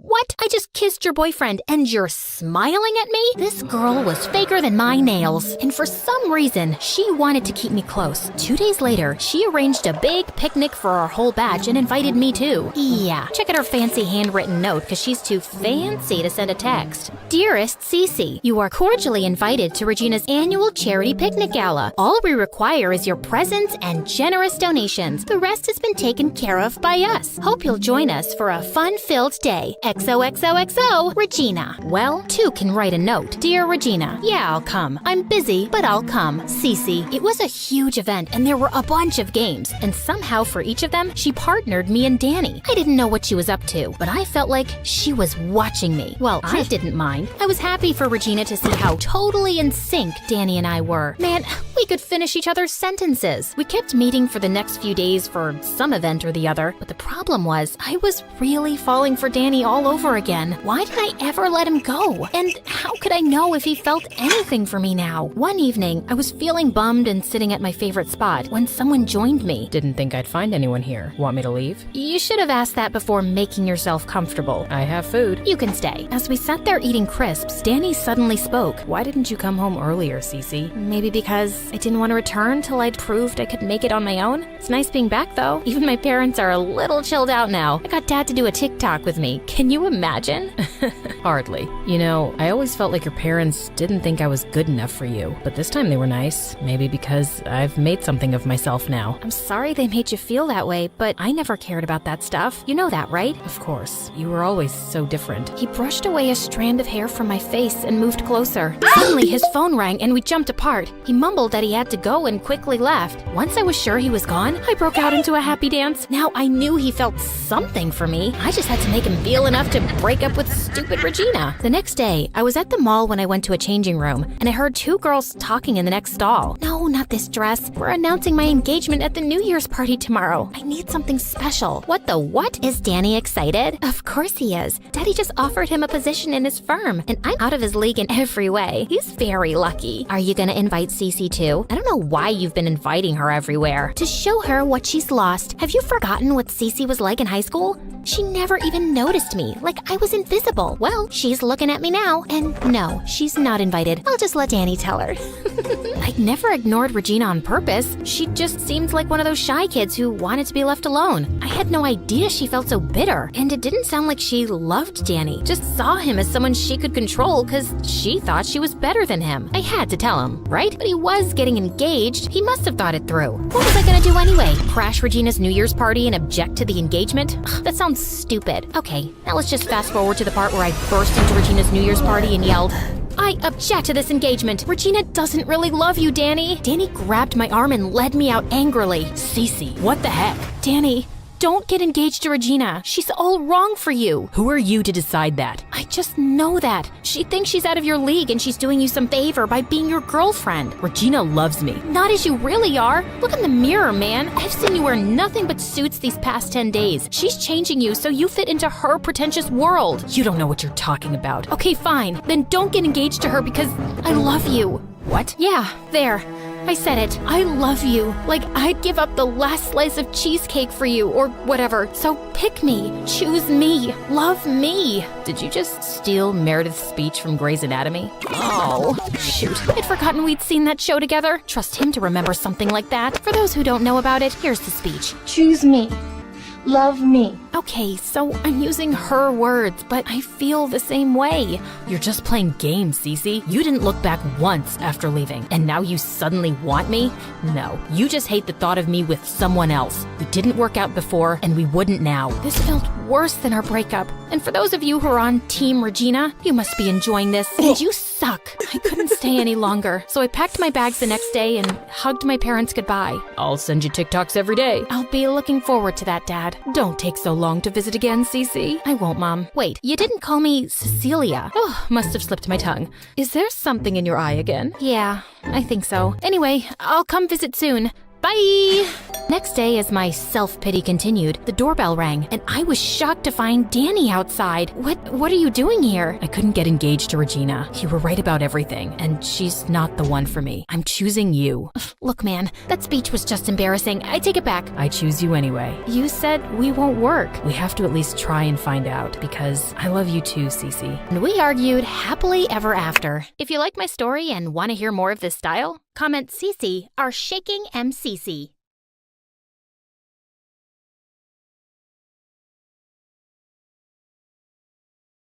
Hi, my name is Elsie. I used to be one of the greatest musicians of all time. But before I continue, please like and subscribe. If you do, you'll excel at your hardest subject. Growing up in a small town in Nebraska without siblings was super boring and lonely. I didn't like playing with toys by myself, so my parents would send me outside no matter how much I complained. There's nothing to do outside. You could ride your bike. But they wouldn't let me go anywhere since I was only 8, so I would ride in circles around the driveway. School wasn't much better. I'd fall asleep in class, and all the kids were boring too, except for my best friend Gina. You want to help me with my science project? Sure. We made a volcano that blew up at the science fair, and a robot that went insane and tried to kick the teacher.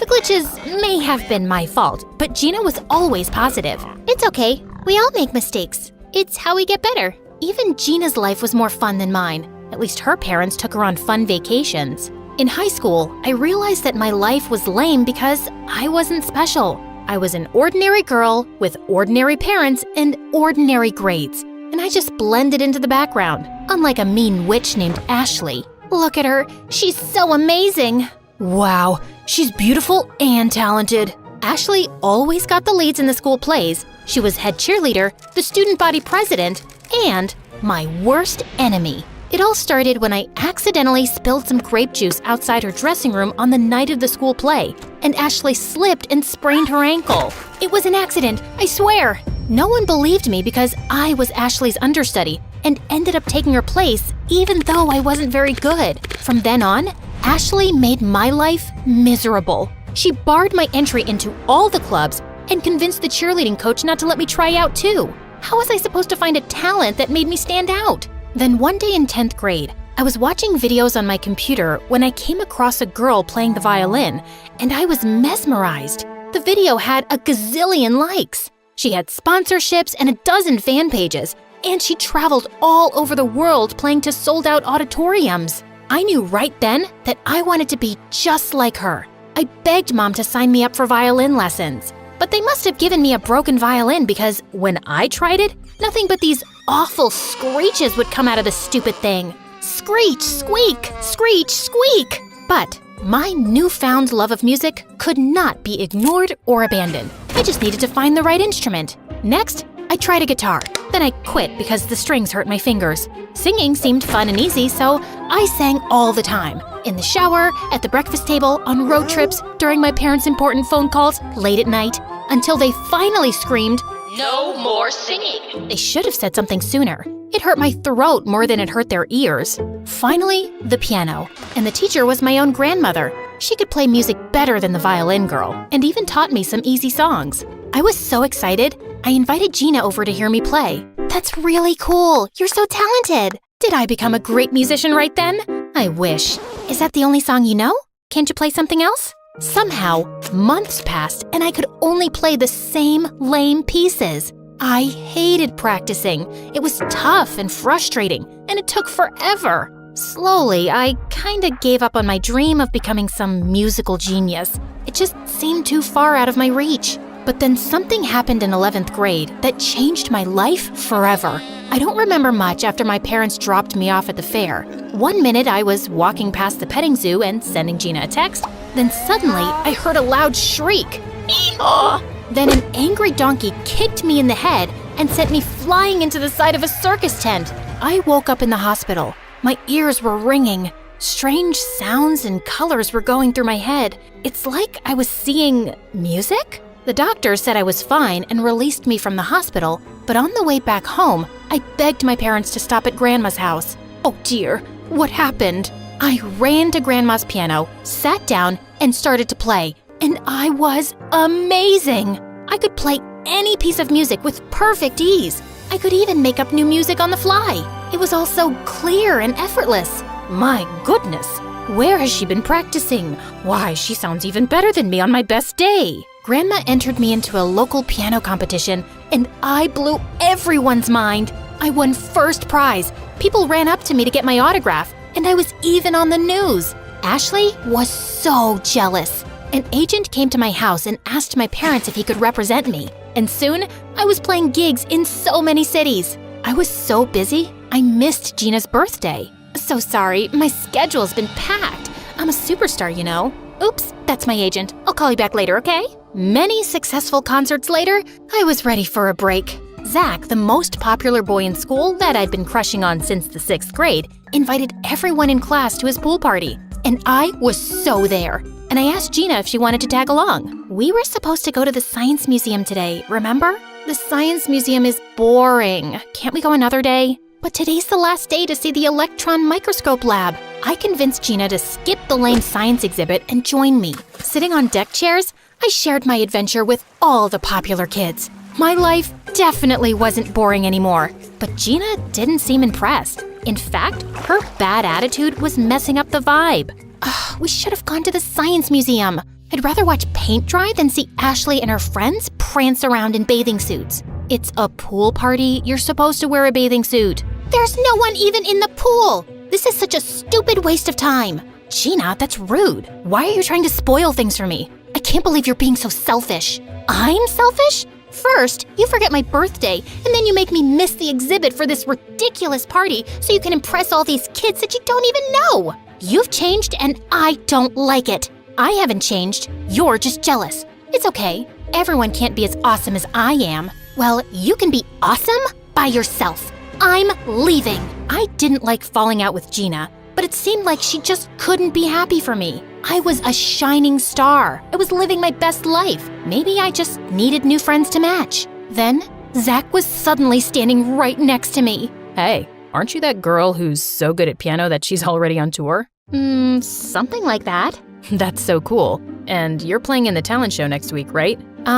Yeah. I hadn't heard about it, but it sounded like kiddie stuff compared to what I'd been doing. Sweet. I can't wait to hear you play. See you around, Elsie. Zach walked away, and all the girls couldn't stop drooling over his perfectly sculpted muscles. I got up off my towel and dove into the pool, but it must have been the shallow end because the next thing I knew, I woke up back on my deck chair looking into Zach's handsome face. She's awake. Elsie, are you okay? Ow, my head.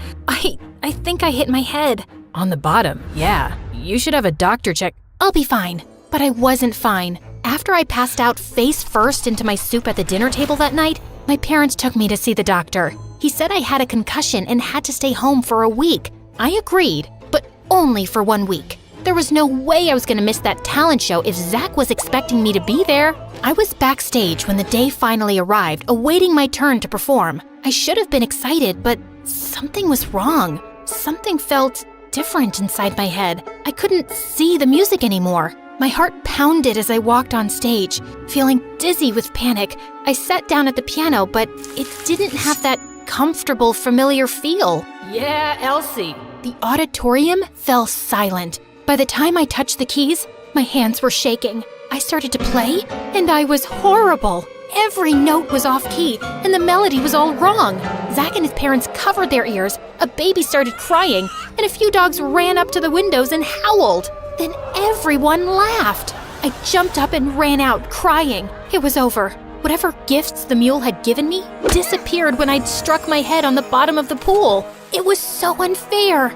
I had everything I'd wanted, only to have it taken away at the worst possible time. Gina called me a few times and sent text messages to see if I was okay, but I didn't answer. I was so ashamed. I had no idea how to explain my story, and I had no desire to show my face at school. That winter, Grandma sold her house and everything she owned when she moved into a nursing home. But the one thing she insisted on keeping in the family was her old piano. When it was delivered to our house, I hated looking at it. It just reminded me of everything I'd lost. One day, I was sitting on the porch when Gina came up to me. "Are you okay?" "No, my life is over. I'll never play piano again, and no one will ever like me, and I'll live a boring life forever, and I was a jerk to my best friend."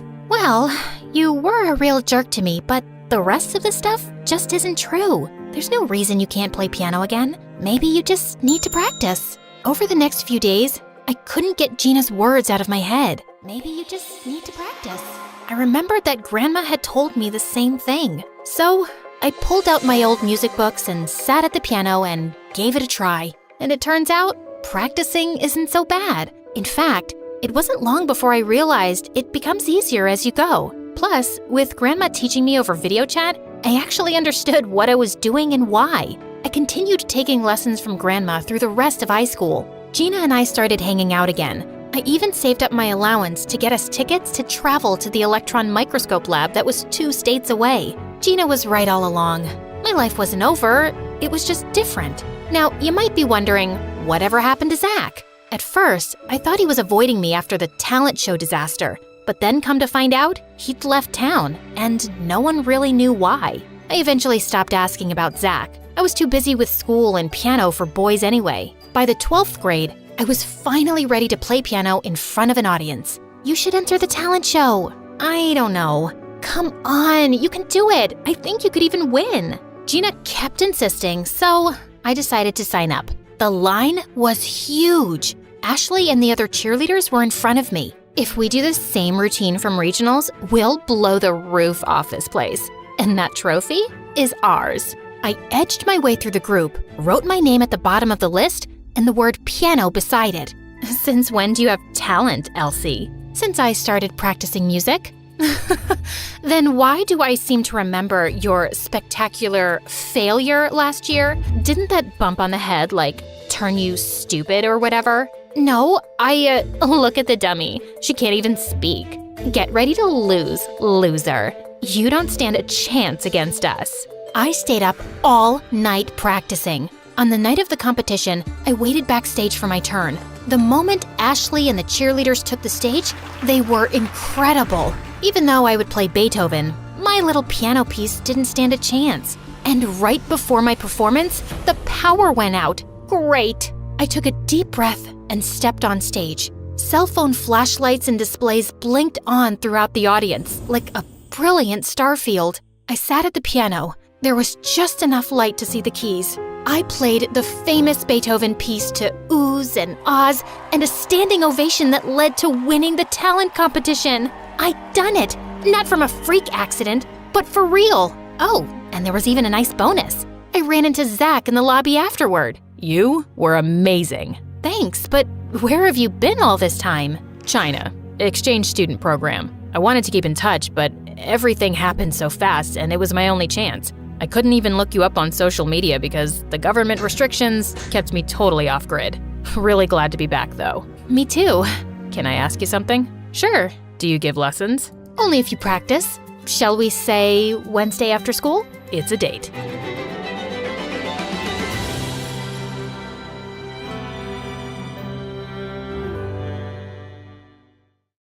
It had been a day. My evil nemesis had taken my spot as valedictorian, a solid gold helicopter landed in my backyard, and I was being stalked by a prince.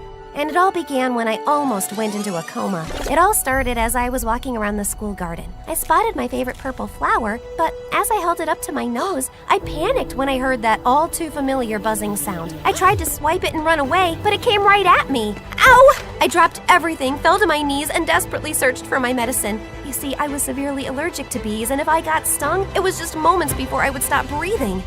I've got you. I turned to see Chandler, the mysterious new student at school who always wore dark sunglasses and a long coat, holding my medicine and rushing toward me just as I passed out. As I woke up, I was staring into the most beautiful yet unfamiliar face I had ever seen smiling at me.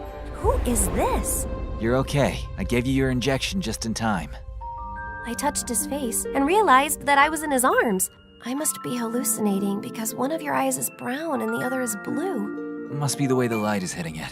He suddenly got uncomfortable and jumped up quickly, putting his dark coat and glasses back on. I immediately pushed him away when I realized it was Chandler. Wait, were you watching me? Don't be so dramatic. This isn't your private garden. Besides, I only saw you because you were running in circles screaming like a lunatic. I looked around to gather my things and pick myself up. And what's with the outfit, Dracula? Are you afraid I'm going to discover your secret identity? And as I turned towards him, he was already gone. Okay, no one ever has to know that the class weirdo saved my life, or that for a minute I thought about him as someone other than a Twilight cosplayer. I mean, the first time he actually talks to me and then he runs away like a crazy person, and now I'm talking to myself like a crazy person. Ugh. Hi, my name is Monica, and this is my story of how my biggest nemesis became the reason I found happiness. But before I continue, please like and subscribe. That weekend, I invited my best friend Phoebe to play tennis at my house on our private court. I told her what happened, and she started screaming like a Swiftie. Oh my God, Mon! He's totally into you. Ew, gross. Well, he never talked to any of the girls at school before, so it definitely meant something. He's too weird for me. Besides, I have so much going on with being valedictorian and homecoming queen this year, I don't have time for a fan fiction fanatic. Rumor has it that his family has ties to the mob, and that will make your love story even hotter. I can see it now, coming to theaters soon. Mafia Queen and her mysterious man. That might be your fantasy, but mine is a little more Prince Harry than Dirty Harry. Suddenly, a solid gold helicopter landed right on the tennis court. Talk about be careful what you wish for. We had to hold on to the net so we wouldn't get blown into the next yard. The truth is, I was more annoyed than surprised, since we lived in a very rich neighborhood and our neighbors were constantly landing at our house by mistake. Oh man, if this is one of the Blackpink girls again, my dad's gonna explode.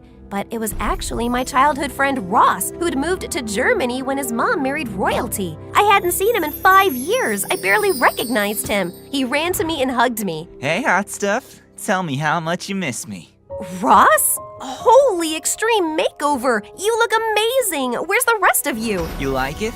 I lost 80 pounds, got rid of my acne, and now I wear contacts. Are you, posing for me? Just then, he spotted Phoebe standing behind me. Who's the dweeb? Dweeb? This is Phoebe. She's my best friend. Of course. You needed a pet to keep you company while I was away. Okay, well, I'm back now, so run along, dweeby. Monica and I have a lot of catching up to do. I put my arm around her to stop her from slapping Ross and smiled uncomfortably. Wow, you sure have changed. I know. The new and improved 3.0 Ross-O-Rama. He flexed and winked at me. Why don't you go say hi to my parents? I'll meet you inside. Just as Phoebe was about to say something to him, I put my hand over her mouth. I know he seems like a jerk, but growing up he was the sweetest guy. Please, just give him a chance. What? Oh, I said I'll give him a shot, but if his manners don't improve, I'll show him how good I am with a tennis racket. My parents told Ross he could stay with us until his parents arrived a few weeks later. I thought it would also be a good chance for us to reconnect and for him to remind me of his sweet side that I used to love so much.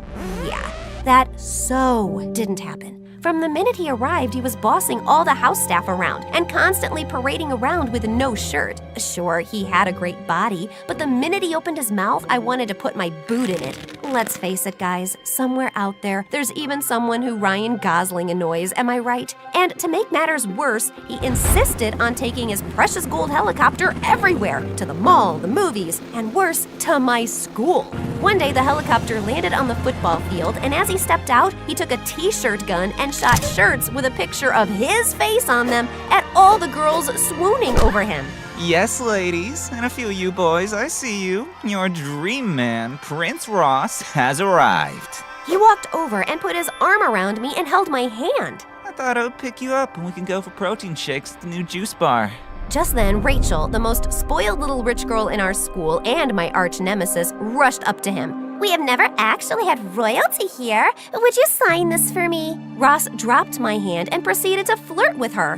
What's your name? Rachel, but you can call me yours. Aha! Yours. Until someone else comes along in 3, 2, 1. Excuse me. Let's face it, you change your mind about boys more often than a traffic light says go. And speaking of that, why don't you just go? Rachel went to charge at me, but Ross got in between us both. Aw, ladies, I know it's hard, but don't fight over me. I was so disgusted that he was acting this way. You know what? You can have him. Later that day, he came up to me at the house. Can we talk?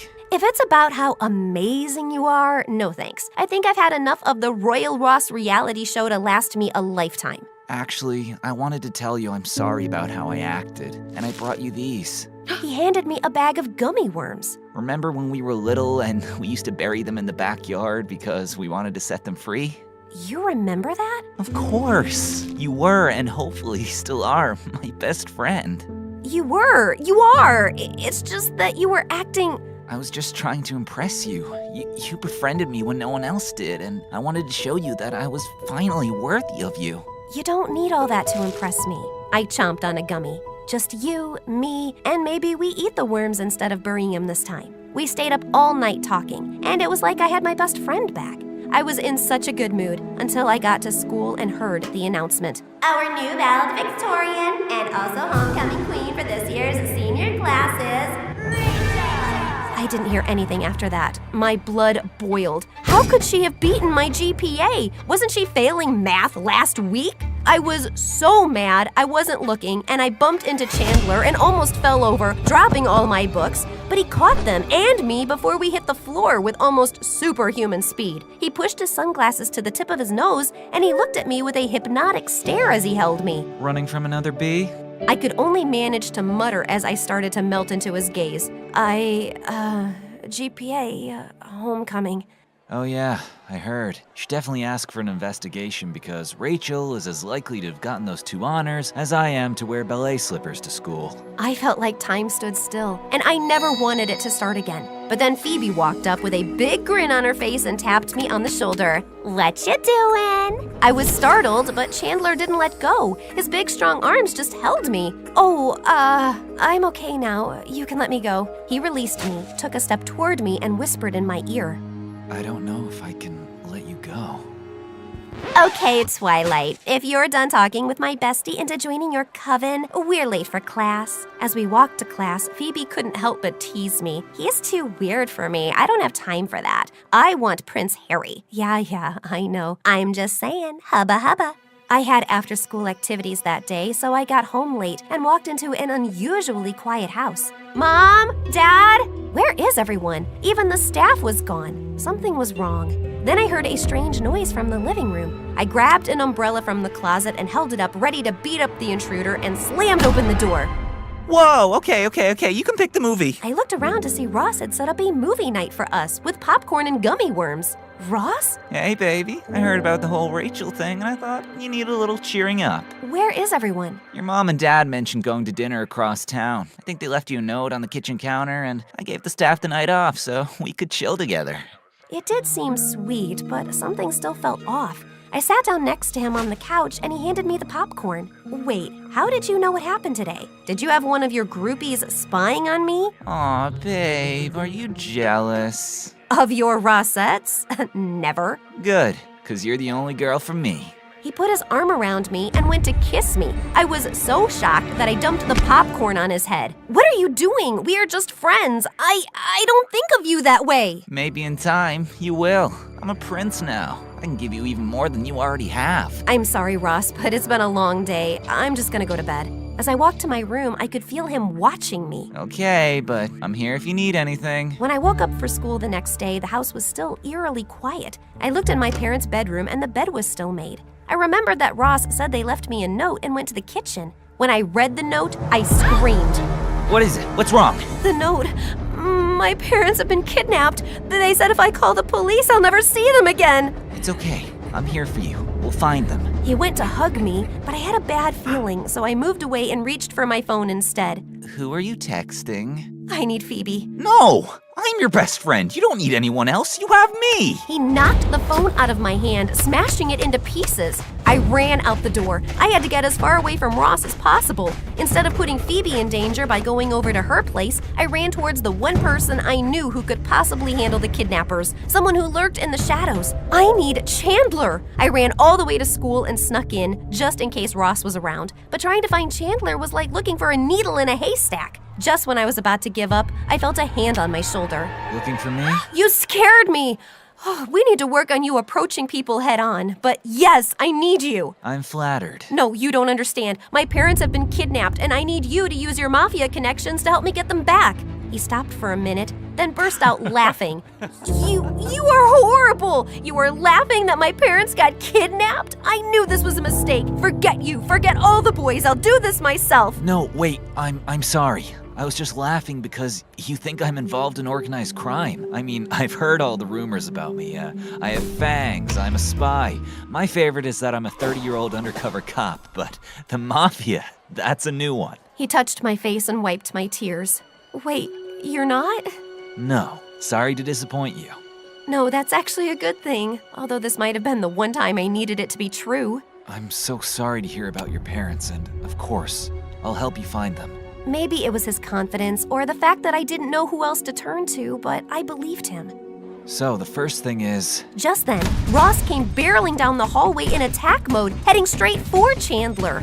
Take your hands off of her. I'll save you, Monica. Chandler whipped off his trench coat and mocked Ross by waving it at him like a bullfighter. Taro! Just as Ross was about to pounce, Chandler pulled back the coat to reveal a locker, and Ross drove headfirst into it. That should slow him down for a little bit. But Ross got up and was as angry as ever. She's mine.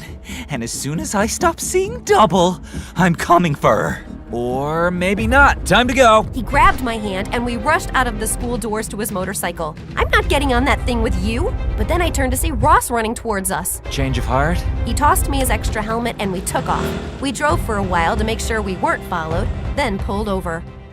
I think we should go back to your house, see if we can find any clues. Good idea, but we have to be careful because I don't want to run into... the Rossinator. But before we go, I need to know, why did you agree to help me? We don't even really know each other. You mean saving your life doesn't fall under the category of we're friends now? Okay, good point. But I feel like you are avoiding telling me about you. Well, I would love to take you for coffee and tell you my life story, but you might want to rescue your parents first. Also a good point. Okay, there's a door at the back of the house that leads to the wine cellar. It's been sealed off, but if we can get in, I can get into the house from there without anyone seeing. Once we got to the house, I tried to pry it open. Ugh, it's been closed so long, it must be rusted shut. Here, let me try. He handed me his coat. If it's easier, you can take off your shirt too. He paused for a moment and gave me a flirty smile. I mean, so it doesn't get dirty. Oh, I think you would like me if I was dirty. Then he tore off his shirt, and it was like I had won the hot guy lottery. Yet when he tried to open the door, he only got it to move a little. Maybe if we both try. You grab the handle first, and I'll wrap my arms around you and we'll pull together. The one time I don't have my phone to post this on Instagram. As he put his huge muscular arms around mine, I could feel his heart beating. And once again, I wish I could have made this time stand still in that moment forever. Then suddenly the door gave way and we both went tumbling backward. I landed on top of him with our faces so close that our lips were practically touching. Your eyes are so beautiful. Were you born that way? No. He looked embarrassed. What is it? You can trust me. I actually grew up in the poor section of town, and one day I saw a little boy wandering the streets, about to get hit by a car, and on instinct I dove in front to save him. The next thing I know, I'm waking up after surgery with this eye. And it turns out the boy was the governor's son. He paid for the best medical care and even sent me to finish my education at your school. Holy Bruce Wayne! Is this guy too good to be true or what? This would be that moment in the movie when we would have our first kiss. Just then, I paused because I heard quiet yelling. Except I didn't imagine hearing my parents yelling my name in the background. Then I realized it actually was my parents! I jumped up and rushed into the wine cellar, and there were my parents tied up and blindfolded. I ran to set them free and hugged them. Who did this to you? We don't know. Last thing we remember, we were on our way to dinner, then we heard a helicopter and everything went dark. Then we woke up here. Helicopter? Obviously, Ross! But we can't prove it because we didn't see him. We only heard a female voice. I think I might have an idea, but we would need your mom and dad to stay out of sight, so Ross continues to believe that he controls the situation. My parents agreed, and we brought spare food, blankets, and a corkscrew from the pool house down to the cellar to make them more comfortable. Call the police in exactly 3 hours and tell them to come to the school to arrest your kidnapper. And Mom, Dad, don't drink all the wine in the cellar. We rode back to school and snuck in through the gym. Okay, Super Cop, what's your plan? Well, you know how you think I'm all mysterious? I'm about to reveal to you who I really am. He walked me into the audio-visual classroom, and all the movie nerds turned to look with their mouths open. You brought a girl into the secret chamber?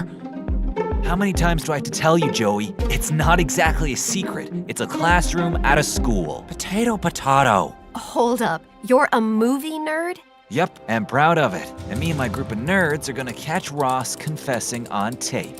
You see, we helped install the security cameras in the school so we can access them. Security cameras? Can you access footage from a few days ago? Sure. What are you looking for? I'm not sure, but I'll know it when I see it. Go back to a few hours before they announced the valedictorian. Hey, weren't you supposed to be? Don't remind me.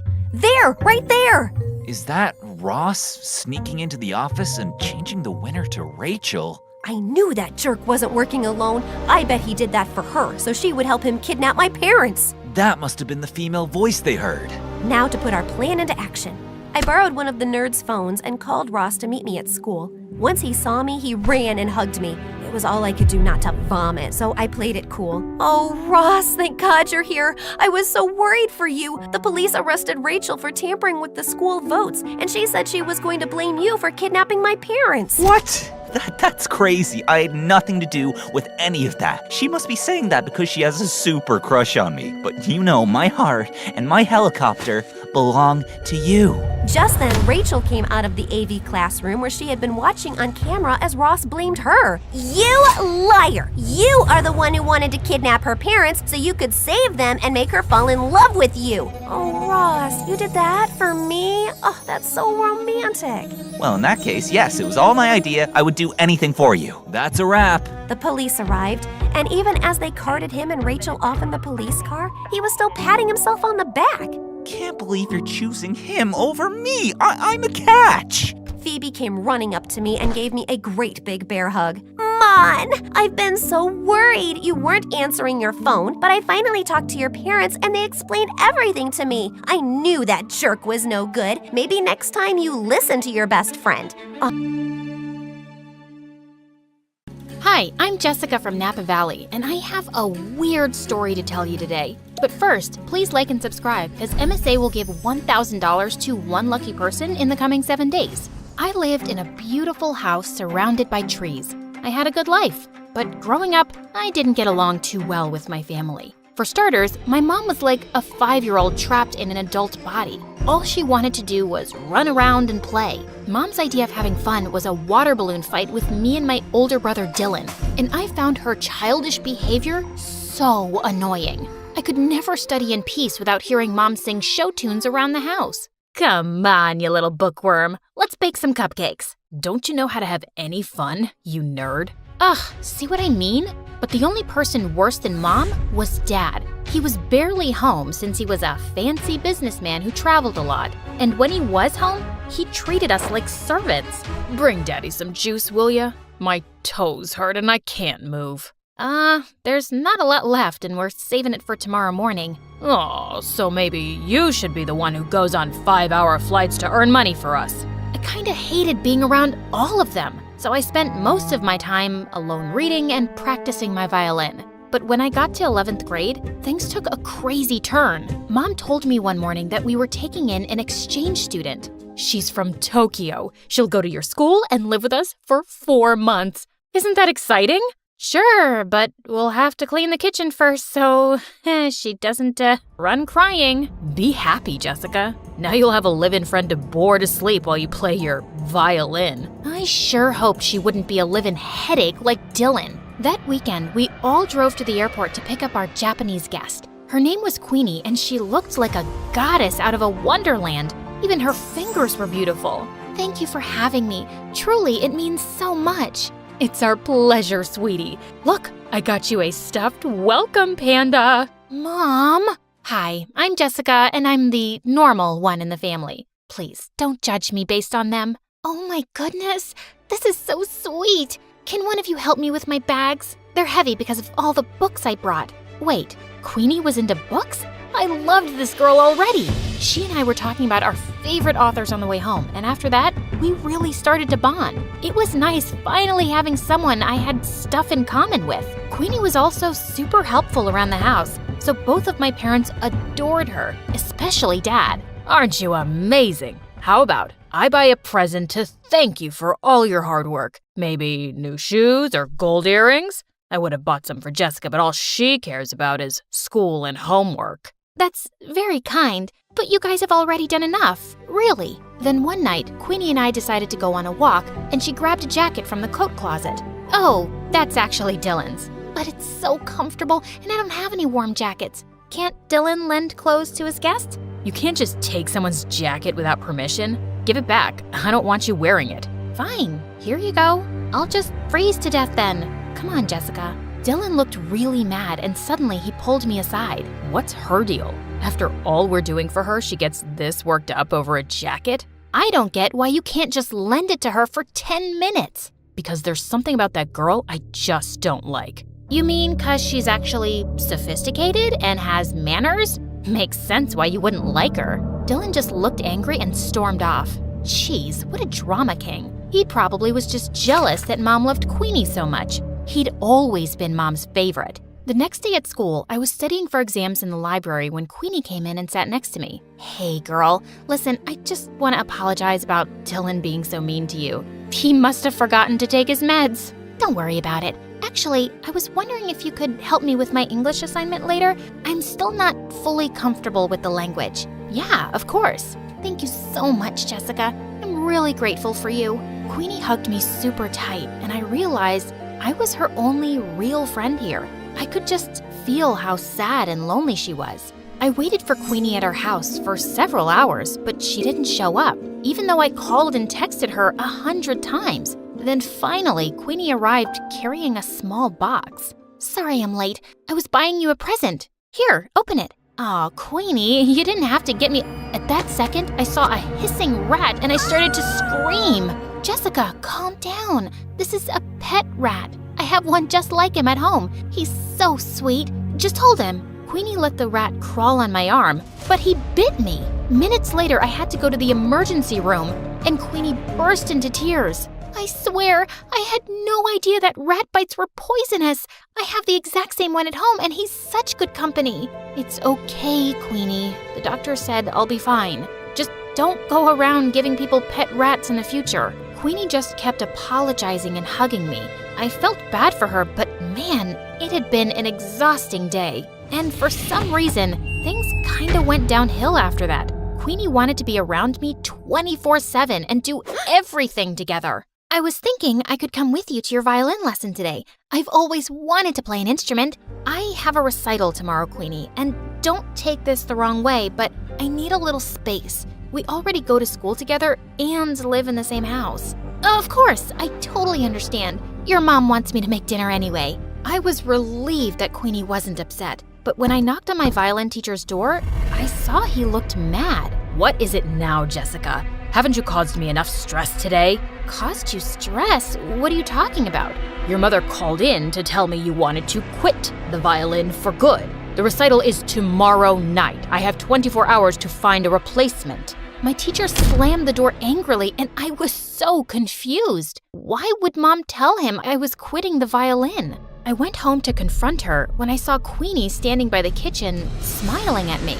How was your violin lesson? Was your teacher disappointed that you quit? How did you know about that? Wait, unless you were the one who said I quit? Yeah. I was a little hurt that you didn't let me observe your lesson. So I thought a good punishment would be taking the violin away from you for a while. I'm sorry, punishment? Queenie, you're not my mom. How could you do that? Playing the violin is one of the only things that gives me joy. Like you already don't have enough joy in your life? You don't appreciate anything your family does for you, especially your mom. You make it so obvious that you think she's dumb. You're just an ungrateful witch. That made me so mad that I slapped Queenie hard across the face, and then I stormed off to my room. I refused to speak to Queenie that whole morning and didn't even say thank you when she made me breakfast. I suppose all sisters fight once in a while. Honey, Queenie's going to come to school late today. We have to renew her passport. Good. Get it renewed ASAP so she can go back to Japan. And she's not my sister. Jessica, what's gotten into you? Queenie just smirked at me and I left. I tried to forget about her at school, but around lunchtime, I got a text from her. Jessica, where's your mom? I haven't seen her all morning. Is she okay? What was she talking about? Hadn't they gone to the passport office together? I called and texted Queenie to find out more, but she didn't answer. And when I called Mom, her phone went right to voicemail. I started panicking and went home as fast as I could to see what was going on. And I found Dylan on the porch looking super upset. I just got a text from Queenie asking where Mom is and if she's okay. What is she talking about? Neither her or Mom are answering their phones. Why would Queenie send a text like that? Something's going on. We have to call the police. Okay, but go tell Dad first. I found Dad in his office and told him everything, but he shrugged like it was nothing. What's the big deal? She'll turn up soon enough. So you're not worried at all if Mom's okay? You don't think those texts were weird or... Quit bothering me, Jessica. I could use a break from your mom. Get a little peace from her morning singing. What? What kind of monster was my dad, not caring if Mom was safe?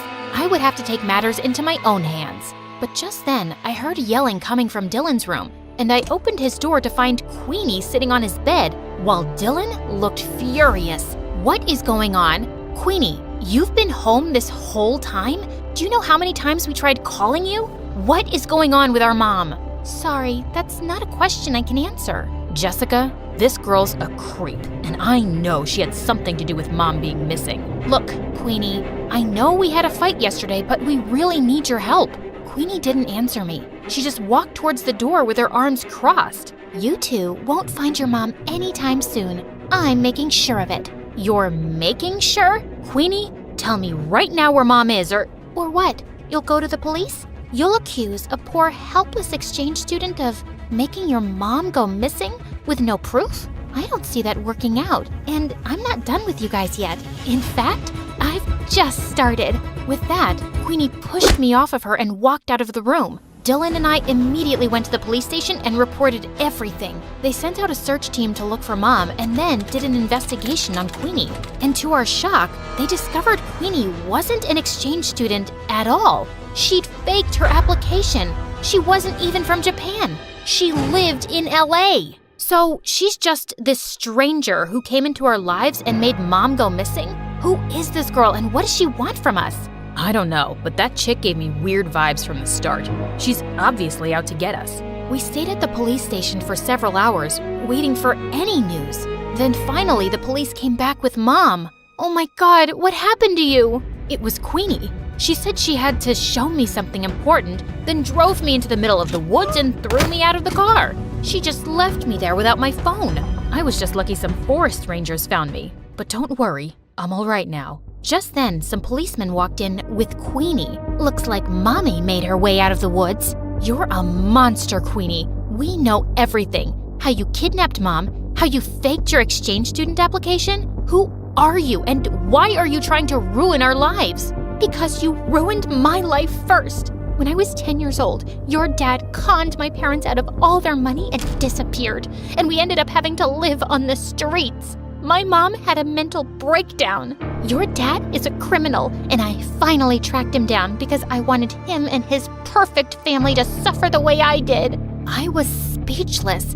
I knew Dad had been a jerk, but he was a crook too? Queenie was admitted into juvie, but we insisted that the police look into her family's case. And 2 days later, the police came to us with some news. It turned out that Dad was part of a group of con men that had been going around in disguise all over the country for years, scamming people. And as soon as Dad got home, they arrested him. He kicked and screamed and shouted at us to do something, but we didn't. A part of me almost felt relieved to see him go. I am so sorry, you guys. I never knew much about your father because he always told me to mind my business and kept everything a secret from me, and I stopped asking. That's why I was never happy in our marriage. He was the worst. He never cared much about you or us.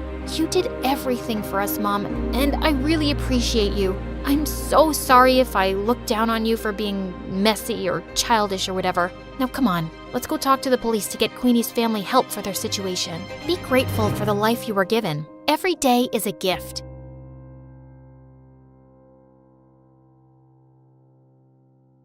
Hi, for a limited time, get up to 60% off our exclusive official merch.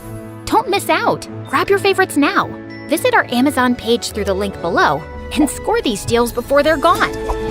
Okay, so I married young. Nothing wrong with that, right? I was in love. But Prince Charming was more like Prince Boring. And who knew humiliating my stepsisters and stepmom would be the start of my troubles? I was a fool to think it would be a happily ever after. Hi, I'm Cinderella, and I'm from Germany. Growing up was tough. I was stuck cleaning all day while my spoiled stepsisters, who thought they were big-time influencers with their 10 followers, attended glitzy events. They bossed me around like mean girls, and my stepmom never defended me. Jenny took my book again. What do you need with a book? You have floors to scrub. Jenny needs it to wedge her window open. You know how her hair gets frizzy in the humidity. I couldn't figure out why my stepmom treated me like this. She was supposed to have loved my dad, and he would have never wanted her to act this way toward me. I put up with it for ages, until things got interesting. My stepsisters were practically fainting over a massive palace party. Prince Charming was on the hunt for true love, and every girl, including me and my stepsisters, was head over heels for him. At least my hair isn't frizzy like yours. I wish I had blue eyes, though, like Cinderella. Do you think he'll notice my wart? Not unless he's asleep. And I'm taking a fan for my hair. Thanks. Prince Charming was so handsome, always being photographed holding cute animals. We all had tickets to his party, and I pictured myself in a stunning ball gown, but I was in for a shock. Why, you're not going, Cinderella. Only glamorous ladies get to dance with the prince. And your dress looks like it's a thread away from a dish rag. I'll be sure to warn the royal family you're nothing but trouble. They all laughed, and I was furious. I'd had enough and wanted my own independence and to find true love. I was just about to pack my bags when my auntie, who'd been out of town for ages, turned up. She had the latest couture dress in her suitcase and dried my tears. You know the rest. Epic glam makeover, crashed the royal party, lost my shoe, and boom, Prince Charming goes on a shoe-fitting tour. And the next thing I know, we're married. I couldn't wait to start my new life with my wonderful Prince Charming. Big mistake. Prince Charming was a total fraud. More like Prince Alarming. Take our first royal engagement. Alright, you know the drill. Quick photo op, and if any animal comes within 1 inch of me, I'll sue. As it turns out, Prince Charming is allergic to animals. All the cute animals in his photos superimposed afterward. He was petting air. The worst part was he followed me around everywhere and was so clingy. You are the most beautiful girl in the world. Yep, same as an hour ago. Shouldn't you be examining royal policies or something? That gets done for me. I can do whatever I like. We can do whatever I like. Shopping again, a holiday. There's more to life than a pool always being precisely 36 degrees. Don't you want to give something back? The people are fine. What's wrong with enjoying the finer things? You'll never scrub floors again. You just don't believe you deserve it, but I do. Royal life was not what I expected. Sure, it was fun splurging on whatever I wanted and hitting up some epic parties, but it all felt so empty. Little did I know, things were about to change. It all started with the arrival of my new assistant, Larissa. She was super pretty, with flawless skin and those big blue eyes. Most of my assistants were usually a nervous wreck around me, but Larissa was cool and relaxed and seemed to know exactly what I needed, even before I did. Why, Cinderella, are you about to do your speech? You have spinach in your teeth. Soon we became good friends. We had a lot in common. I shared about what it was like growing up, how my stepsisters were mean and my stepmom hates me. My dad only liked my brothers and hated that I was a girl, said I was useless and not strong and practical like them. So I ran away. But luckily I found this job. And you. We goofed around the palace and read books in the library. She was the sister I never had. I even let her take some photos, as normally phones were banned in the palace, but she never posted them online. I totally trusted her. I began to confide about feeling lonely with Prince Charming. I thought love would make me giddy, just like in the fairy tales. We all deserve true love. Maybe you just weren't meant to marry the prince. Then one day, Larissa showed me a photo she'd taken of Prince Charming with another girl. He was holding her arms, and she was wearing this enormous hat and her face hidden. I'm sorry, but it's better to know the truth, right? My heart dropped fast as I confronted him. No, she was just a super fan. Security escorted her off and I gave her an autograph. I love you. I'm not sure I believe you. I thought you'd have compassion and integrity. You're not even charming. Maybe Larissa is right, and we shouldn't be together. No, I'm your true love. I'll show you. Make it up to you. You do realize you'll have to get out of your gaming chair to do that, but soon everything went crazy. The next day, every newspaper and social media site exploded with an article by Larissa Appleton, an undercover journalist who set me up. The witch. She became a huge TikTok star overnight. The article totally trashed me, making it look like I married Prince Charming for his money and to get my own reality TV show. And worse, how I couldn't stand Prince Charming anymore or royal life. The royals were in an uproar, and protests erupted outside the palace, calling me an unfit future queen. His parents were humiliated and immediately banished me. To my surprise, Prince Charming came with me in solidarity. You're crazy.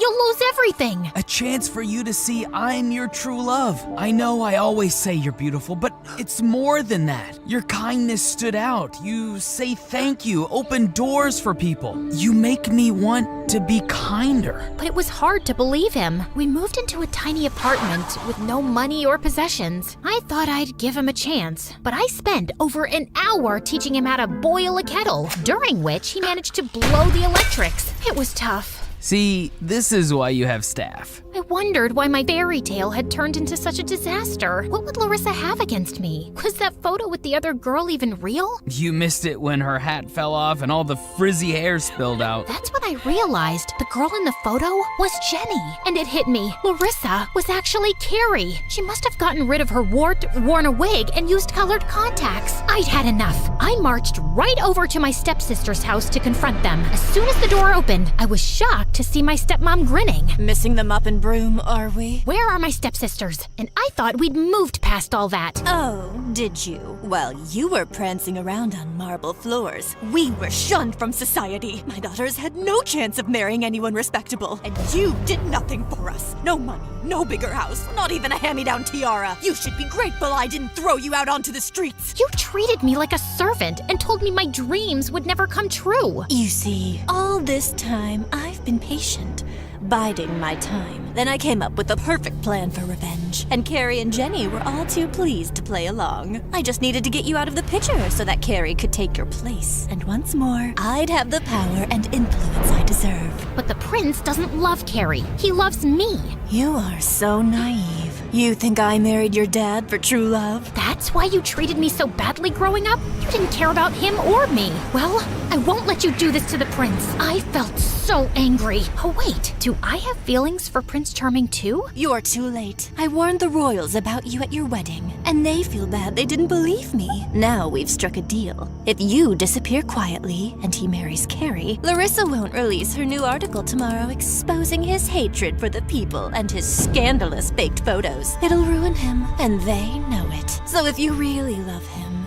go. Mortified, I stepped back as she slammed the door. I knew I couldn't do that to Prince Charming, and there was no way he'd want to humiliate his family anymore, so he would have to marry Carrie. Just then, there was a knock at the door. It was my auntie. Had she come to magically save me? No, sweetie. I heard you were still in yesterday's outfit, so I brought you a Chanel. And remember, your dreams can come true. Auntie dressed me up in a silky pink ball gown, and I hitched it up and ran to the palace. I patted the security dogs and slipped inside, where a huge party was in full swing to introduce Prince Charming's new future queen. There were my stepmom and stepsisters. My stepsisters soaking up the attention and posing for selfies. I looked down at my now muddy ball gown. Who was I kidding? I wasn't a queen. Carrie and Jenny had spent their whole lives dreaming of this. Then it hit me. I had my own dreams and deserved them. What was I doing here? I was about to leave when a security guard dragged me up and paraded me inside. My stepmom and stepsister's mouths dropped open. I was gonna go. Please believe me. Don't hurt Prince Charming. I don't want him if he doesn't really love me anyway. I deserve better. And I hope Carrie will be a great queen. I thought there would be yelling and punching and kicking, but unexpectedly, Carrie bowed her head. He didn't show. Huh? I secretly met him to see if there was any real spark. You did what? Even after the wart removal, all he talked about was you. And I want true love too. Honestly, I felt bad, as I did have fun when we hung out, when we were friends. I'm really sorry. Do as you're told, Carrie. I want creme brulee and pate for supper, not crumbs. Mom, you treat us just as bad as you did Cinderella. Everyone, I set Cinderella up and manipulated the article to make her look bad. The crowd gasped. When really, she'd make a perfect queen one day. So caring and passionate. But then I turned to see Prince Charming standing there. I was mortified. It's okay. I'm going. Good luck with Carrie. But to my surprise, he knelt and kissed my hand. Then he addressed the crowd, admitting he doctored photos and didn't give the attention the community deserved. So my stepmom couldn't blackmail him anymore. But I want to change, and it's only because I met my true love, Cinderella. I felt all giddy. Jenny and my stepmom stormed off, while Carrie and I shared an awkward hug before she left. Turns out he really was my Prince Charming after all. As for my stepmom and stepsisters, they moved away and lost a ton of followers. Karma's a digital age beast, and me, I'd still scrub floors if I had to. But let me tell you, everything's a lot more fun when you're wearing a crown.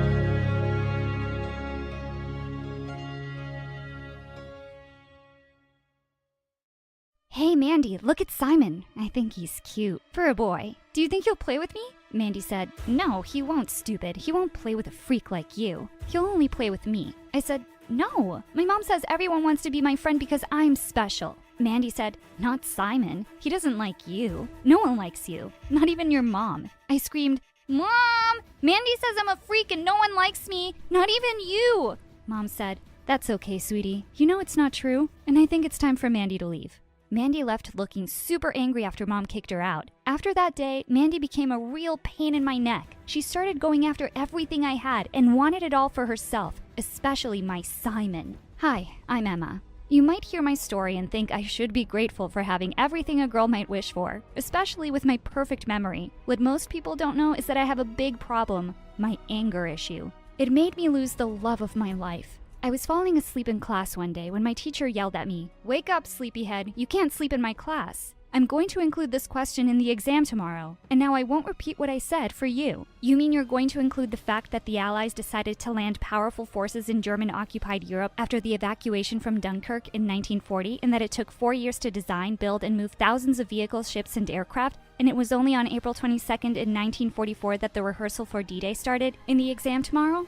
Everyone oohed and ahed. I sneaked a peek at Simon. He was not only the school's hottest guy, but also a local celebrity. He was also rich and had the voice of an angel. And right now, the angel looked impressed as he looked at me. Whatever. Imagine someone being so proud of being a freak, Simon. I groaned inwardly as Mandy, my ex-best friend, and Simon's ex-girlfriend, stepped up behind him. Even though they'd broken up a while ago, she was still obsessed with him. To my delight, Simon just ignored her. Served her right. Simon said, "Emma, I have to ask you something. Will you be my girlfriend?" Oh my god, I nodded enthusiastically. I couldn't believe Simon, the Simon, was asking me out. Yes, of course. Mandy said, "Don't get too happy. I'll still take him away from you, you freak." What was this witch's problem? Suddenly my blood began to boil. The teacher told us to settle down, but I wasn't really listening. I said, "Mind your own business, you freak." The teacher snapped, "Emma, I will not stand this behavior.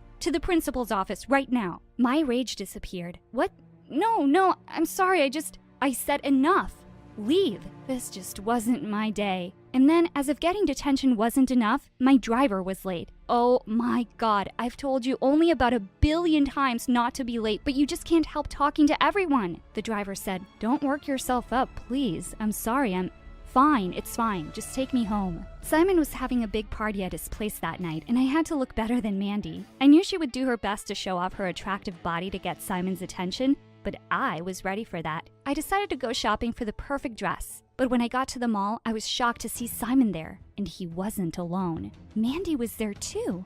While she stood talking to him, she casually slipped her arms around him. I was furious. I couldn't believe she was trying to hit on him like that. Ew! I needed to show her who his real girlfriend was. Unfortunately, though, by the time I decided to go over, they were gone. Ugh, I had to do something about her. I bought a super gorgeous pure silk evening gown for Simon's party. I even picked out a beautiful emerald necklace I'd bought in Italy last summer. I was gonna knock the boy down once and for all tonight. My driver dropped me at the party and I asked him to go home. My instructions were to wait around here. I spotted Simon and walked up to him. "Hi, Emma." Before I could say anything else, Simon put his arms around me, and for a second, I was speechless. "You look absolutely breathtaking tonight, Emma. I'd appreciate it if you picked me as your dance partner tonight." I was about to ask what Mandy did that day, but oh man, my heart began to beat wildly as we glided around the room, and I forgot all about it. While we were dancing, I could see Mandy's red face, and boy did she look mad. Ha!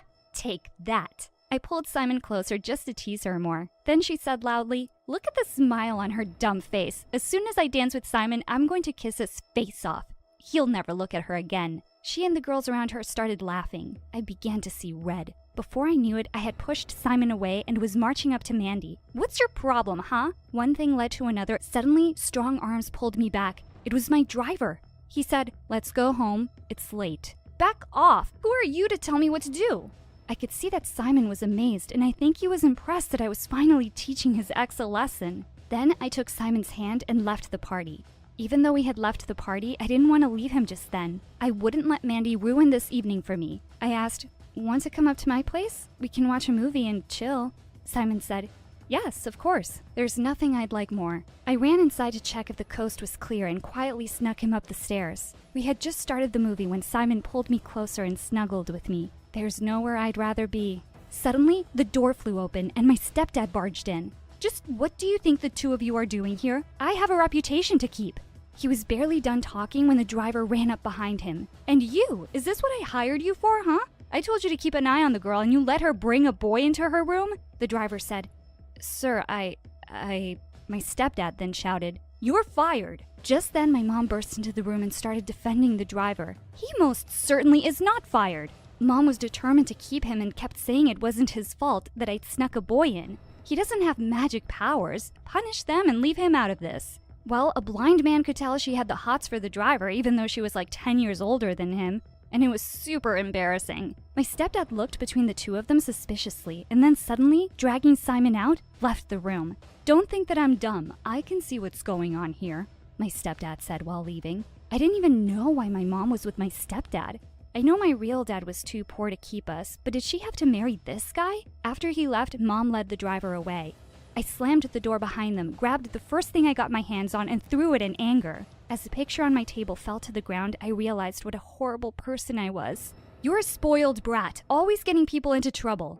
After I was done crying, I began watching some videos on my story animated. I just come across a really interesting story of a girl with perfect memory. The next morning, my stepdad said that I was grounded for a month and wasn't allowed to leave the house. Try me. I called Simon and he invited me to watch the recording of his song. Some other kids would be there too. As soon as they took a break, Simon came over to me. He said, "Sorry to keep you waiting." I said, "No, I should be the one saying sorry for the way I acted yesterday. The way my stepdad dragged you out, you probably hate me." For a minute, he didn't reply. "Emma, I don't hate you at all. I saw how unhappy you looked. Yesterday, I just wanted to see you happy, to help you." I stared into his eyes and wondered if he really meant it. His face was so close to mine. Wait, was he about to kiss me?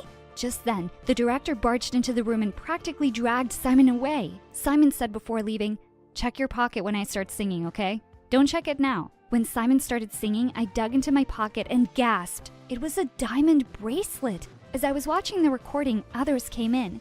Of course, Mandy was with them too. As soon as she saw me, she made her way over to me. She said, "Just reminding you that Simon is mine. Don't even think about him." Then she turned around and blew a kiss in his direction.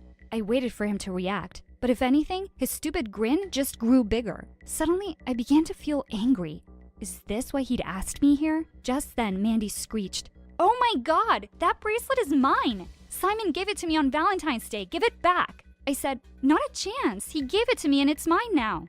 You know why? Because he loves me, and you can take your jealousy and buzz off. When Mandy refused to back off, I began to get mad at Simon for giving me her hand-me-downs. For a rich guy, he had acted pretty cheap. You know what? You want it so bad, huh? I marched up to Simon and threw open the door of the studio. "I can't believe you'd give me your ex's hand-me-downs." Simon looked shocked and also embarrassed, as everyone could see and hear. "Oh, shocked enough? I know everything, and I don't want this. Keep this trashy gift." He said, "What's wrong with you? If you don't want it, just say so. I'm done with your drama. I'm out." Then Mandy looked at me. "You actually fell for it. I knew you weren't as smart as you thought. You may have perfect memory, but you don't have perfect vision. He bought the bracelet that day at the mall when you were there." I glared at her, but I wouldn't do what she wanted. I swore to not get angry and said calmly, "You're just jealous because he never got you a beautiful diamond bracelet." Then she laughed and said, "Oh, I'm happy you like it. I actually picked it." "That's it!" I yelled as the driver took my hand and got me in the car. As soon as I got home, though, I felt horrible about what I had done to Simon. I tried calling him, but he wouldn't answer. I went to the set the next day, unannounced, and everyone was shocked to see me. I saw Simon sitting there, and he looked devastated. "I'm so sorry for the horrible things I said. I don't know what came over me." I just got into the door when Simon caught up with me. He said, Emma, wait. "No, Simon, I know I'm a horrible person. I'll just go away and never interfere in your life again." But Simon pulled me back and hugged me. "Stay, Emma. I know you're a great girl. I won't let you go." I could tell that Simon loved me and I wanted to be with him. Plus, being his girlfriend was the best way to pay Mandy back and put her in her place. For a few weeks, I was in heaven. My anger episodes began to fade. If I ever did get angry, Simon held me till I was calm. Until one day, after my date with Simon, I went home to Mom and my stepdad having a scream fest. I asked what was wrong. Mom said that my stepdad was cheating on her. Suddenly, the yelling started again. Mom said, "I never should have trusted you." Stepdad said, "If I go to other women, it's your fault because you never take care of me." "I don't take care of you? What else?" But clearly my stepdad had had enough, and he pushed us both outside. But the drama was far from over. We just stepped outside when the craziest thing happened. A police vehicle pulled up outside our house, and 2 policemen stepped out. They demanded to know where my stepdad was. I pointed to the house, and they barged in. 5 minutes later, they came outside, dragging my stepfather behind them. Apparently, his secretary that he cheated with had filed a case against him for blackmailing her. As they dragged him away, I waved him goodbye. Good riddance for some months at least. Finally, the events of the day sank in, and I realized I needed to breathe. I needed to get away from them. I needed Simon. I called him so many times, but he didn't answer. I ran to his house and barged in. "Simon!" I stopped dead in my tracks. He wasn't alone. In the lounge sat Mandy. She was wearing the tightest outfit imaginable, and her hair was all messy. I told you he'd come back to me. Simon came in. He looked shocked to see me, but then he smiled. Babe, I can explain. I was just thinking about you. What an actor. You two-timing cheater. I never should have trusted you. We're over. I rushed home, knowing there was no one I could trust. I went home and locked myself in my room. I didn't want to see anyone. For the next few days, I stayed in my room. I was too mad to talk to anyone. Finally, one day, Mom knocked on my door. Emma, the school called. They want to know why you're skipping school, honey. Also, Simon is very worried. Just mind your own business. I don't need you interfering in my life. That night, as I lay tossing and turning in my bed, I heard a knock on the window. What was that? I jumped to check and almost passed out when I saw Simon practically hanging from the window frame. As soon as I opened the window, he jumped inside. What are you doing here? He smiled and reached out for me. Don't come any closer. Don't touch me. You cheated on me. He asked me who he cheated on me with. I told him I'd seen Mandy in his lounge. Simon swore there had been no one in his house. He said he could show me security camera footage. Don't lie. I have a photographic memory, remember? I never forget a face. Then I began to describe Mandy, and Simon said, "There's no Mandy in our class." Just then, my mom stepped into the room and said, "There was only ever one Mandy in your lives, but we thought you'd forgotten about her. But of course, you have a great memory." "What?" Mom said. "You were just a year old when she was born, and I couldn't raise her alone. You remembered her for years and would even talk about her in your sleep. But by the time you were 6, you stopped mentioning her. I thought you'd forgotten." What were they all talking about? Mandy? My sister? Were they saying I was imagining a girl who hated me? I began to scroll through my phone. I knew Mandy would be in some class photos, but the more I scrolled, the more horrified I was. There was no Mandy. I checked Facebook and Instagram too. Nothing. It was as if she had never existed. Suddenly, old memories rushed into my mind. Baby, Manny. I remembered. I said, "Mandy, you gave her away. You gave me everything, but you sent her away. How could you? My sister will hate me. She'll hate me forever." Simon said, "No, she won't, Emma. If your sister ever knew you, she'd love every bit of you, just like I do." As Simon spoke, I looked over his shoulder and saw Mandy. She smiled at me and said, "Took you long enough to remember. I'm going now. I don't hate you. You just needed to remember." Then she turned and walked out of the room, and I knew I would never see her again. Well, my life has gotten better since then. I'm at college and still with the love of my life, Simon. And my mom? She married our driver. She is happy. Finally. Hi, I'm Agnes from Bellevue. Please like and subscribe. My mom was a maid at a big mansion, and we both lived in a small room there. It wasn't bad, but I always wondered what the other big rooms were like. Once when I was 4, I sneaked upstairs for the first time and walked into a fancy bedroom. There was a giant bed, and whoa, it was so soft and bouncy. I climbed up on it and jumped like crazy. Suddenly, someone came out of the restroom and shouted, "You!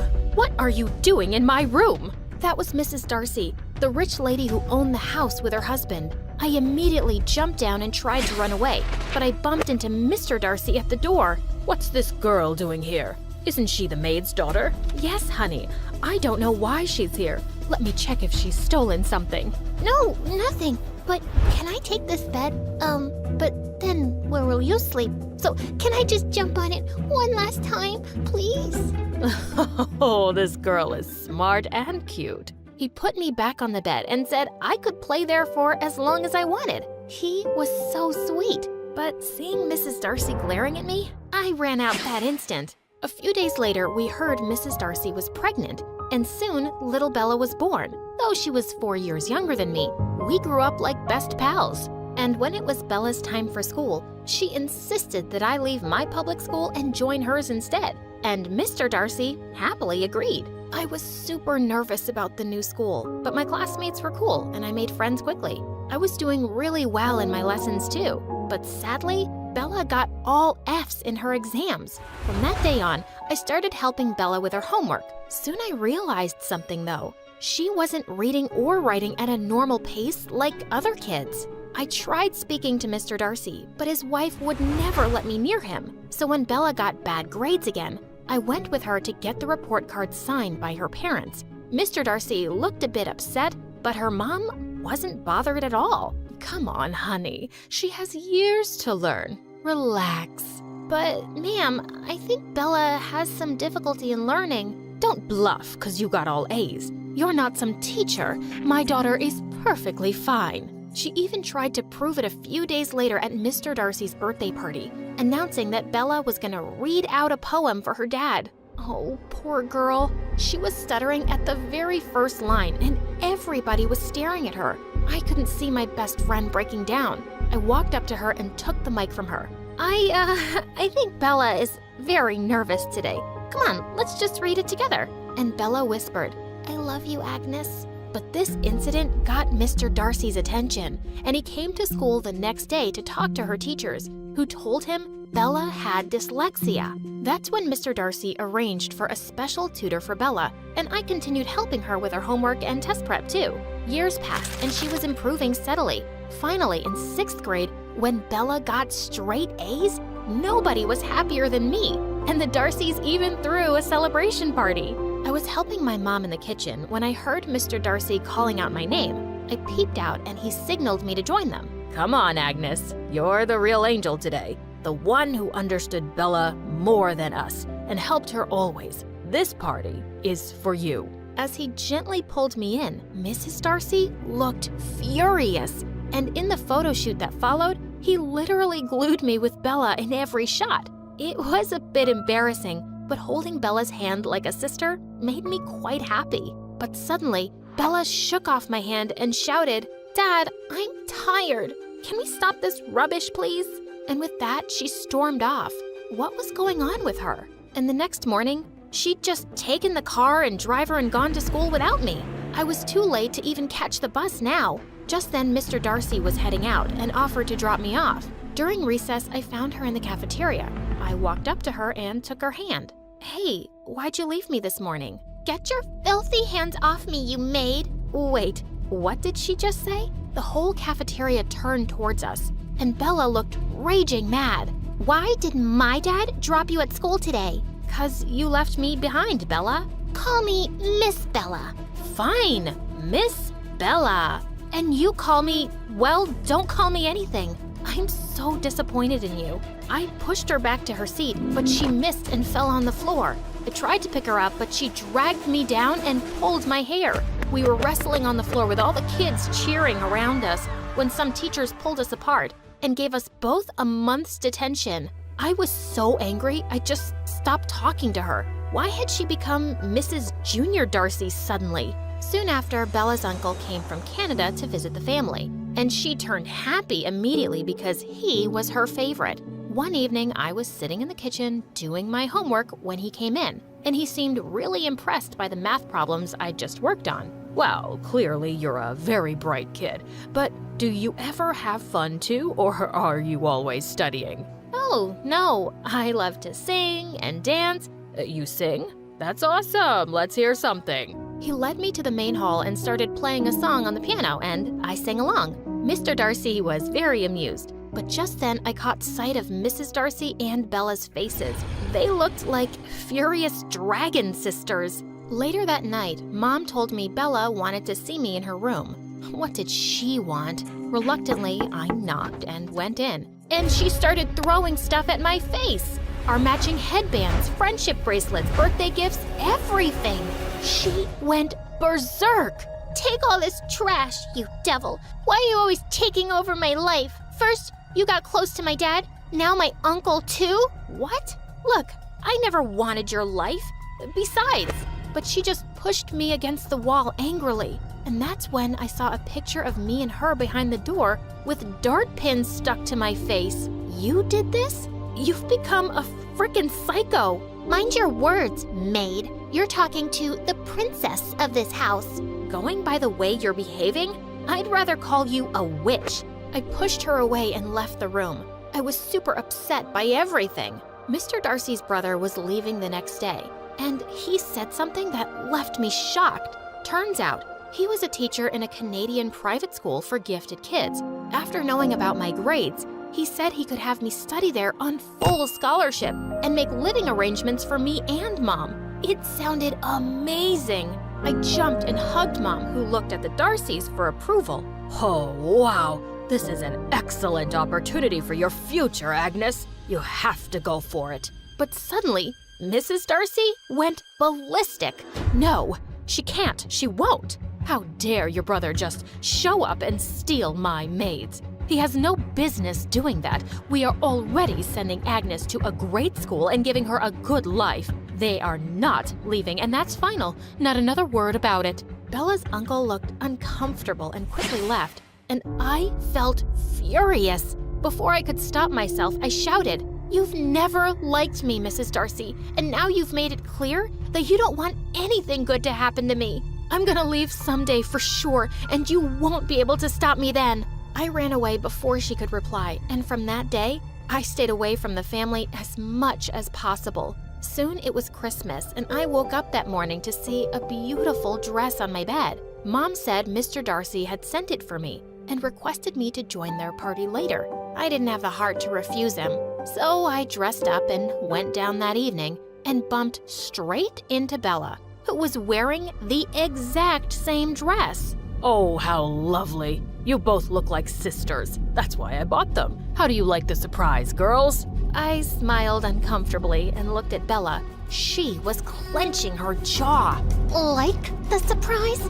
It's the worst thing you've ever done, Dad. I don't want to look anything like this poor loser. Suddenly, she took a pair of scissors, marched towards me, and started cutting my dress right in front of everyone. Oh my God! Mr. Darcy stepped forward, but Mrs. Darcy got to Bella first and snatched the scissors from her. Have you completely lost your mind, Bella? You could have hurt her. Oh, now you're on her side too, Mom? Of course you are. I'm not surprised. I hate you all. And with that, she stormed off to her room. What was frickin' wrong with her? She'd ruined the party for everyone. A few days later, we had the annual Parents' Day, and I was gonna sing a song. Right in the middle of my performance, the sound system got messed up and my mic stopped working. Just then, a voice started coming through the speakers. Hi everyone, meet Agnes the Thief. She steals moms, dads, and sometimes the lives of rich people. Holy heavens, it was Bella! I ran backstage and caught her red-handed. I jumped on her and started hitting her with the mic. When the teachers arrived on the scene, we were both suspended and sent home. I can't believe you did this, Bella. I didn't raise you this way. Yes, you're getting out of control. I'm thinking we should send you to boarding school. Yeah, that's great. Send me away, because you have your perfect daughter Agnes by your side, don't you? Oh, come on, Mom. Why don't you tell Dad the truth now? Wait, what was she talking about? I looked at Mrs. Darcy, who turned white as a ghost. What do you mean, Bella? You are my perfect daughter. Enough of your lies. I can't hold this in anymore. She ran to her room and returned with a piece of paper that she threw at my face. I found this in the attic one day, which proves this moron is also your daughter, Mom. Everyone looked as shocked as I felt. The paper was my birth certificate, and Mrs. Darcy's name was there as my mother. Stunned, I looked at Mom, who then told everyone that Mrs. Darcy had gotten pregnant with me before her marriage and had to hide it and marry Mr. Darcy. She'd given me to my mom to be raised in front of her eyes. What the frickin' what? I'm Mrs. Darcy's daughter?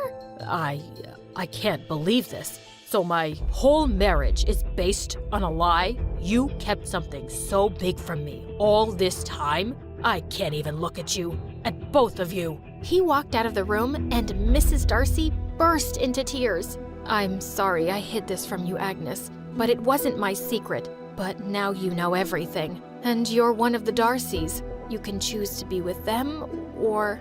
I'm not crazy. To leave a true, loving mom for someone who was ashamed to have me and hates me till now? Agnes, I don't hate you. I just pretended to be mean so that nobody would see how much I actually love you. I only tried keeping you away from the family so my husband wouldn't sense things and discover the truth. And I didn't let you go to Canada because I couldn't bear for you to be away from me. I'm so sorry. She tried to hold my hand, but I took Mom's hand and walked out of that house forever. Mom got another job as a maid and I joined the public school, and I tried to put the Darcys out of my mind until one day I got an unexpected visitor. Bella? What now? I'm tired of getting hated. And I'm tired of hating you, sis. She started crying. I'm so sorry, Agnes. I just got so jealous when Dad was always so proud of you. And I got more insecure when I found out that you're Mom's real daughter. But the truth is, I've always loved you as a friend. And isn't it amazing that we're actually sisters? Please, try and forgive me. I know I've behaved terribly. Please come back. She was like my little sister always, and my heart melted a bit. Bella, I forgive you, but I can't come back. Mr. Darcy probably hates me now, and I don't know how I feel about Mrs. Darcy. Just then, Mr. Darcy appeared from behind the door and took my hand. Of course, I don't hate you. It was a huge shock at first, but I've forgiven my wife. I understand. She only did everything out of love for you. She misses you terribly. Please, give her a chance. I looked back at Mom, who nodded at me and smiled. Okay, I will.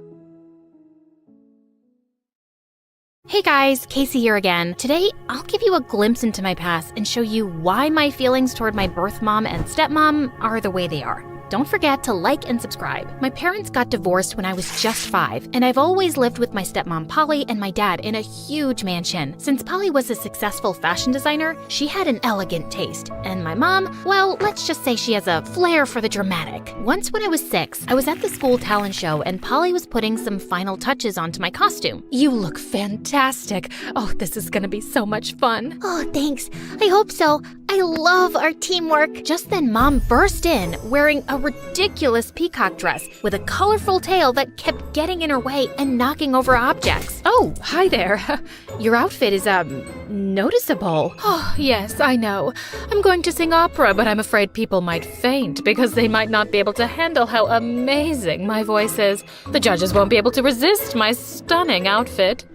It's not a competition, Mom. But Mom just walked off onto the stage and started singing. She was an opera singer before her marriage, and she did have an incredible voice, but 5 seconds into her performance, she did a ridiculous dance move, tripped over her costume, and ripped it apart, revealing her polka-dotted underwear. Polly rushed over to help Mom. Oh dear, that's really unfortunate, but it could happen to anyone. Here, let me help you fix that. Oh, you think this can be fixed? If this happened to you, you'd be crying like a baby. Get your hands off me, you stupid woman. Everyone in the crowd was laughing at Mom, and I felt humiliated, and the incident really affected me, because just 2 days later, I ended up picking a fight with some kids and landed in the principal's office. Casey, I'm really disappointed about the fight today, which is why I've called your mom and stepmom to discuss this. That's it? So kids fight all the time. Why are we wasting our time here? He's the principal. Let him talk. We take any form of aggression very seriously in this school. Can you tell us what happened, Casey? I got angry at a few kids for making fun of my mom, so I hid their lunches. Atta girl. Serves them right for mocking me in my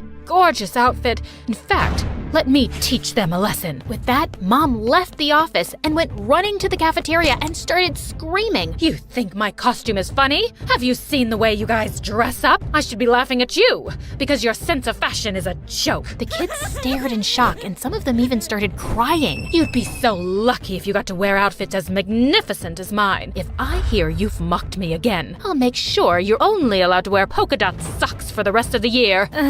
Well, that's one way to handle it. The principal called security, who took Mom out, while Polly apologized on her behalf. Honestly, I was getting tired of Mom's behavior. She was crazy and embarrassing. I even started making excuses to visit her less often. I loved hanging out with Polly because she was so much more intelligent and sophisticated. Once in 7th grade, I was supposed to visit Mom, but I lied that I was busy working on a school project. Polly and Dad had to go somewhere and they couldn't find a babysitter. I knew Polly would never invite Mom to stay with me, so I had the place to myself, and I loved it. But an hour after they left, I got hungry and decided to cook something. I had no idea what I was doing and ended up spilling boiling water all over myself. I cried till I passed out. What kind of circus are you running here? You were supposed to be watching her.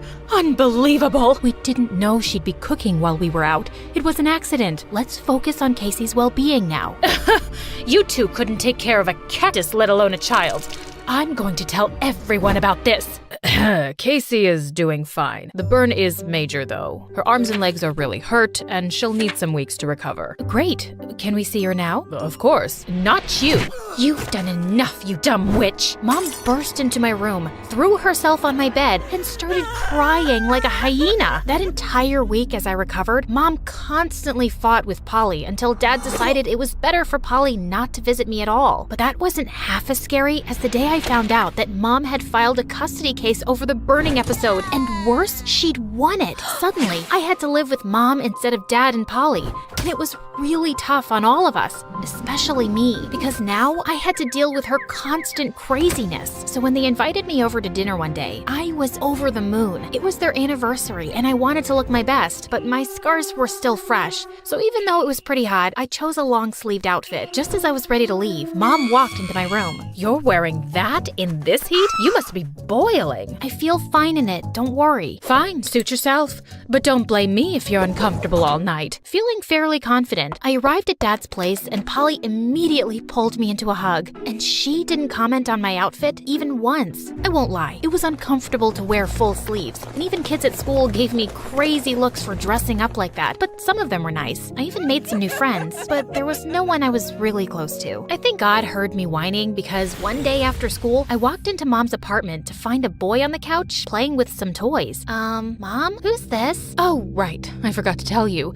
This is your half-brother Ethan. His dad had custody, but he's been really sick lately. He's asked me to take care of Ethan for a while. My what? You're my sister? I'm so happy to see you. He hugged me, but I just stood there dumbfounded. I had a half-brother, and Mom kept it from me all this time? Mom, how could you not tell me about this before? Does Dad know? Mom, I'm talking to you. Get off your freaking phone. Oh my God, do I have to tell you everything? You know now. Anyway, I'm tired. You two get to know each other. After the initial shock subsided, I realized it wasn't Ethan's fault that Mom had kept him a secret from me. Having him around actually brought some unexpected joy into our home. One day, Ethan and I were in the living room playing a game where we had to act out random scenarios. All right, let's see your best chicken moves. He got up and started doing the most awkward, hilarious chicken dance I had ever seen. I couldn't stop laughing. We were having a great time, and then Mom walked in. What is all that noise? Just a little chicken action, Mom. Wanna join? Mom was hesitant for a moment, then decided to give it a try. She started flapping her arms and attempted a few clumsy dance moves, but suddenly she lost her balance and fell, hitting her head on the coffee table. Mom, are you okay? We rushed to help her up, and after a visit to the doctor, it turned out she had a mild concussion and needed to rest for a week. Ethan and I spent the week bonding over board games, movies, and even more silly dance sessions. Living with Dad was kinda tough. He's always busy, and I've had to move schools a lot. That sounds hard, Ethan. Yeah, but I've always admired you. I wished I could be part of your life. Dad once told me about you, actually, and I made a secret account on Instagram and started following you. Aw, I wish I'd known about you earlier, but I'm so glad you're here now. From then, our bond grew stronger, and it really felt like we were becoming a family. That is, till one day, Mom decided we needed family bonding time, so she planned a trip to the beach. Despite the heat, I was wearing long pants and a light jacket. I could feel stares from other people at the beach, but I didn't care. My scars were my business, and no one else's. But when Dad and Polly showed up, Mom lost it. Who invited you? What are you doing here? I did. They're part of my life too, and I want them here. This is unbelievable. You always find a way to ruin everything. No, Mom. You're the one who's always causing drama. For once, can't we all just enjoy a day at the beach? Despite my best efforts, Mom refused and continued to throw a tantrum. Eventually, Dad, Polly, and Ethan and I decided to leave her on the beach and enjoy the day on our own. A few hours later, when Ethan and I got home, we found the apartment turned into a weird tribute to Mom's opera career. Everything was covered with her performance posters, reviews, costumes, and props, and Mom was sitting there in another ridiculous outfit. Why was she always so attention-seeking?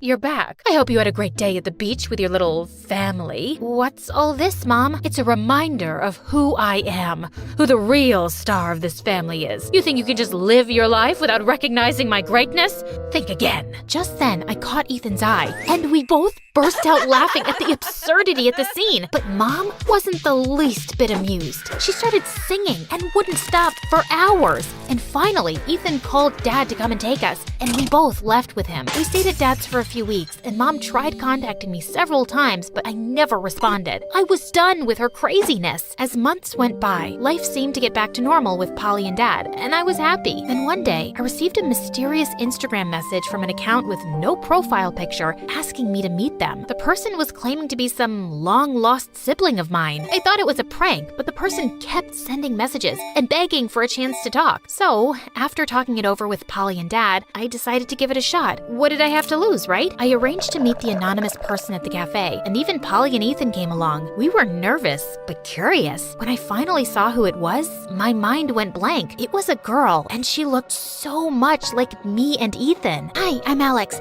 I know this sounds crazy, but I think we're siblings. You too? How are we just hearing about you? Our mom didn't want me to have any contact with you. I've been living with my dad and stepmom, and I only recently did some digging and found out about you guys. I've been looking for you two for a while now. My dad told me too that it's Mom who didn't want me to know about you, Casey. You know what, guys? We're gonna talk to her right now. Come with me. With that, we took off for Mom's place to confront her. When we got there, she was shocked to see all her kids in one place, and then she started crying like a banshee. I tried to make her calm and sat her down. Mom, just tell us why. You already know why, Casey. I clearly have some issues and can't take care of 3 children. I'm getting therapy, I swear, and it's not even the first time. I just didn't want my kids growing up with some weird, embarrassing psycho mom, and I knew they had nice families. Ethan lived with his dad, and Alex too. I wasn't around, but I always knew how my kids were doing. But you clearly chose to raise Casey and be a part of her life. She had a better life knowing who her real mom is. Oh, honey, what better life? She's the miserable one dealing with a crazy mom like me. She's my oldest,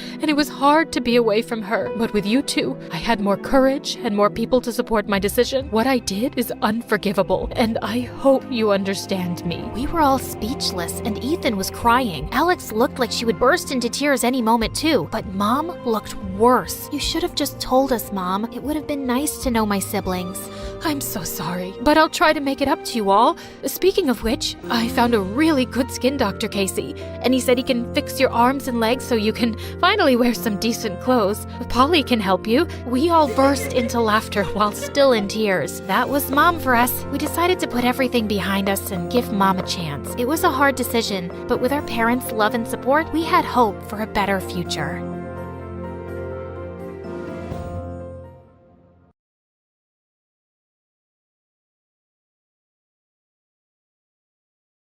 Hi, I'm Aiko, and this is Amaya. As you can see, me and my sister Amaya are Siamese sisters. We were born attached from the waist down, but we are not the same. When we were born, our parents freaked out completely when they saw us for the first time. Why won't these babies come apart? The doctors glued our babies together. I'm gonna sue them. Mom and Dad lost their senses after they found out we couldn't be taken apart, and they left us at the hospital and ran away, literally. So, we grew up in an orphanage, but it wasn't the best place for Siamese girls to be in. The beds we slept in and the clothes we wore were too uncomfortable, and everyone looked at us like we were some magical creatures. Hey, can I touch you? Sure, if you want to lose your arm, go ahead. Amaya? Well, yeah, one of the reasons we never had friends was because Amaya would chase all of them away with her bad temper. And I would have to convince her to do things with me to get along with the rest of the kids. Hey, look everyone! The magic girls are doing their magic tricks again! We would do small little tricks to attract donations and people into our orphanage on the weekends, and all the kids would love it. But in spite of all the efforts we put in, no one would pick us for adoption. Why do you think no one wants to adopt us, Aiko? Well, maybe it's because they just want one girl and it's the two of us? No, it's because you're freaks. Face it, losers. Maria was the bully at the orphanage and messed with us whenever she got a chance. Well, no one wants you either, Maria. How does that make you any different from us? She jumped onto me and started pulling my hair off when Amaya planted a punch right into her face. Take this, Maria. And then we broke out into a catfight. But to our horror, we went crashing into a vase that was 1,000 years old, and our manager, Mr. Saichi, cherished it more than his life. Girls! He looked raging mad and punished us by asking us to clean the entire orphanage and do all the work for a week. And lunch was assigned to Maria. During lunchtime, while she was pouring food into our plates, I saw a wicked smile on her face. And later, as we started to eat, I saw a big cockroach in Amaya's soup. I grabbed the bowl and threw it right into her face. Are you out of your mind? Why'd you do that? What else am I supposed to feed you freaks? Oh, I'm sorry. Did you want it alive? Everyone else burst out laughing at her silly joke, but Amaya didn't take it too well. She picked up the cockroach and jumped onto Maria, insisting that she eat it. Come on, open your mouth now. Let's see you getting a taste of what you serve. I tried to pull her away, but it was already too late. The manager was already there. That's enough. I want you both in my office right now. I was horrified. We were so doomed now. But to my surprise, the manager didn't scold us. Instead, he introduced us to a very handsome man named Mr. Lee. Oh, girls. You're just 15, but you're so amazing. I have seen you guys perform your little tricks. You're so talented. Would you like to come with me? I looked at Amaya and hugged her. This was awesome news. But then the manager said he couldn't take us with him. Why not? I'm sorry, Mr. Lee, but you'll need a partner to adopt the girls. You can't do that alone. So this time, Mr. Lee came back with a bearded woman. After the adoption papers were signed, Mr. Lee took us to a freaking awesome place, the circus. We thought we were there for a show, but then he asked us to go backstage. This was weird. The bearded woman asked us to put on circus gowns, then handed us some juggling balls and stuff. And with that, Mr. Lee pushed us onto the stage. Go, girls. Do your magic. Magic? This was crazy. Everyone was looking at us like we were some zoo animals, and we couldn't even juggle the balls properly. And in no time, people were laughing at us like we were some clowns. But you know what they say, if life gives you lemons, make lemonade. This wasn't half as bad as cleaning the orphanage, and we even got to travel the world for our shows. But soon after, we realized we weren't really happy. It was so exhausting and not a place to call home. I don't want to live here anymore, like this. Let's just leave. But I knew Mr. Lee wouldn't let us leave so easily. So we made a plan to run away at night, but just as we were sneaking out, we saw Mr. Lee talking to some man. These are the animals we stole from the zoo, and there are more on the way. You better hurry up with the payments. You will get your payment. But we need more unique kids, too, like the Siamese sisters. Kidnap them if you have to, but I need to expand my business. OMG! He was such a cruel man! How did we not see this before? We should definitely run out of here. He's so dangerous. No, Amaya, we can't. Think of all the other people he's gonna trap, and these innocent animals? We have to do something about it. We immediately went back to our tent and called the police. Within the next few hours, there were cops swarming in like bees and arresting anyone involved in the illegal buying and selling of animals, including Mr. Lee. After the chaos was over, a police officer came to us and told us we were going to receive a huge amount of reward money for giving them such a big lead.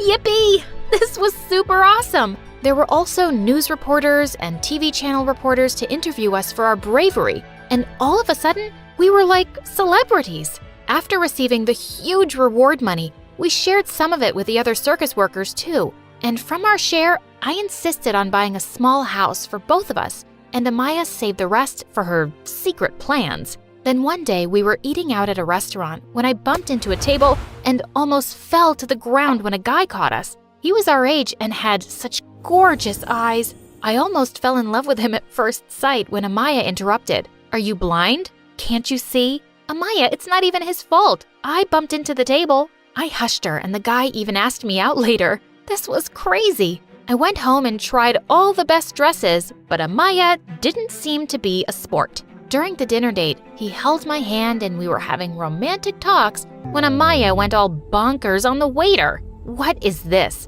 You call this food? My vomit looks better than this. Take it away. And Amaya, being Amaya, chased the guy away. Later, when we reached home, I was super mad at her. Why'd you do that? Why are you always so angry? Do you even realize how much I have to adjust and sacrifice because of you? I like that guy so much. What? How can you even say that? Do you think you're the only one adjusting here? Well, I'm here too, in case you didn't notice. Of course, I was wrong to say that, but I was angry too, and this was one of the times I hated us being inseparable. Later, when Amaya wouldn't talk to me for hours, I made a plan to cheer her up. What are you doing? Going out. But I don't want to. I want to sleep. But I do want to go out. I pulled her out to see the stars and hugged her real tight. I'm so sorry that I was mean to you, but I swear I'm never gonna do it again. You matter most to me in this world, Amaya. I love you, and happy birthday. Suddenly, she had tears in her eyes. I'm sorry too, sis. You have to live with my stupid temper all the time, and you never complain about it, but you don't have to anymore. What? What do you mean? Amaya told me she wanted to consult a doctor and get us separated so we could live our lives like normal people. This was crazy. She even said we could use all the reward money for our separation operation. But that would mean we won't be together like this. Yeah, I know, but we will always have each other, right? We deserve to be happy and live our lives, Aiko, and fall in love like you want. I was speechless. This was the best birthday gift ever. The next morning, we went to see the best doctor in the city for our operation. All right, blood tests are fine, girls. I think a few more tests and we can proceed. Wow, really? But we don't have any risks, do we? The risk is very low. You don't share organs, that's fortunate. There are other Siamese patients who are not so lucky. We were so happy. After meeting the doctor, we went back home, and there was a middle-aged woman who came running up to us and hugged us. Aiko, Amaya, my daughters, I missed you so much. What the freaking heck? She was our mom? You're our mom? How did you find us? Oh, I'll do better. Why did you leave us in the first place? What do you want now? We had so many questions, but she just burst into tears. Oh, my babies. I'm so sorry. I left you both alone, but your dad and I were so poor back then, and we freaked out. Please forgive us. Forgive my butt? I don't believe you. You can't be our mom. We look nothing like you, and if you're insisting so much, then why don't we get a DNA test right now? I was fired up with anger, but she was indeed our mom. She even had our birth certificates with her. Then she told us some shocking news. Your dad is super ill, and he wants to see you both. Please, I beg you both to come and see him for the last time. It didn't feel right, but she was literally holding onto our pants and wouldn't let them go. And that's when Amaya said, we should give her a chance. I was super shocked, but then I could understand her emotions, so I let her meet them once. When we reached their place, we saw a man lying in bed all sick, and all of a sudden, he turned into a drama queen. My daughters. Oh, my daughters. I'm a criminal. I was such a bad dad. I deserve to die. I did so wrong to the both of you. Please, forgive me. He hugged Amaya and she went all emotional. We sat and talked by his side for a while, and then Mom told us how they needed money to get Dad treated. Of course, I wasn't liking any of it, but Amaya seemed to connect with them so soon. Later, when we got back home, she told me she was going to use the money for Dad and not our operation. But why? They left us when we were just babies, and now they want to use our money? So what? They're our parents, and they're miserable right now. We should help them. No, Amaya, this is what we've always wanted, to live normal lives. You can't give it away just like that. But more than that, I've always wanted a family, Mom and Dad. And we've lived like this all our lives. We can live the rest of it too. Please, Aiko, please. I didn't know what to say after that. She was so happy after meeting Mom and Dad, and I didn't want to take away her happiness. So I decided I was going to support her decision. We went back to tell Mom and Dad, but what we saw shocked us to our bones. They were partying and eating tons of dinner kept on the table. These stupid kids have no idea we're gonna take that reward money and run with it. I could tell they grew up into such fools when I saw them on the TV. Good that we left them. Yeah, they were so dumb. But do you think they'll give us the money? This was it. Amaya had tears in her eyes, and I couldn't take it anymore. We went in and I threw the garbage bag I picked up from outside straight onto them. That's what you deserve, and that's what kind of people you are. Garbage. Yeah, I trusted you guys, and I thought you were genuinely sorry. But I was wrong. You guys are the most horrible people I've ever met. And I've met a lot. Saying that, we stormed out of their place, and we realized the only family we had was each other. And it was enough. A few days later, we even discovered that our parents were serving time in jail for not being able to pay their debts. Well deserved. Of course, after that, we got our operation and we were successfully separated without any complications. And now, we're free to live life as we want.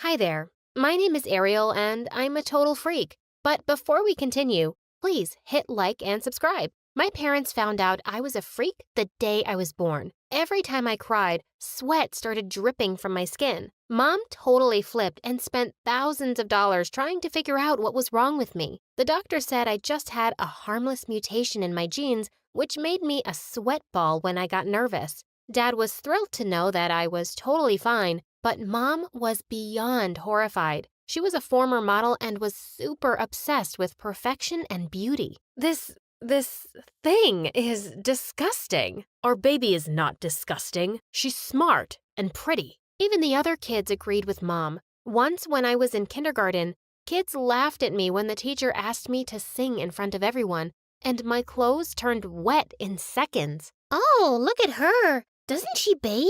I told Mom about it, and she tried everything to fix me. You need to change.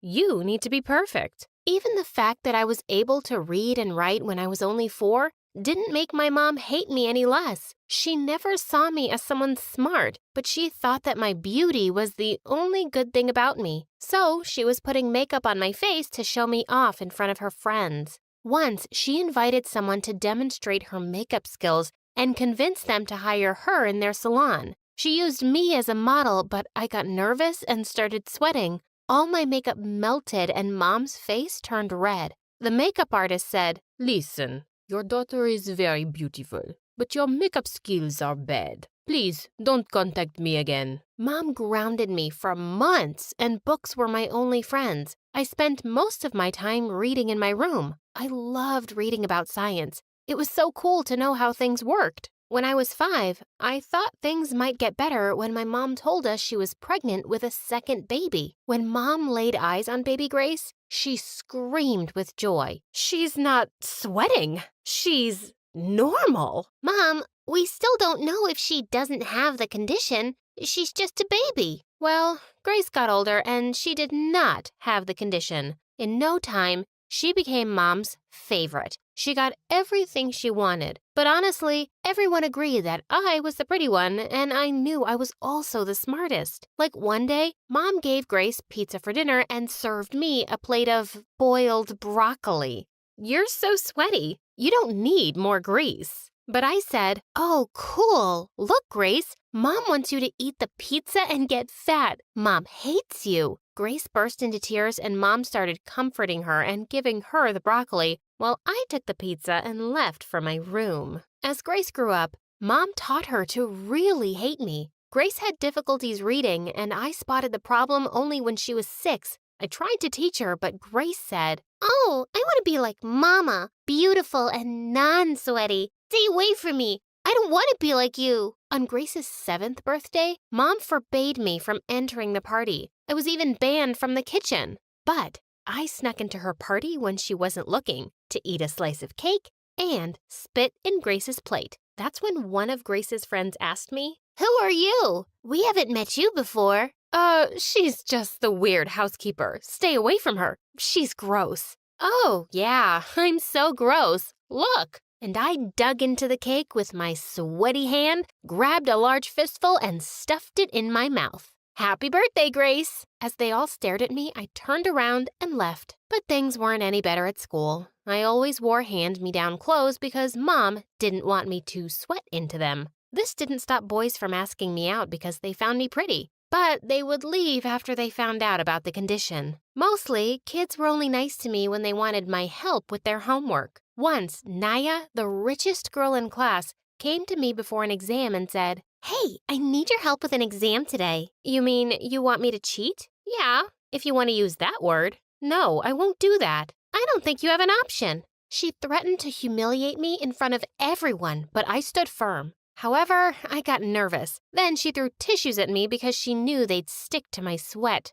Look at her. She's such a weirdo. I pushed her, and then all the meanies showed up from behind her to beat me up. I ran like a cheetah until I reached the racetrack. I accidentally entered the race and started running with the competitors. Suddenly, I heard the coach's whistle, and he announced my name as the winner. What? People were cheering and hooting for me? Did I just accidentally win a race? The coach came up to me and said, "Whoa, you're so fast. This is the first time I've seen you. I don't know what's going on here. I never wanted to participate in the competition, but Naya made me run here and... Naya? She's an awesome student. She's also a runner. She deserves a reward for convincing you to participate in this race." Just then, Naya showed up from behind the coach with a big smile on her face. "Oh, yes, Coach. Ariel is talented. Not only pretty and a genius, but also a great runner. Plus, she's my friend." And just like that, she hugged me. I was overwhelmed by all of this. First, I won a race, then I was enrolled in the track team, and I became freaking friends with my biggest enemy, Naya. That day, I started racing against other kids, and soon enough, I realized that everyone was sweaty here, and I looked just like them. I wasn't different or disgusting like Mom used to say I was. The next day, as I was walking past her table in the cafeteria, Naya asked me to join her and her friends. I was taken aback, but I sat down, and they were all being really nice to me. And suddenly, my popularity in school was rising. Being friends with Naya instantly gave me a higher ranking on the popularity meter, but that wasn't all. For the coming years, I was slowly turning into a racing star. Everyone who'd bullied me for so long started looking at me with respect. Our school was winning every race of the season because of me. Naya was having a big party at her place one evening, and I was invited. Luckily for me, it was a pool party, so my sweating wasn't going to be a problem because everyone would be wet. I was talking to Naya when suddenly I noticed a waiter across the room trying to balance trays of glasses, but they were about to fall any second. I dashed forward and caught them just before they crashed to the ground. As the waiter thanked me profusely and ran away, I heard someone say, "Wow, you're quite the speed demon, aren't you?" I turned around to see a gorgeous boy behind me. It's just all my running practice, I guess. I'm the star runner of our school track team, but I'm more interested in physics. The boy looked really impressed, and we started talking. It was so easy and fun talking to him. I didn't even realize how fast the time flew. Sometime later, Naya came by and put an arm on his shoulder. "Liam, come and dance with me. My friend is making you miss all the fun." Oh, no. I was having a great time with her. Would it be okay if, if I could have your Facebook ID, Ariel? I could feel myself blushing hard as he added me on his Facebook. As Liam and Naya walked away, I suddenly caught the look on her face. She looked furious. Next day, I was super nervous to talk to Naya about last night. I waited for her in the changing room. When I saw Naya entering, I got up. Naya shrieked loudly. "Ew! Did you just pee on your seat?" I turned around in horror to see the seat was all wet. Listen, I'm just nervous about last night. I can see you like Liam, and I totally understand. I'll back off, and you can have him for your... Save it, Ariel. Liam is drooling over you, and since I can't do anything to convince him to go out with me, I can ruin you instead. And with that, she pushed me away and was about to attack me. I felt anger rising inside me, and I got up and rubbed my sweaty palm right on Naya's stupid face. She started shrieking like a madwoman. I looked at my hands in amazement, and all her makeup was ruined. Naya left crying. I knew that a war was about to start with Naya and her friends, but anyone who picked on me after that had their makeup ruined by my hands in a flash. I could now destroy their fancy suede slippers in a second. One drop of sweat in their lunch and it was inedible. My power was mighty. So they gave up soon and left me alone. And Liam and I had the greatest days in our lives. Somehow, my sweating condition didn't bother him at all, and he was the nicest person I'd ever known. Liam once tried to hold my hand, but I pulled it back. But my hand's all sweaty. It's okay. I don't mind. I just want to hold it. Once when I was in the 10th grade, I decided to invite Liam home and introduce him to my family. Dad was happy for me, but Mom and Grace were super jealous, especially since Liam was such a hunk. At dinner, Grace said, "Oh, Liam, do you know about Ariel's condition? You're too hot to live with that disgusting creature." Mom laughed and agreed with her. This made me super nervous and mad. Shut up, Grace, or I'll soak you with sweat. "I'm wearing waterproof makeup. Bring it." I was so angry and I was about to attack her when Liam pulled me away and whispered in my ear, "I will always love you. Don't forget that, and don't let them affect you." I kissed him in front of them and we left for my room. A few months later, I had one of the most important races, and just when I was about to reach the final line, Naya tripped me and I broke my ankle. Liam ran up to me and held me in his arms. I yelled, "It's Naya! The witch tripped me!" The coach checked the cameras and made sure Naya was guilty. She was kicked out of the team for hurting the star player. I thought I would be happy to know that, but I just felt bad for her. She was my friend, but her jealousy led her to lose her dream. However, I had another thing to be sad about. The doctor said I needed to rest for months, and with that, I wouldn't be able to participate in the final race. I was sad, but I decided to focus on my studies, especially physics. After a few months, both Liam and I got into our dream college, and our lives were just perfect. But then one day, I discovered that I was pregnant. I'm gonna drop out of college, Liam. I want to raise this baby with all my love and care. You don't have to, Ariel. I know how important our baby is to you, but I also know how important your dream is. Liam forced me to continue with my college and worked part-time jobs just to support us. Dad also sent us some money, and then 8 months later, Liam and I were blessed with a beautiful daughter. We named her Emma. Oh, she looks just like you, honey. She's so pretty. Once I had a big exam and I couldn't find a babysitter for Emma, so I took her with me to the campus. The professors and everyone loved her. She took a nap in the professor's arm until I finished the exam. 3 years later, on my graduation day, Liam proposed to me. Will you marry me, Ariel? "Say yes, Mommy, or I will." Of course I said yes, and we got married. The happiest part was that our little angel was there on our special day as our flower girl. Fast forward 3 years now, and I'm a physics professor at a prestigious university, and all 3 of us live happily in a huge house in the city. Dad often calls and tells me about how Mom is so crazy about wanting to meet Emma and introduce her into modeling as her granddaughter, but we all know that's not going to happen. Hi, I'm Ariana from New York. Please like and subscribe. When I opened my eyes to this world, the first person I saw was my dad. And since that moment, I adored him and he loved me like crazy. He gave me everything a girl could dream of. I loved my mom too, but she was a little harder to like. She had a serious problem. She wanted everything clean. I mean, really clean. Like when I was 4, Dad smudged a piece of birthday cake all over my face, and Mom went ballistic. Oh God, she's all dirty now. I'll have to bathe her all over again. Why'd you do that, John? Oh, come on, it's her birthday. We're just having fun. Mom and Dad would always argue because she was such a clean freak. She took the fun out of everything we did. Once in 2nd grade, my school had a mother-daughter bake-off event, and Mom wore plastic gloves the whole time, and she was so picky about everything. Are you sure you washed the bowl properly? Twice, with hot water? Yes, Mom. I washed it like 10 times already. Now, can we start baking? Because everyone is way ahead of us. But these spoons look like they need to be sanitized. I got so mad that I took the spoon and licked it. There, now it's sanitized. Mom looked like she was about to freak out. I felt bad, so I got a new spoon and washed it well to ease her mind.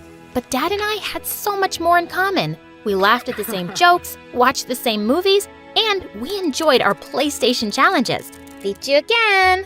Ah, how'd you become so good? I learned from the best. Ha, you got that right. But my world turned around in 7th grade when my parents decided to get a divorce. I knew they fought a lot, but I hadn't seen this coming. It broke my heart when he moved out. I still saw him every day, and I was slowly adjusting to this new life when Dad dropped another bombshell on me a few months later. He introduced me to his new girlfriend, Amanda. She looked like she was a college graduate, and she was super pretty. I disliked her instantly. Oh, hi, cutie pie. You're just as adorable as your daddy said. Here, I got you a present. Why was she talking to me like I was 5? Thanks, but it's not my birthday. Oh, I know when your birthday is. But one can give presents at any time, right? I reluctantly pulled out a t-shirt, which was cute, but I just shoved it back in the bag and dropped it on the ground. I don't think we have the same taste. You can return it. Ariana, you need to be nice to Amanda because she's being nice to you. And from that day, Amanda was like a pimple that wouldn't go away. Every time I visited Dad, she was there, trying to act like we were a happy family. She also kept smothering me with gifts and her fake love, just so I would like her. But I hated her because she took my dad away from me. And even worse, Dad married her a year later. I was still struggling to deal with all of this, so I created a YouTube channel called Dads and Daughters. When I showed it to Dad, he loved it. And every day after school, he'd pick me up and we would create cool ideas together for the show. Once in 9th grade, Dad and I were at a restaurant, and when he went to the bathroom, his phone started buzzing. It was Amanda. You know he's at dinner with me. Can't you let us have some time alone? Ariana, please give the phone to your dad. I don't have to explain myself to you. And I don't have to give your message. I hung up and switched off Dad's phone. He didn't notice until the end of dinner that his phone was off, and when he switched it on, he looked shocked at his messages. Oh my God, Amanda fell down the stairs. She's been trying to get in touch with me for 2 hours. And when Amanda told him she'd spoken to me, he was furious. He'd never been angry at me before, and now he was practically shouting. You will apologize to her or I'll cancel our YouTube show. I mean it. I went up to their bedroom where Amanda was sitting up in bed. I'm sorry, Amanda, I guess. I was about to leave when she suddenly grabbed my wrist. You better listen to me clearly, Brett. I'm here to stay whether you like me or not. And if you keep behaving this way, you won't be welcome in our house anymore. It's my dad's house. And mine. Don't mess with me again, Ariana, if you know what's good for you. Just then Dad walked in and she was all smiles. She was more evil than I thought. She would definitely try to push me out of Dad's life. And just a few days later, Dad told me that he and Amanda had some big news. You're gonna be a big sister soon, Ariana. A big sister to what? Your dad and I are having a baby. Isn't that great? Did they expect me to be happy? All I felt was anger and heartbreak, but I managed a small smile. Congratulations! And soon after, when the baby was born, Dad looked at her the same way he looked at me and called her his little princess. That's what he used to call me. He was too busy being a new dad to shoot more episodes for our channel, and I decided I needed to stay away from him and his family. Amanda had won. Maybe Mom noticed that I was really downcast because one day after dinner, she said the two of us should go out for ice cream. I could see she was trying to connect, and I agreed. She wore her gloves as usual anytime she went out, but it didn't bother me anymore. I'd learned to accept her the way she was. So tell me, what's bugging you? I feel like Dad doesn't love me anymore. Oh, honey, that's not true. You'll always be his little princess. No, he has another princess now.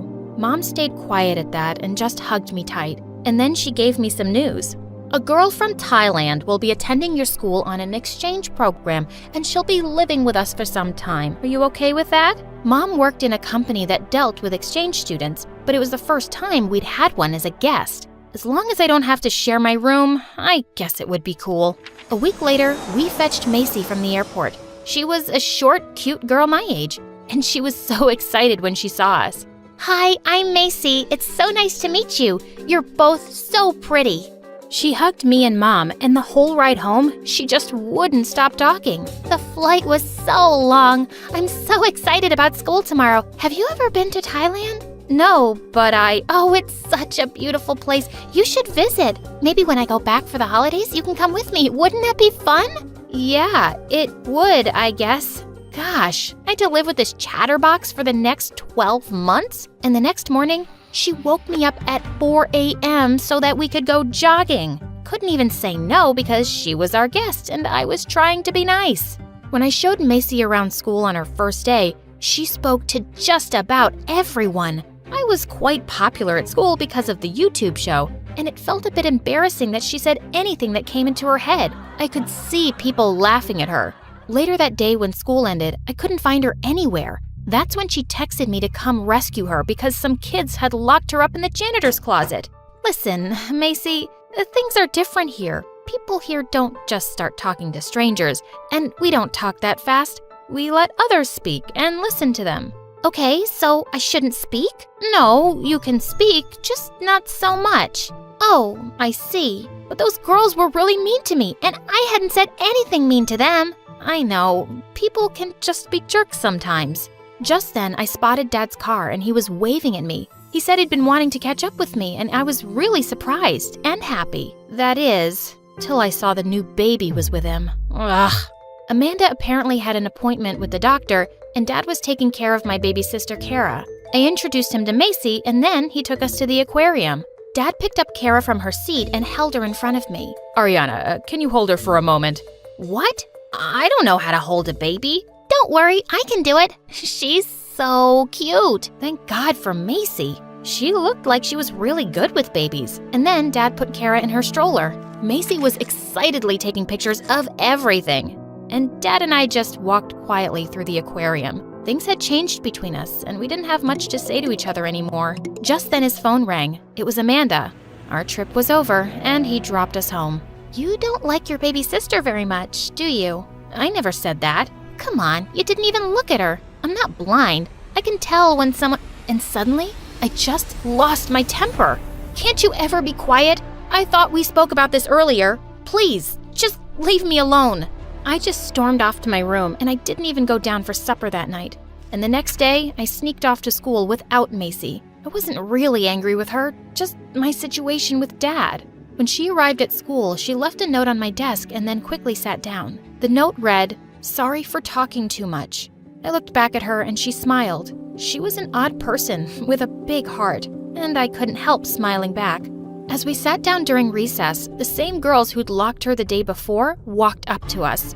Hey, Ariana, you still have your walking, talking parrot with you? Aren't your ears bleeding by now with her non-stop chatter? No, I really like listening to her, but your voice is giving me a headache, so please go away and get a life. But just then, the girl dunked her juice on Macy's head, and I pounced on her. As we rolled around fighting, Macy came running and sprayed ketchup all over the girl's face. Don't hurt Ariana, you witch! We all ended up in detention, but it was totally worth it. Hey, thanks for standing up for me and saving my butt again. I should have never told you to act differently. Just be yourself, okay? Oh, what a mistake that was. It was hard to stop her, especially when we watched MSA videos together on YouTube. She had a running commentary going the whole time. Soon after, it was my 16th birthday, but Mom wasn't keen on having a party at home because of the mess, so Macy and I just went out to celebrate. As we were shopping at the mall, we bumped into Amanda and Kara. Macy immediately went all gaga over the baby, but I just stood on the side silently. Happy birthday, Ariana. Oh, you must be Ariana's stepmom. It's so nice to finally meet you. I hated the word stepmom. I didn't want her to be anything to me. Come on, Macy, let's go. Wait a second. It's funny that I bumped into you. I just bought you a gift. No thanks. I don't want anything from you. Why are you always like this, Ariana? I've really tried. Can you drop the fake nice act, please? The only thing you've tried to do is steal my dad, and you succeeded. Have you forgotten that you threatened me? Ariana, I was angry with you then. I didn't really mean anything. Before she could finish, I just started walking quickly. I heard Macy calling my name, but I wanted to get away from Amanda. Suddenly, I heard a scream, and I turned to see Macy slip on something and fall to the ground. I rushed over to her, and she was unconscious. Amanda quickly called an ambulance and went to the hospital with me. I was so anxious as I sat there waiting that I just couldn't stop tapping my foot. Amanda sat next to me and took my hand silently, and I felt better. The doctor came soon and said Macy had a minor concussion, and that she was okay. When I went to her room, she was sitting up in bed. As I sat next to her, Macy took off the locket she was wearing. I want to tell you something, Ariana. I had a baby sister too, and she was 3 years younger than me. She was my best friend, and then she died 2 years ago. My eyes welled up as I looked at her sister's picture. I carry her around with me everywhere. Love the people around you while you can, so you never have any regrets. I hugged her tight and we both cried. The doctor said she could go home, and I found Amanda was still waiting outside for us. She drove us back home. When we got there, the house was pitch dark. I guess the lights are out. Just as I opened the door, the lights came on and many people yelled, "Surprise!" It was my birthday party, and Dad was there along with my friends from school. Mom, I thought you didn't want to get the house dirty. Don't worry, I'll sanitize the place once the party's over. I hugged Mom and Dad, and then I turned to Amanda. Thank you for being there for me today. And I'm sorry for how I've treated you. I really am. Can I give you your present now? You already did. I picked up my baby sister and hugged her tight.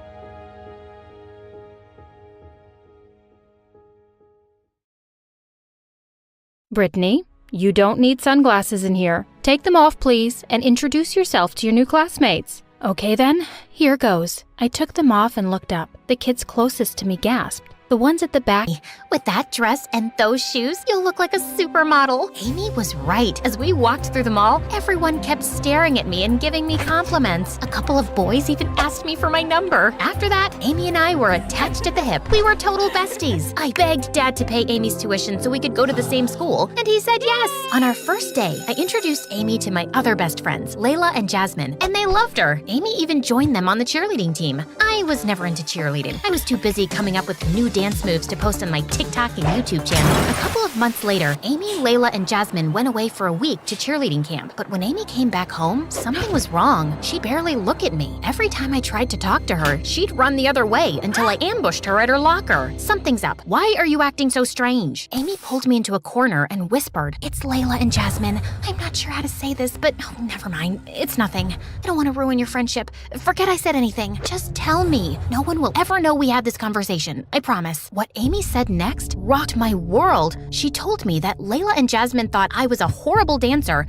the most annoying girl in school, and they were only friends with me because my dad was the mayor. Amy even showed me text messages on her phone of Layla and Jasmine making fun of me. I was so mad I was about to explode. Later, I saw Layla and Jasmine in the cafeteria laughing, and they had the nerve to smile at me like they were my friends. I stormed right up to them. "You backstabbing witches! You think you're so cool, but you're as dumb as a box of rocks. Are you for real? As serious as a math test." They stood up and got in my face. "Okay, loser, you think you're special, but you're just a basic chick. Well, you're both as ugly as a horse's butt, and you smell like porta potties." Jasmine pushed me. I shoved her back. Then I snatched some ice cream off a kid's lunch tray and threw it in their faces, which turned into a huge food fight. I was suspended for a week, but it felt really good to kick those two-faced jerks out of my life. I felt bad about betraying Amy, though, and begged her to forgive me. Eventually, she did, and we got even closer. I even told her about my secret crush, a football player named Mike. "Why don't you tell him how you feel?" "I'm totally not his type." "Of course you are. Let's have a double date." Amy set up the date a couple nights later. I put on my best dress and spent an hour doing my makeup. When I arrived at the restaurant, I had the shock of my life. I saw Amy kissing Mike. My face turned as red as a chili pepper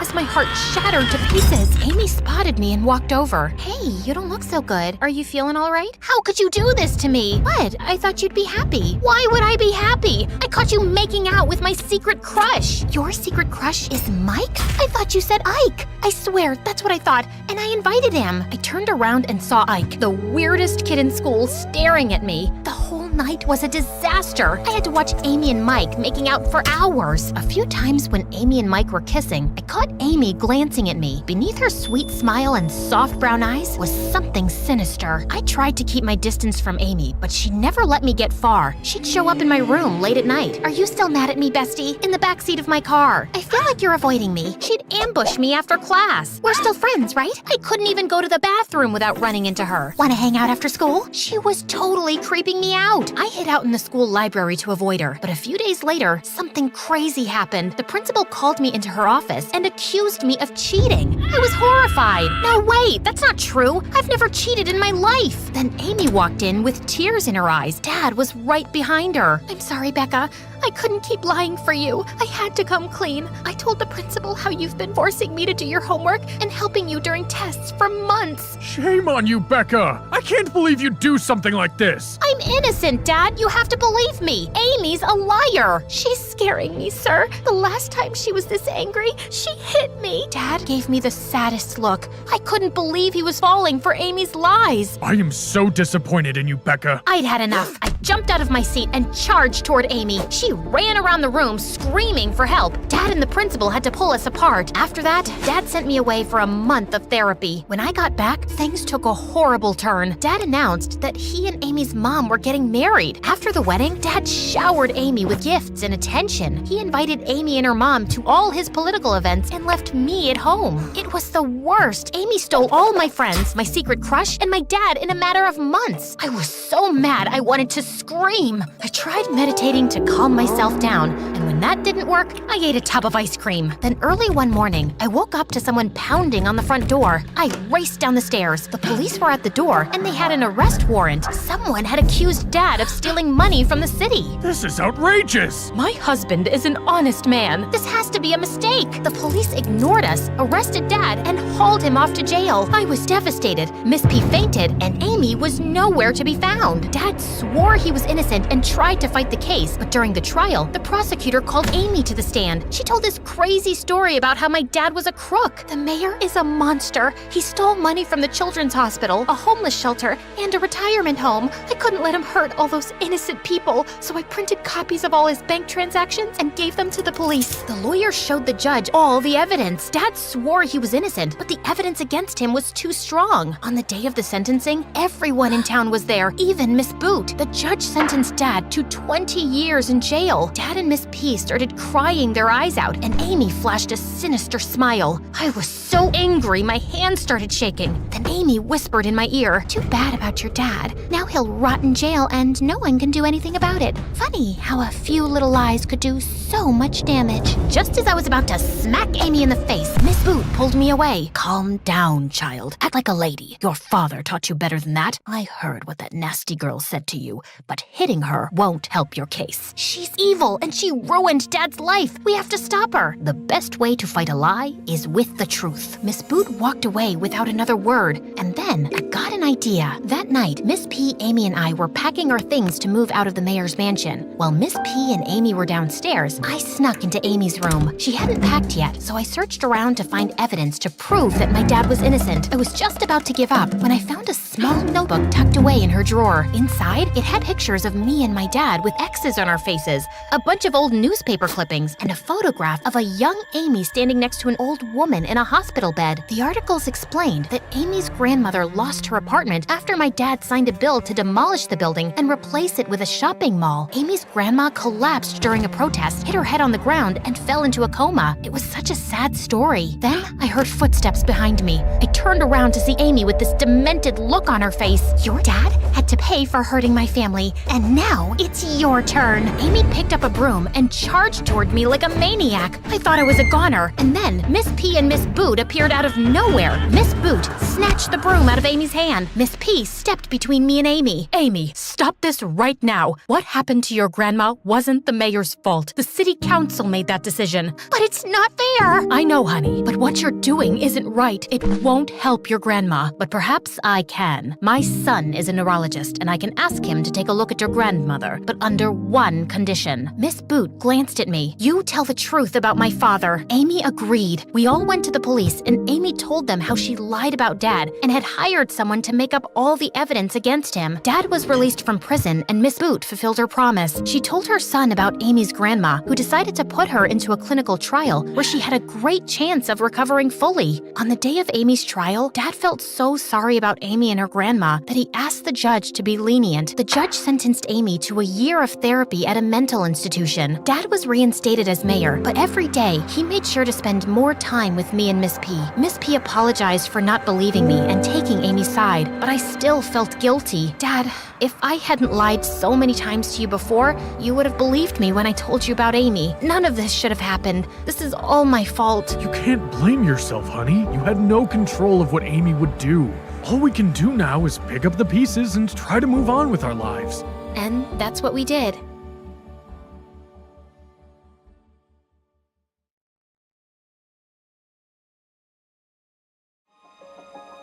Hi, I'm Nova, and my life sucks. I used to think I was just unlucky, but thank God I later discovered it was a full-blown family curse. No, seriously. I grew up with a twin brother, Dorian, who was 2 steps ahead in everything. For starters, everyone thought he was the much better-looking twin. He'd play video games all the time and ace his tests, while I'd stay up all night studying, and my grades were still average. He was good at sports, I was just clumsy. Even our parents favored Dorian, especially Dad, who dreamt of making him a football legend. In 8th grade, I tried out for the small school talent showcase, just a silly cheer routine I made up on my own. I asked everyone to come, but that same day, Dorian had his big football practice match. And guess where everyone went? Yep, including my parents. What's going on? Your brother scored the winning goal at his big match, so we called all his friends over to celebrate. So you missed my talent show for a dumb match? You participated in a talent show? Why? You're so uncoordinated. Just last week you tripped over a sock and hurt your head. Thanks, but I don't need your judgment. I'm just saying, maybe next time choose something you're good at. Oh wait, you can't. You're bad at everything. Shut up or I'll kick your face. Ugh, so annoying. I ran upstairs fighting tears when I heard a soft voice calling from a bedroom down the hall. Nova, is that you? That's Ella. She's my younger sister, and she's been sick since forever. Doctors didn't even have a proper diagnosis, just a fancy name that meant they were still trying to figure out what was wrong with her. And since our parents were too busy making Dorian a star, it was usually left to me to look after Ella, which I didn't mind at all. Hey, how was your talent show? What did Mom and Dad say? They never came because Mighty Dorian had a match. So what? Did you have fun? I almost did a backflip and only tripped twice, so yeah, it was fun. Then that's all that matters. Talking to Ella always made me feel better, but I could never tell her how I really felt. My problems just seemed so pathetic compared to everything she was going through. Even at school, I mostly kept to myself while Dorian hogged the spotlight. The only time people spoke to me was to ask for Dorian's number, so I barely had friends, until I met Maya in high school. She was new and asked me if I could show her around, and we hit it off right away. We liked the same music, same shows, and I finally had someone I could pour my heart out to. She was the only person I felt free and happy with, but that changed on her 18th birthday. Maya decided to throw a costume party. I was gonna be French fries, and she was gonna be ketchup. It was gonna be epic. But when I got to her place, I was the only one in a costume. I checked my phone wondering if I'd missed a text from Maya, but nothing. And worse, I found her standing near the pool talking to Dorian. Oh, wow. Looks like someone didn't get the memo. What is he doing here? And wasn't this supposed to be a costume party? Oh, shoot. I thought I texted you. I wanted to have a costume party, but Dorian thought it was stupid for an 18th birthday. And since when did you start taking advice from Dorian? Since we started dating. What? He asked me out last week, and I said yes. Why? Of all the men on the planet, why him? And you couldn't stand that there was finally someone who liked me more than you, could you? Would you stop overreacting? You look like angry McDonald's French fries, and I can't take you seriously. Also, my feelings for Maya are totally genuine. Genuine my butt. Everyone at school knows you change girlfriends faster than you change underwear. Maya, listen to me. Whatever garbage this guy's been feeding you, it's not worth it. But I love him. No, you're infatuated. Like every normal girl your age is with some butthead like him. Come back to your senses. Fine, I can see this is a total waste of time. So before I embarrass myself any further, I'm leaving, and we're done. I stormed off dramatically, only to walk straight into the birthday banner. I tried to fight it, but stumbled and knocked over an entire balloon arch. Maya ran to help me, but I spun around mid-fight and accidentally slapped her in the face. Did you just hit my girlfriend? I grabbed a paper cup and hurled it at Dorian's head. Ow.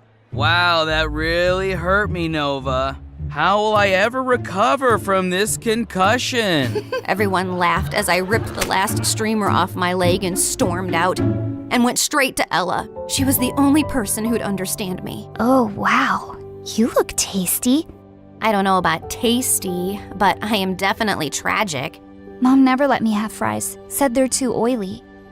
Here, take a bite. It might cheer you up. You're weird. And you're stuck with me. And I put my head down, and we dozed off. The next morning, I woke up to a bunch of missed calls from Maya, but I ignored them. So she sent me a bouquet with my favorite ice cream scoops, flew drones past my window with "I'm sorry" banners. At one point, she actually climbed up to my window to talk to me, but I just drew the curtains and ran into the attic so she wouldn't find me. I was looking for some boxes to hide behind when I accidentally knocked one over and a diary fell out. It had my grandmother's name on it, with a photograph of her standing next to someone who looked exactly like her. And there was a note. Lumiere se dara kinsol veher dul ambrax? What? That's what it said, written in this bizarre language I've never seen before. Luckily, someone had scribbled a translation underneath. To break the curse, balance must be found. One light shall rise, one shadow bound.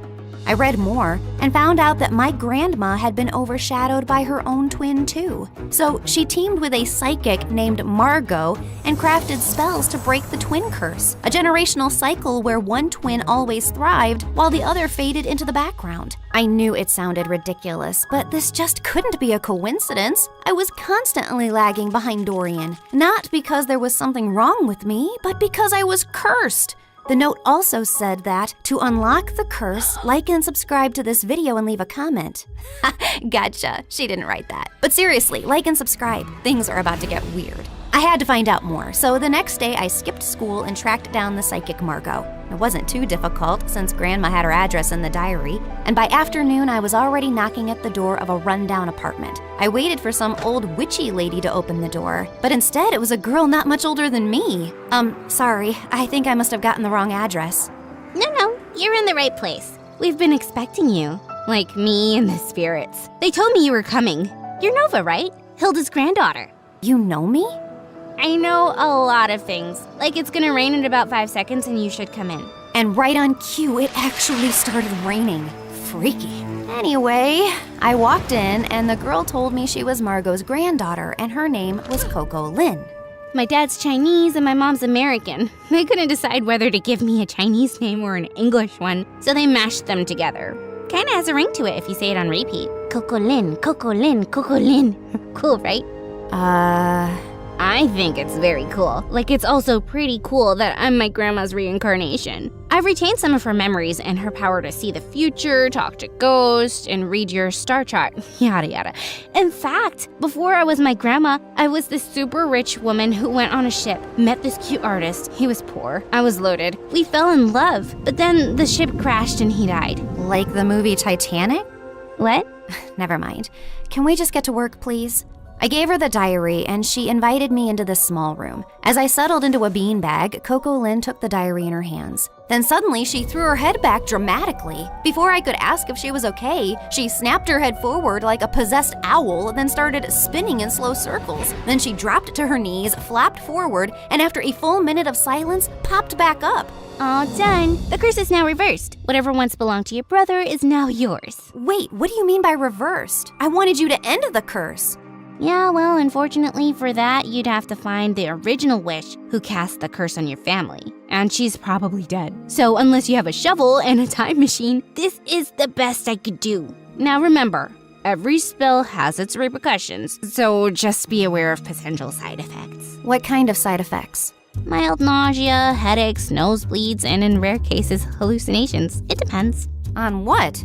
On how badly cursed you are. Just kidding. I fixed the curse, remember? You'll be fine. Would you like some tea? But I just thanked her, paid her fee, and got out of there as fast as I could. The whole way home, I kept thinking if what I'd done was wrong. But was it really that bad if Dorian suffered a little? Also, Coco Lynn was kind of a weirdo, so I wasn't too sure if her chaotic head Roomba fixed anything. But boy, was I wrong. I looked around and I froze. This wasn't my room. It was bigger, with velvet curtains, a chandelier, and a full-length mirror. I jumped out of my bed and pulled the curtains, only to see a massive, perfectly manicured garden with fountains and a freaking swan. Why am I in this place? How did I get here? I checked my phone. It showed the same date as yesterday. Okay, this is clearly a dream. Ow, ow! I pinched myself hard, and seconds later, Mom burst into the room. Oh my god, Nova! Why did you scream like that? I thought some stalker tried to jump into your room again. Again? When was the first time it happened? Oh, my poor baby. You've been so traumatized lately, you've probably blocked out everything. It's fine, we can talk about it later. For now, drink your kale. You're already late for gym, and Coach gets cranky when you're not warmed up before cheer practice. Mom, I don't do cheer practice. I barely passed PE. This isn't real. I rushed outside to find Ella's room. She might have answers. But the house was so huge, I had no idea which room was hers and accidentally entered Dorian's. What are you doing in my room? Shut up and tell me what's happening. Are you trying to pull some elaborate joke on me? Who even owns this house? One of your weird rich friends? What are you rambling on about? I'm just living my perfectly miserable life in silence, and you won't let me have that? If your life is miserable, I might as well be an earthworm. You know, I saw this documentary about teen celebrities and how they all went bonkers at age 18. You should watch it. I think you'll fit right in. You think this is funny? God, just tell me where Ella is and I'll leave. Same place she's always been. Why? Suddenly remembered you have a sick sister who needs your attention? I've always cared about Ella. You don't care about anyone else but yourself, Nova. Now get out and go sign some stupid autographs. I was shocked. The way Dorian was talking and everything Mom said could only mean one of two things. Either everyone in my family had lost their minds, or the spell actually worked and transported me to my new reality where I was the golden child. I ran back to my room and opened my closet to find shoes and clothes that I could never afford. Downstairs, Mom was smiling like I was the best thing that ever happened to her, while Dorian sat quietly on the side scowling. Then I went to school, and the moment I got out of the car, people flocked around me. Hi, Nova. Love your outfit. Can we get a selfie? Are you coming to my birthday next week? You can cut the cake if you want to. It was like stepping into a dream where I finally mattered and wasn't invisible next to Dorian. I was still processing everything when Stacy walked over and linked her arm through mine. There you are, bestie. I've been trying to call you. Really? I didn't get any calls. I said I was trying, but then I got busy with these new cheer uniforms. Everyone's obsessed with pink, but what do you think? I actually kind of like blue. But clearly everyone else wants pink, so let's go with pink. Oh, I knew you'd say that. We're so in sync. If you were a boy, I'd totally date you. I mean, you'd have competition, obviously, but I'd cheat on my boyfriend with you. Okay, wow. I was best friends with Stacy? This girl who once insulted me in front of the whole school was now asking for my opinions? And over the next few days, it only got better. I had a personal stylist, a manager, and spa appointments booked every other morning. My closet had its own air conditioning, and Dorian had to ask my permission to even borrow a charger. My parents transformed into my biggest fans overnight, hovering at every photo shoot, attending even the smallest events, and proudly displaying an entire wall of my trophies and awards. At school, I never stood in line. I had my own table in the cafeteria stocked with fresh smoothies and sushi rolls. Teachers gave me extra credit just for showing up.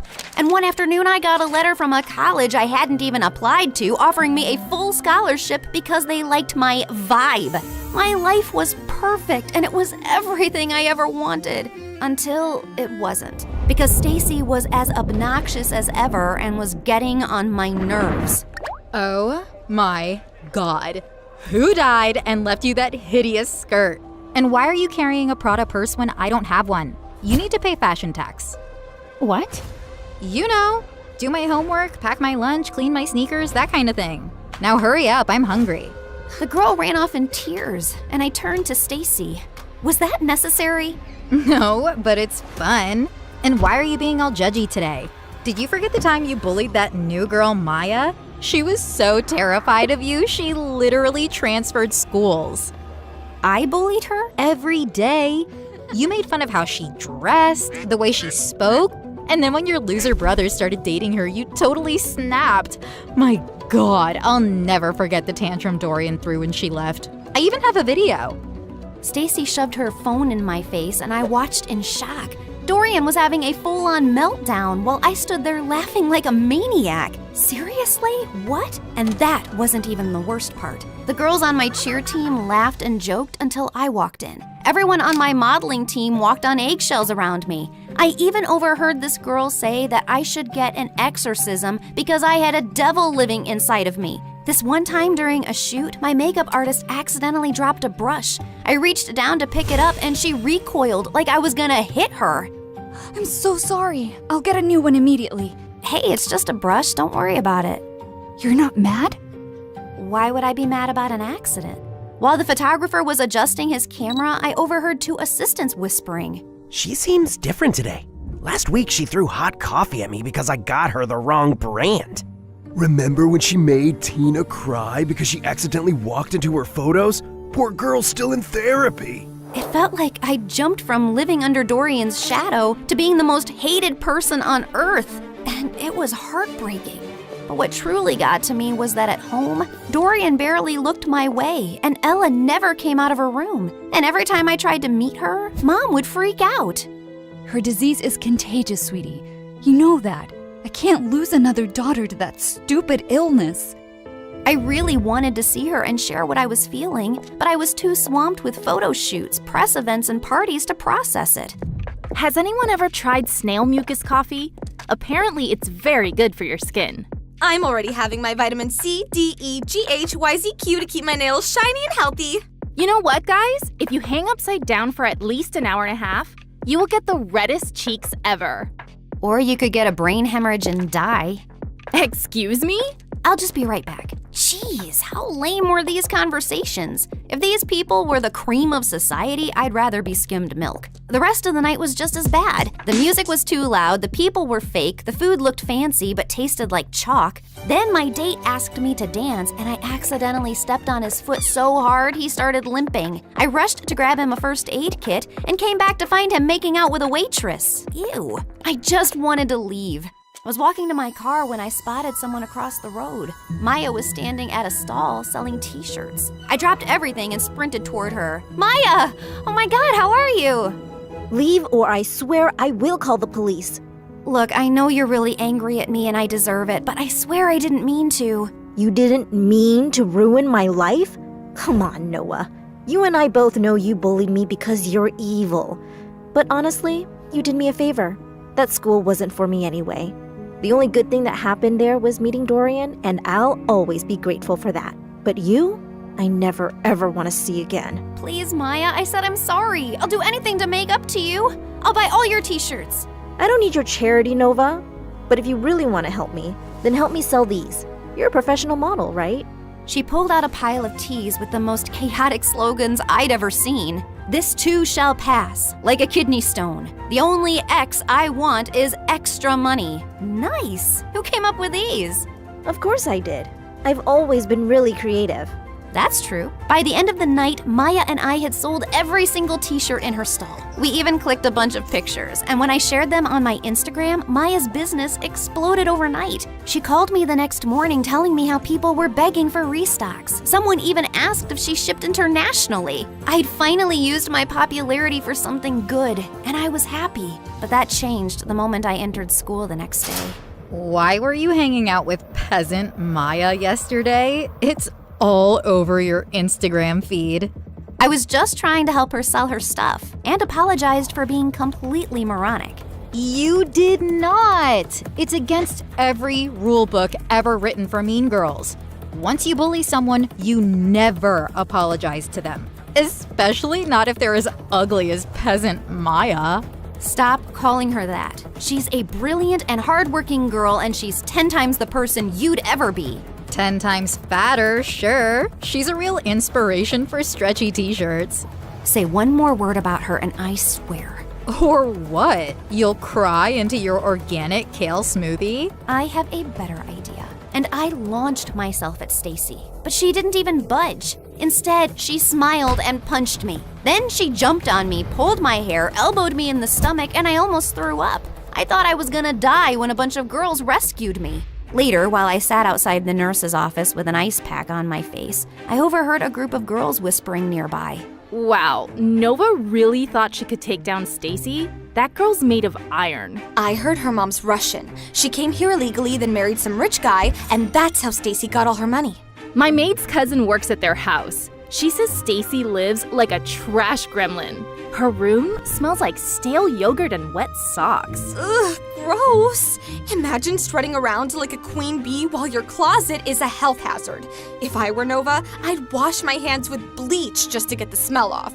They kept going, but I tuned out. Not because I was offended. Honestly, it all made sense. Stacy didn't rule the school out of confidence. She did it to distract people from the disaster she actually was. Anyway, I was feeling better, so I decided to take the day off and go home, when suddenly Dorian came running down the hallway. Nova, it's Ella. They're moving her to a hospital. Her condition is getting worse. The world blurred for a second, and I pushed Stacy out of the way and ran through the gates. We reached the hospital and saw Mom and Dad were sitting in the waiting room. Where is she? What happened? She took a turn for the worse. The doctors are doing everything they can. I sat down slowly. Ella, my baby sister, my sunshine. She was the only person who ever believed in me, and she was suffering. I buried my face in my hands, and that's when Dorian snapped. Is this all your fault? Dorian, please. No, Mom, she needs to know. I've been trying for months to act normal, but no more. What are you talking about? You were supposed to babysit Ella, but instead, you chose to sneak out and go to your dumb party with her in the back seat. You'd barely gotten the car out of the driveway when you crashed into another car. You blacked out and Ella took the hit. She's been in a coma ever since. But Mom told me her condition was contagious. That's why I couldn't see her. Well, she lied. Because you hurt your head too and forgot all about the accident. And Mom didn't tell you so you could live your perfect little life like the golden child you are. I swear, if something happens to her, I will never forgive you. And he stormed away, leaving me totally shaken. I bullied my best friend. My brother couldn't even look at me. And my little sister was in a coma because of me. This wasn't the life I wanted.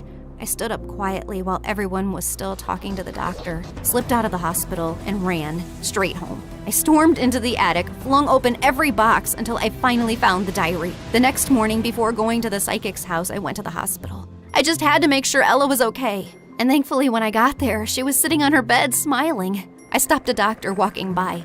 Is she okay? Yeah, she had a seizure, but it shocked her system so hard, it jump-started her like an old car battery. Guess sometimes being on your deathbed has its perks. I took one look at Ella's face and walked in. As soon as she saw me, her face lit up. I ran over and hugged her tight. Hey there, you slept for a really long time. Yeah, well, I needed my beauty sleep. Why do you look so old and wrinkly? Probably because I'm sad and sorry for everything. I messed up your life. It wasn't entirely your fault. I was jumping around like a monkey in the back seat, remember? You couldn't even see the car behind us. I basically launched us into it. So I guess I'm sorry too. Well, I'm sorry too, Nova. I shouldn't have snapped like that yesterday. I haven't always been the best brother because I've often let jealousy get in the way. I wasn't exactly the best sister either. What I did with Maya and how I treated people around me was horrible. Yeah, but you're changing. I saw what you did for Maya. That's growth. I nodded slowly. I'd spent so long being angry about everything I wasn't. I forgot to appreciate what I had. My adorably flawed family. And all I really wanted to do was to go back and mend things now. Namaste, fellow seeker. What brings you here today? Oh, it's you. Welcome back. You recognize me? Why do you always ask the same question? Of course I do. I can see through dimensions too. Like in one of my parallel lives, I was this really hot girl who lived on the streets doing odd jobs until one day this handsome rich guy asked me to be his date. He bought me clothes, took me to parties, and eventually fell in love with me. Like Pretty Woman? Yes, I was a very pretty woman. But enough about me. Tell me what you need. I told her I wanted to reverse the curse, and Coco Lynn stared at me blankly. Are you sure? Once I reverse the curse again, the spell will seal itself. No more rewinds. So make up your mind. You can't keep jumping between realities. I already have. I want to go home. And this time I won't hide behind Dorian's shadow or bad grades. I spent so much time being angry and dejected that I never really focused on myself. And that's why I never got anywhere in life. I can't control how people treat me, but I can control how I take their opinions. So now I'll live for me, with kindness and purpose. Spoken like someone who's truly ready. She stood, cracked her knuckles, and started chanting. The candles flickered, the walls shimmered, and then everything went blank. I woke up to the smell of burnt toast and the sound of birds. I sat up slowly and looked around.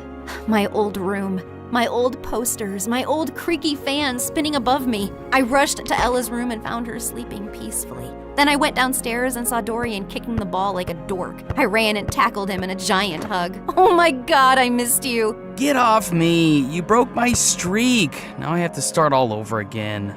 Well, so do I. That morning, I got dressed and walked into school. And for the first time, people noticed. Not because I was a model or because I had a million followers, but because I held the door open. Because I helped a kid who dropped books. Because I smiled at people. For real. And that's when I realized that life isn't about being the favorite. It's about being someone you can be proud of, even when no one's clapping.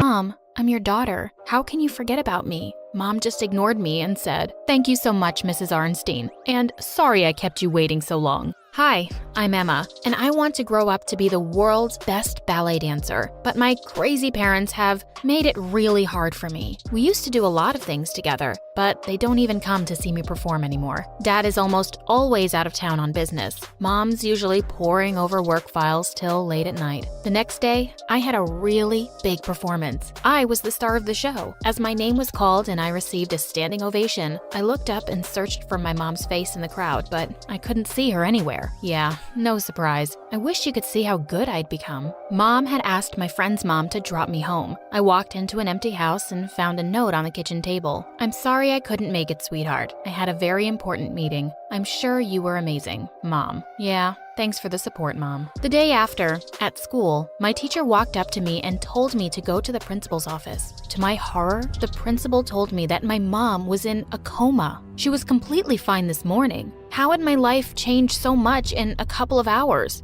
Fiona, my mom's friend, said she was showing no signs of improvement, and all we could do was take her back home and pray for a miracle. She would come around for a daily checkup, and we got a nurse. Dad told me to focus on school, but it's not like things were great there either. Miley, the most popular girl in my class, just seemed to hate me for some reason. She was always making comments about how stupid being a ballet dancer was. Who even watches ballet these days? My grandma, probably. Or something like, "Aw, why aren't you wearing your silly tutu today? It matches your lame personality." Jeez, I don't even know how Brian could be with someone like her. I went to the game to distract myself from everything happening at home, and just my luck, the only empty seat was next to Brian. "You can't sit here. This seat's taken. It's for my popcorn. Don't be silly, babe. It's all yours, Emma." I tried to focus on the game and ignore how Miley was just all over him. But then suddenly, I saw the faces on the big screen. It was me and Brian. Kiss, kiss, kiss. Brian turned to me,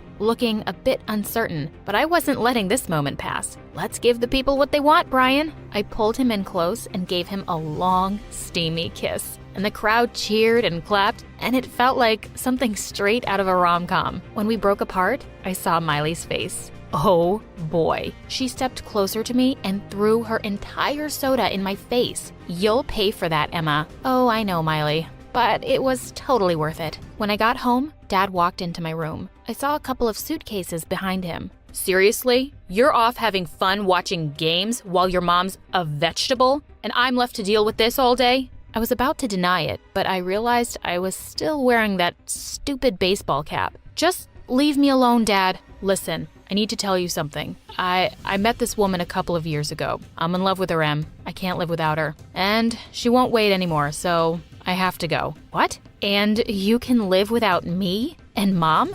How could you even just leave us like this?" "I'm sorry." And like that, he was gone. As I sat next to Mom's bed that night, I felt really blue. So I started watching a video on my favorite channel, My Story Animated. It was about a girl whose mom woke up from a coma after 15 years to get revenge. I really hoped my mom would wake up much sooner. Before I could watch part 2, I suddenly saw Mom's hand move. Mom? Mom! She asked me what had happened and where Dad was. I quickly lied that he had to go away for work and called up Fiona. She was amazed to see Mom's miraculous recovery. As I walked away to my room, I wondered how I could possibly break the truth to Mom. Sweetie, how long did Dad say he'd be away? Most of his stuff is gone. When I went to her room, I could see Mom going through the empty closet and drawers. Shouldn't you be in bed, Mom? I feel just fine.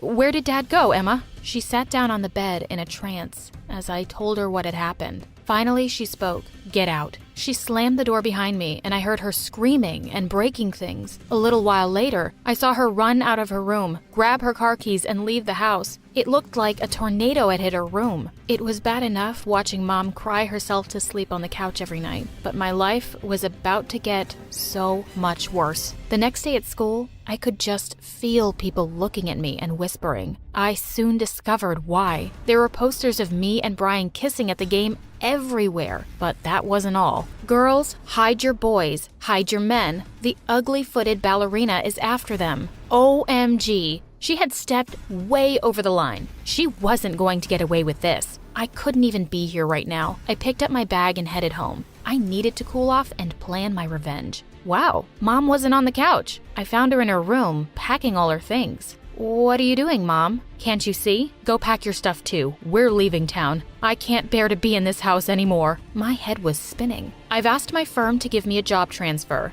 and they've agreed. And don't you dare tell your dad anything. I don't want to see him till the day I die. My parents didn't care how their choices affected my life. It was so easy for Dad to leave me. And it was so easy for Mom to make me leave my home, my school, my friends, ballet, everything. I hated them both. One day, Mom called me to her room and handed me a letter. I enrolled you in ballet class before we even moved here. This place has a great dance academy. I don't want you to give up on your dream, Em. I burst into tears and hugged her tight. Tying my shoes, I felt my heart race with joy. This was my happy place. The teacher asked me to perform a segment from the famous Swan Lake so she could judge my skill level. I knew that one well. As the music started, I was transported to another world. When I stopped dancing, I saw everyone's mouths were open wide. The teacher stood in shock before she started clapping, and the rest followed. She said I was amazing and that she would be so honored to teach me.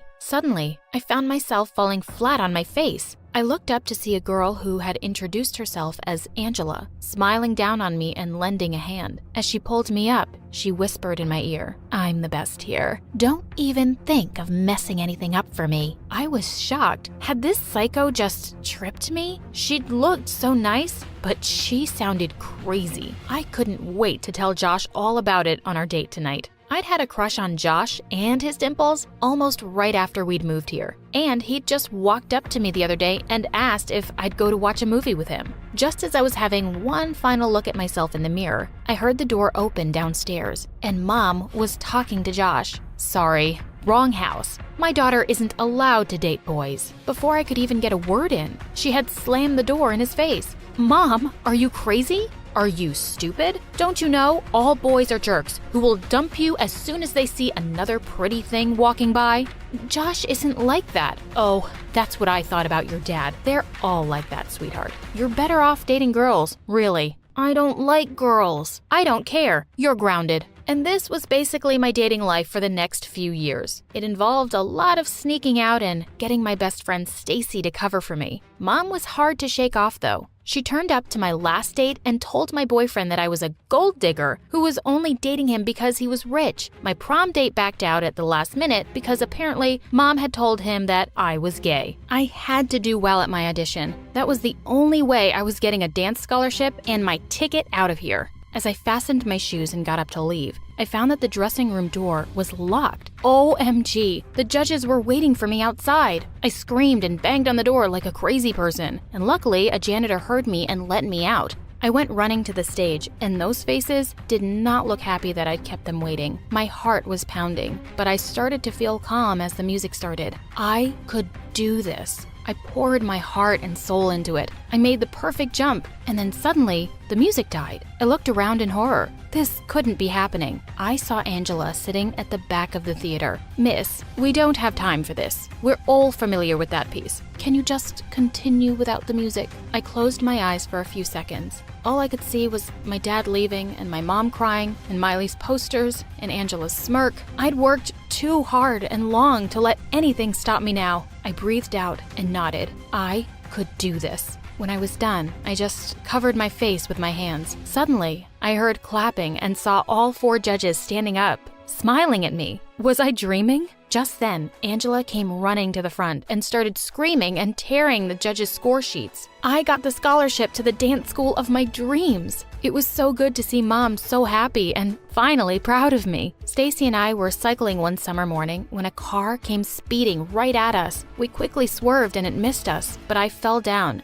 and the cycle on me. Ow, Stacy, my ankle really hurts. She stopped a car and we hitched a ride to the hospital. My ankle was swelling up and I was freaking out. Just then a doctor walked in. So, what do we have here? I looked up and instantly forgot my words because the doctor was so handsome. The cycle fell. I fell, the cycle fell on me and something happened to, my ankle. He smiled and inspected my foot. I was pretty sure he could feel my pulse through it. It looks like a pretty bad sprain.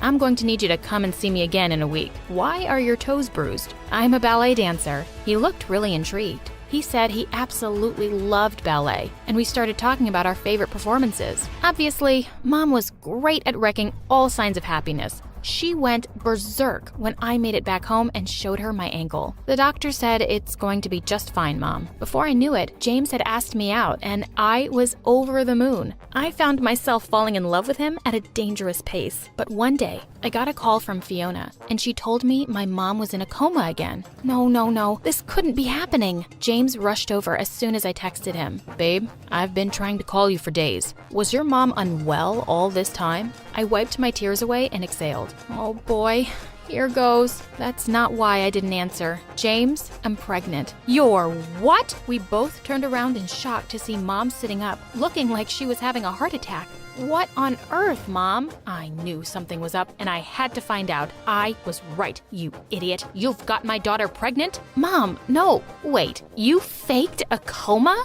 What about all those years ago? That was to deal with another piece of garbage. I heard him talking to that woman and saying he was going to leave me. As I stood there in shock, James looked at me and said he would talk to me later. No, you come back here. But before Mom could even get up, James was long gone. I couldn't even look at her. She didn't even care about what she and Dad had put me through. And she was still doing it. When I went back home in the evening, the last thing I wanted to do was deal with Mom. So, what is the doctor prescribed now? He says he's too young and has his career to think about. He can't take responsibility for a child. He broke up with me. Mom stood furious. His career? His career? And what about yours, huh? What about your ballet? I warned you, and I told you again and again. For once, Mom, just shut up. There was a stunned silence. Do you care at all about how I feel? Or do you just care about being right? Well, congratulations, Mom. You're right. All men are evil.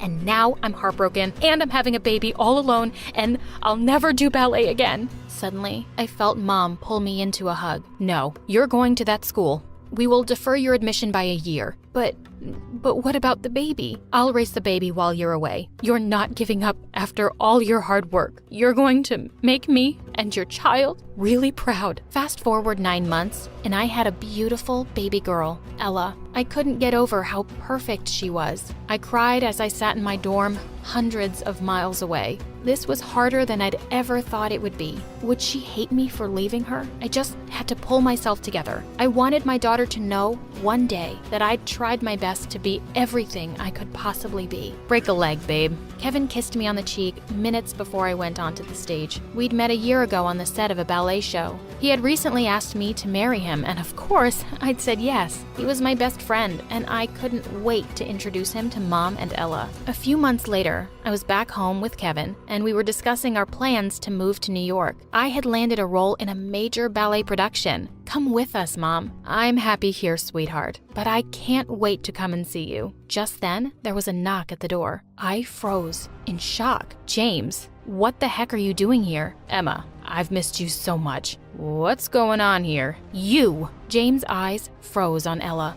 Is that my baby girl? I was furious. How dare he? Listen, Emma, I made a mistake. I promise I will make it up to you, and we can be a family. Get out of my house and my life, James. I'm getting married, and I will never let you be a part of Ella's life. You didn't deserve me, and you certainly don't deserve her. James looked furious, but he turned around abruptly and left. That felt so good. I moved to New York with my family and gained fame quickly. The president himself came to see me at the opening of my latest show, and he asked to meet me later. I was stunned when he said he would be honored if I represented my country in the Olympics. I travel all over the world now, thanks to my amazing husband and mom, who've supported me all these years. And Ella couldn't be prouder of her mom. I can't wait to see the amazing person she grows up to be and the things she does. And I will always support her.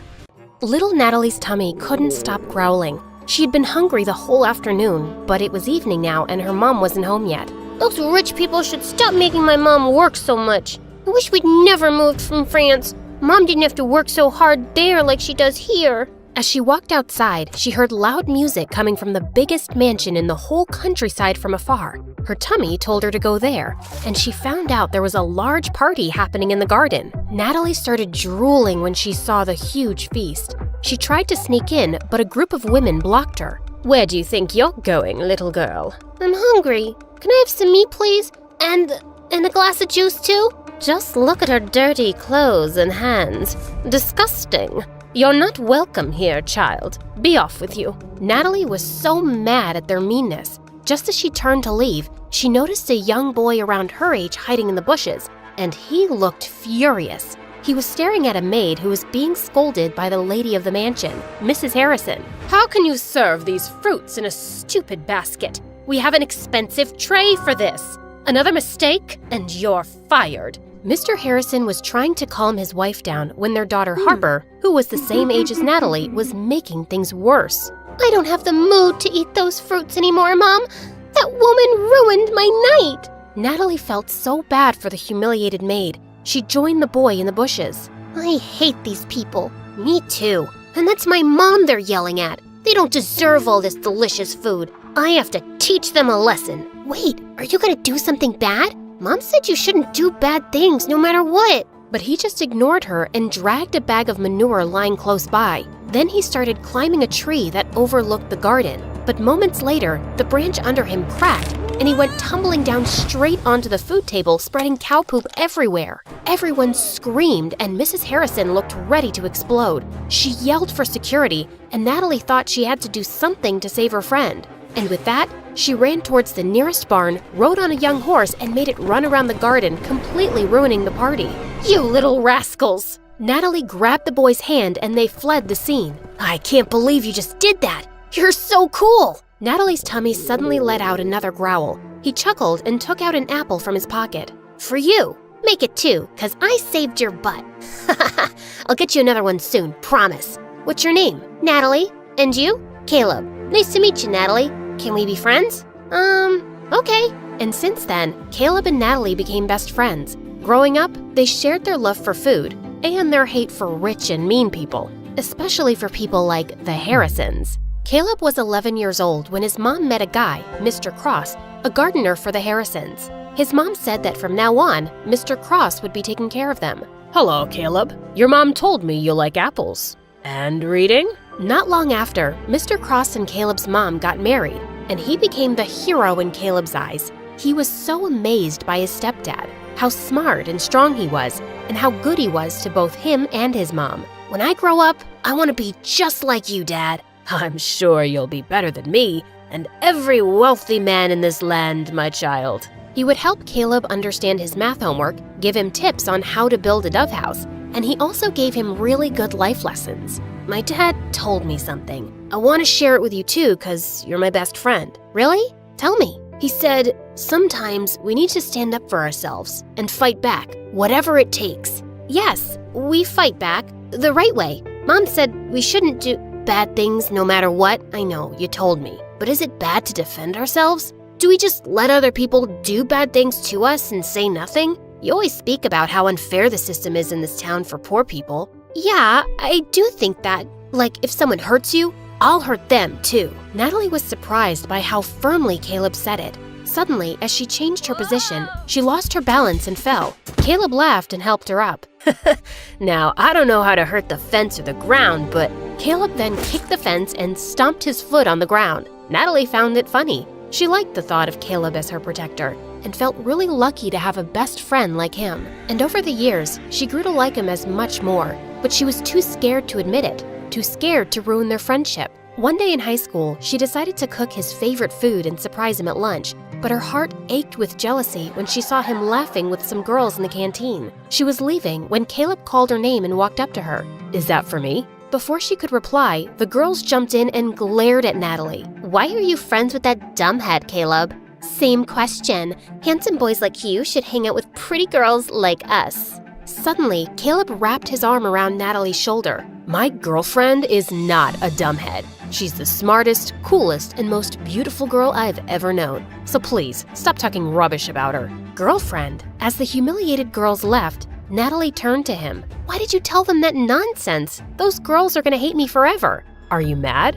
Yes, I'm mad because you lied. We're not dating.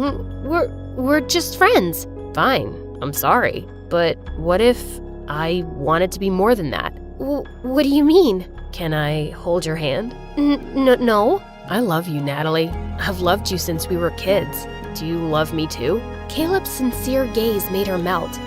Yes, I think I feel the same way. Caleb started to lean in closer, and when their lips finally touched, she felt like she was on cloud 9. After that, the best friends became lovers, and Natalie was really happy with Caleb as his girlfriend. But over time, things started to get complicated. His mom fell really sick, and his stepdad's earnings weren't enough for her medicines.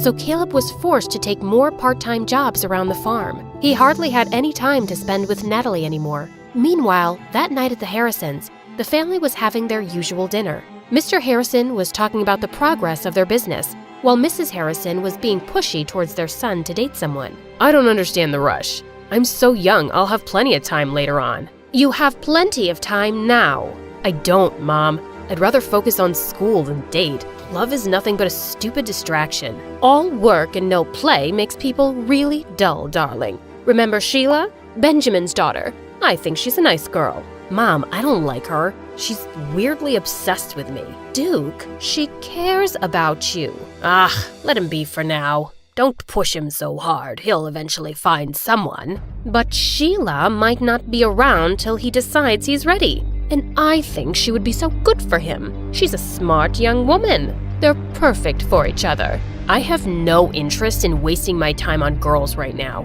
Oh, brother, how about boys? Do you want to share something?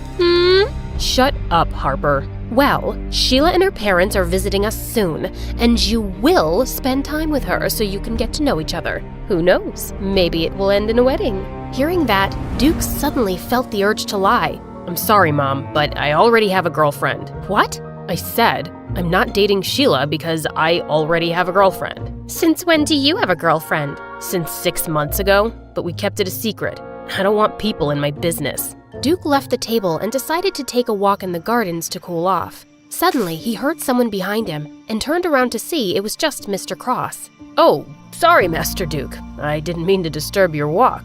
You look a little upset. I'm not. It's really nothing. Just sometimes parents can be too much. Do you have kids, Mr. Cross? A son, the same age as you. Maybe I'll introduce you sometime. Duke was feeling too preoccupied, so he just smiled at their gardener and walked off. That weekend, Natalie's mom caught a serious flu, so later that day she went to town with Caleb to buy some medicine. While they were in the pharmacy, his stepdad called him. I need to stop by a dad's friend's place to pick up a package. Wait for me in the town square, I'll be right back. Natalie bought the medicines and sat on a bench in the town square. Her favorite thing in that old place was the old horse statue in the center. They're such gorgeous and magical creatures. Just then, she noticed that its red eye patch was lying on the ground. She picked it up, and as she placed it back on, the statue suddenly wobbled. She tried to make it steady, but it just suddenly toppled to one side and broke into pieces. Holy mighty horsey! Natalie stared at the sight in complete shock. The townspeople quickly gathered around,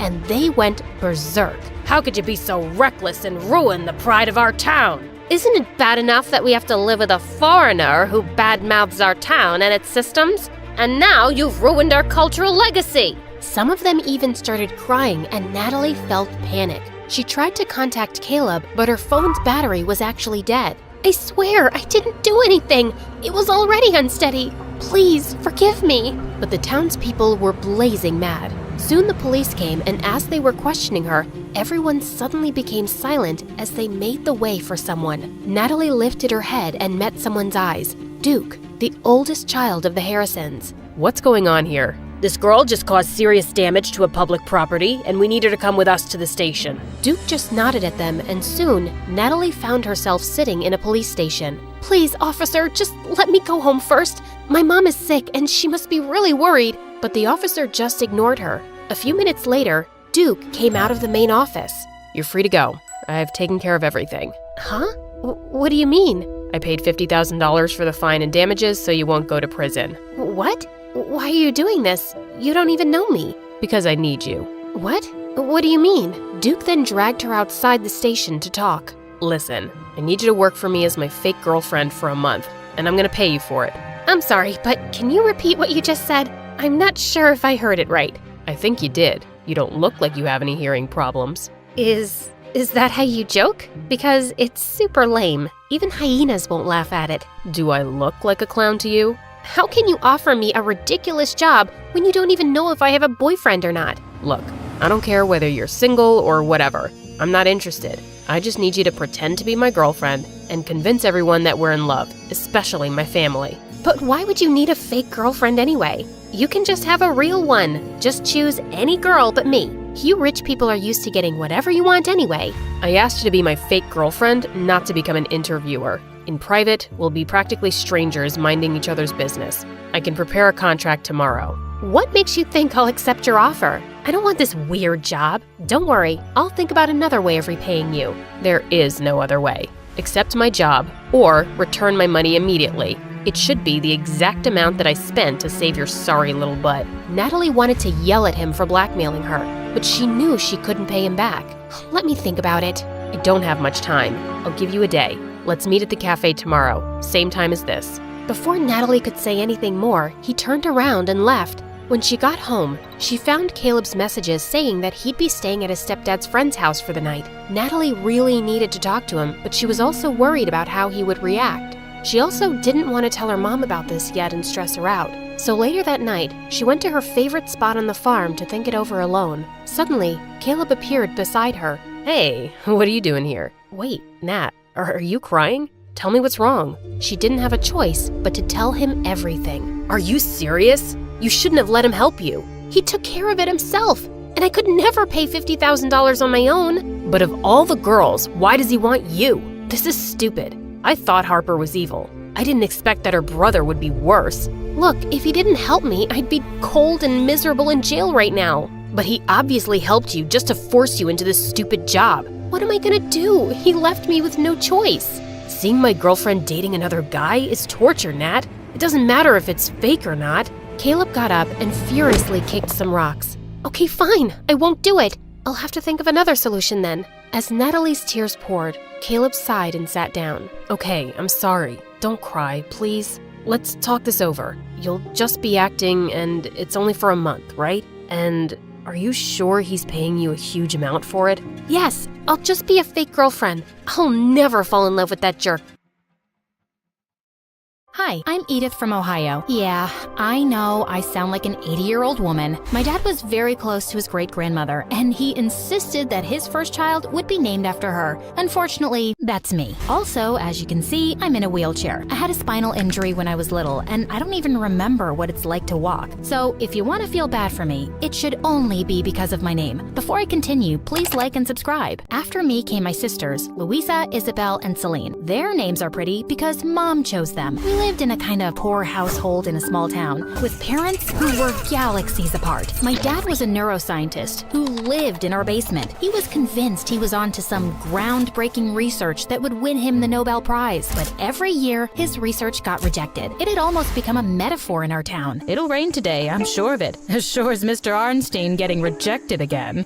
My son has failed 10th grade again. He's really pulling a Mr. Arnstein on us. Those comments made me so mad. No one was as smart or hardworking as my dad. Mom, on the other hand, was pretty and vain. She never met a reflective surface she didn't like. All she'd ever wanted was a fancy life, so she reminded Dad of his failures every day. When I met you, you made me believe you were freaking Einstein. I thought we'd be rich by now. Can't you discover gravity or something already? Like really, how hard is it? I might figure out all the mysteries of the universe before I understand why I asked you to marry me. I was such a fool the day I said yes. Not much has changed since. Mom unhappily ran a small flower shop to make ends meet. As the eldest, I wanted to make things easier for both my parents. I was a model student, and I tried helping out at home by making my sisters responsible. It worked when they were younger, but they were growing up to be useless, especially my second sister, Louisa, who was a lot like Mom. She was pretty, but apparently her nose wasn't rich-looking enough. What does that even mean, girl? I've got this flat button nose, and rich people have cute upturned noses.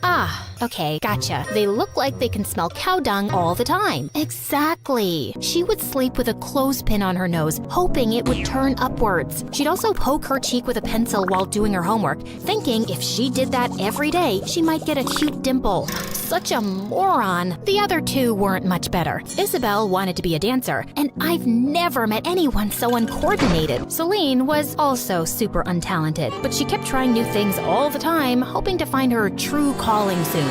No one prayed harder than me that it would be really soon. Luckily, I'd inherited Dad's brains, and in the 11th grade, I got a scholarship into a private school that would open up great opportunities for college. You've always been my favorite for a reason, darling. I know you'll do amazing things one day. I know you will too, Dad. I was really excited to start school until disaster struck, and my crazy family was to blame entirely for it. A week before, Mom came home really excited one day because she'd received a huge order for flowers at a rich client's house, and the minute my sisters heard that, they were dying to go with Mom to help her. Dad was out of town, and I'd just settled in for a peaceful evening by myself when I got a frantic call from Isabel. Edith, I'm at the police station. Mom and Louisa are going to jail. What? What do you mean they're going to jail? Louisa stole a necklace from the rich lady's room and got caught. Mom begged and cried, but the lady called the police. Please, you have to go talk to her. Louisa was such a pain. Isabel sent me the lady's location pin, and I took the bus to this massive mansion. I was asked to wait in the main hall, and I just couldn't resist taking a spin on the marble floors. But suddenly, I lost control of my wheelchair and went crashing into the center table, which sent a huge fishbowl to the ground, which made the servants running in slip on the water and land on their butts. Oopsie daisy. Soon, I was in the library, facing the snooty owner and her carbon copy snooty daughter. Who are you, and what are you doing in my house? Again, so sorry for the damage. I'd love to repay you, but my parents are poor, so I can't. Speaking of parents, actually, my mom is the flower lady who came here today, and the girl who took something from you is my, sister? What? You're related to those thieves? Louisa's mentally unstable, I swear, and some days she just refuses to take her meds. Please, please don't send them to jail. What will I do without my mom, given my condition? This is very distressing, and the doctors have told me stress is really bad for me. The lady didn't look happy, but she called the police station and asked for Mom and Louisa to be released. I thanked them profusely, and just as I was leaving, I ran into a school bag lying on the floor, knocking over its contents. Do you even know how to use that thing? You should take driving classes or something. I apologized and left, but I was horrified. This girl was going to the same school I'd just gotten into. How has my life suddenly become so complicated? Oh, I'll tell ya. It's because Miss Kleptomaniac here decided to steal, and I had to save her greedy butt. And now I have to go to school with this snooty girl who thinks I'm from a family of thieves. Oh, what a great start. Edith, are you done with this useless family meeting? Louisa and I have had a very tough day, and we need our beauty sleep. Maybe the girl won't remember who you are. Fingers crossed. Yeah, right. In fact, as luck would have it, that girl and I were in the same class. Her name was Haley, and the minute she saw me, her face went from shock to a wide grin. Uh-oh. And soon, Haley became my arch nemesis. Apparently, she was the smartest kid in class till I turned up. She was also beautiful and wealthy, and she was dating the star basketball player Cody. And Cody was fine. But Haley still didn't like being knocked off the #1 student spot. How about we make a deal, Edith? You can act a little less smart in class, and I won't tell everyone how we really know each other. I won't be doing that, thanks. I can make your life miserable, you know. You really want to make the wheelchair girl's life miserable? How would it make you look if I started telling people you're bullying me? It'll tank your popularity, and you might even get suspended, or worse. And Haley knew I was right. We just never got along and continued to compete in class. I always got the highest marks in subjects like math and physics, but she'd beat me in history and literature. She knew she couldn't openly bother me, but she tried in sneakier ways. Like one morning, when I wheeled into literature class, our teacher, Miss Agatha, was looking furious, and everyone was staring at me. And that's when I saw the chalkboard. On the lower half it said, Miss Agatha should change her name because she is not cool like Agatha Christie. In fact, she is dull and ugly and stupid. I think she was a toad in another life. She is... It went on, and the lovely cursive handwriting was unmistakably mine. Okay, I know what this looks like, but I really didn't do this. Detention for a week. This Haley was good. She'd copied my handwriting to perfection. I didn't take her pranks sitting down, though. Well, I'm always sitting down, but you know what I mean. I just had a lot of accidents around her. Oops, sorry, lost control. That jacket looks new, huh? Sorry, I just didn't see your toes. You have really tiny feet, Haley. Then one day, our principal came to class to tell us about a statewide competition for which one student would be chosen from the school, and all interested candidates had to sit for a test. Also, I should add that the winner of the competition will get a full scholarship to any university of their choice. This was a chance to make all my dreams come true. I spent countless hours studying for the test. I knew Haley was preparing for it too, even though she didn't need a scholarship. It was just an attempt to beat me. The test was tough, but I did my best. And guess what? It was good enough. I managed to come out on top, and I was over the moon. But there was one problem. The competition required a big entry fee, and I had to travel to another town and cover those expenses too. I wanted to ask my parents for help, but that evening, I heard a huge fight between them over money, and I just couldn't. I wasn't giving up though, not after coming this far. So I decided to sell tacos in the school cafeteria, because seriously, I make the world's best tacos. I could cover the cost of ingredients, and I just needed to sell enough for 2 weeks to collect the amount I needed. I set up a little taco corner in the cafeteria, and they were an instant hit. My tacos were selling like hotcakes, till the awful lunch ladies in the cafeteria reported me to the principal, and I was informed that I couldn't sell food on school premises. So the next day, as soon as school ended, I was ready with my taco stall right outside the school gate. Technically not on school premises, so no one could say anything to me. Even some friends joined me in selling them, and the first few days, things were going great. But suddenly, things started going very wrong. Students started getting sick in school with similar symptoms, and parents poured in with complaints. The principal launched an investigation, and it wasn't long before they discovered the problem: my tacos. I was suspended for 2 weeks, but worse than that, Haley was chosen for the competition instead, and I was devastated. I didn't even tell anyone at home I was suspended. They all thought I had spring break. But 3 days later, the most unlikely thing happened. Cody, Haley's boyfriend, came to visit me at home. Hello? I'm Cody from school. I came to see if you were doing okay. Oh, wow, you're welcome. You too. What? Can I come in, or are you busy? No, I'm not busy. I mean, yes, I am busy. Actually, there's an avocado that's going bad, and I need to make some guacamole, but it can wait a bit longer. Not too long, though.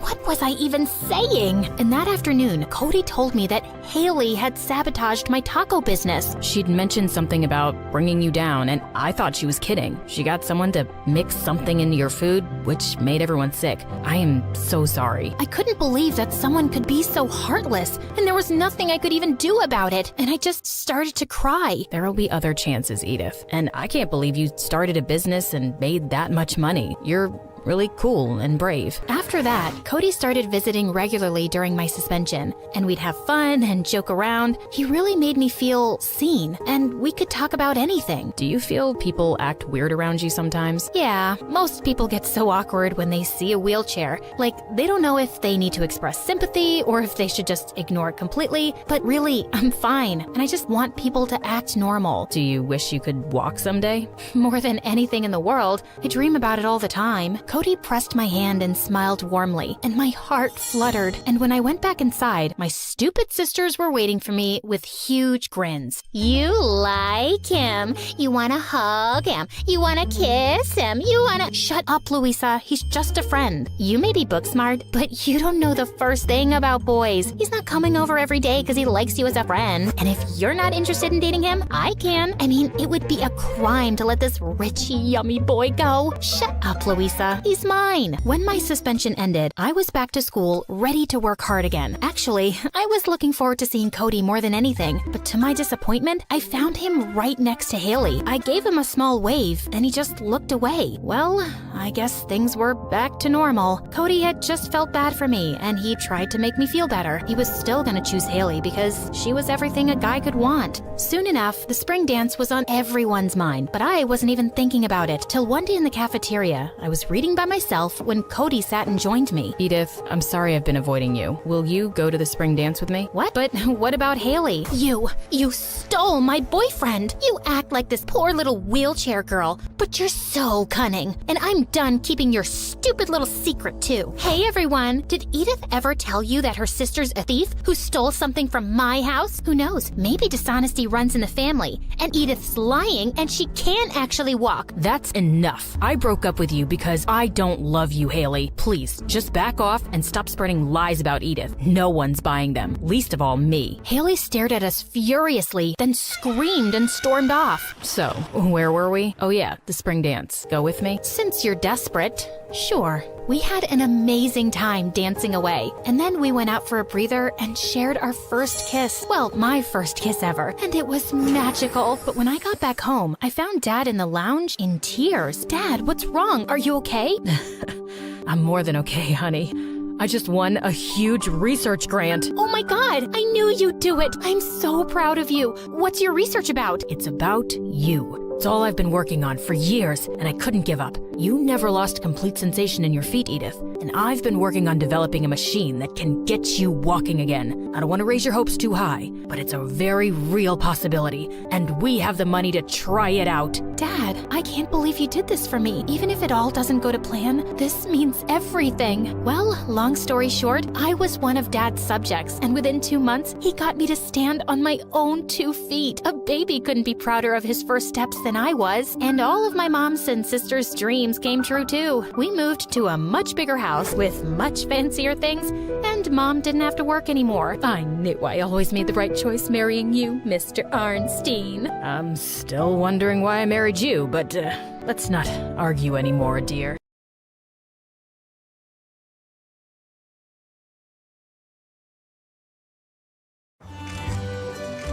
When I was 8, my parents took me to Italy on a family holiday. It was all fun until I saw something I could only imagine in my worst nightmare. The Leaning Tower of Pisa. I ran to the building and started pushing against a wall. Mom, Dad, please come and help me get this straight. It's all wrong. What's wrong with that girl? Is she possessed? That kid's a freak. But Mom went mad hearing them. She's a perfectionist, not a freak, dumbhead. Dad dragged her away and took us both home before we could make a bigger scene. Hey friends, my name is Bella and I'm from Manchester. Please like and subscribe. Ever since I can remember, I've been a perfectionist, like my mom. She owned a small bakery and everyone loved her cakes. Growing up, my place always used to be squeaky clean, and I hated visiting other kids just because their homes weren't as tidy as mine. But it wasn't just that. I couldn't sleep at night without the TV on. I needed to color code my entire closet, and I had to count words on signboards while I traveled in a car. When I was in the 9th grade, another bakery opened up right across from ours. When Mom saw the long lines outside, She was furious and wanted to check out what they had that we didn't. But when I entered the shop and I saw the slightly tilted balloon arc, I felt my eye twitch. I just had to fix it. As I tried to, the entire thing fell on a table of cupcakes, and then a girl standing nearby started to yell at me. "Are you crazy? My parents worked so hard to set everything up and you ruined it." "But I swear, I just wanted to fix the arc. I'm so sorry." "Wait a minute. Aren't you from the bakery across the street? You guys were jealous, and you did this on purpose." "What? Of course not. Let me just tell you, the whole decoration looks ugly. There's no color coordination, everything's off. No way we'd be jealous of this place." And before I knew it, the girl had pounced on me with her gross, sticky hands. Oh God. Our parents pulled us apart, but our moms were glaring at each other. "Get out of our shop, now!" Yeah, we're leaving. It's not like it's something special." On our way home, I was so mad at that girl, and I hoped I'd never see her again. But the very next day in school, someone entered the classroom, and it was her. The teacher introduced her as Maya, and just then our eyes locked, and she glared at me. When she sat down, I noticed her odd-colored nails and cringed. Like, who did that? I tried avoiding Maya every day, but she was so loud and messy. One day, the math teacher asked everyone to take out their homework assignments, and she just couldn't find hers. I promise I did it. I put it in here. And then what happened? Your dog ate it? An elf came at night and stole it. A kidnapper is holding it for ransom. I make myself laugh. Well, at least you make someone laugh. And then Maya turned over her entire bag on her desk, and I was horrified at all the trash she had inside. She found her filthy assignment and a half-eaten donut. Want some? I'm sure it's only 2 weeks old. No, 3. Okay, a month, tops. The teacher looked as disgusted as I felt and made Maya stand at the back with her face to the wall. She deserved it. But the next day, I saw a bunch of kids gathered around Maya before math class, and they were all laughing. The teacher walked in and everyone ran to their seats. A few moments later, I saw Maya take out a freaking mouse from her pocket and quietly slip it into the teacher's desk while her back was turned. Seconds later, when the teacher turned around, she screamed and fell back in fright, while the mouse started running everywhere, and I panicked. "Maya, catch your stupid mouse right now! I can't stand it! Mice are dirty! Catch it now!" The whole class turned to me in shock, and the teacher was about to explode. Maya got 2 months detention, and she and the entire class turned on me. "You're such a snitch, Bella. Everyone knew it was me, but you had to announce it." "I didn't mean to." "Do you ever mean to do anything?" "Save it, weirdo." As if having her in school wasn't bad enough, I found out that she was also my neighbor. Mom was even more annoyed than I was.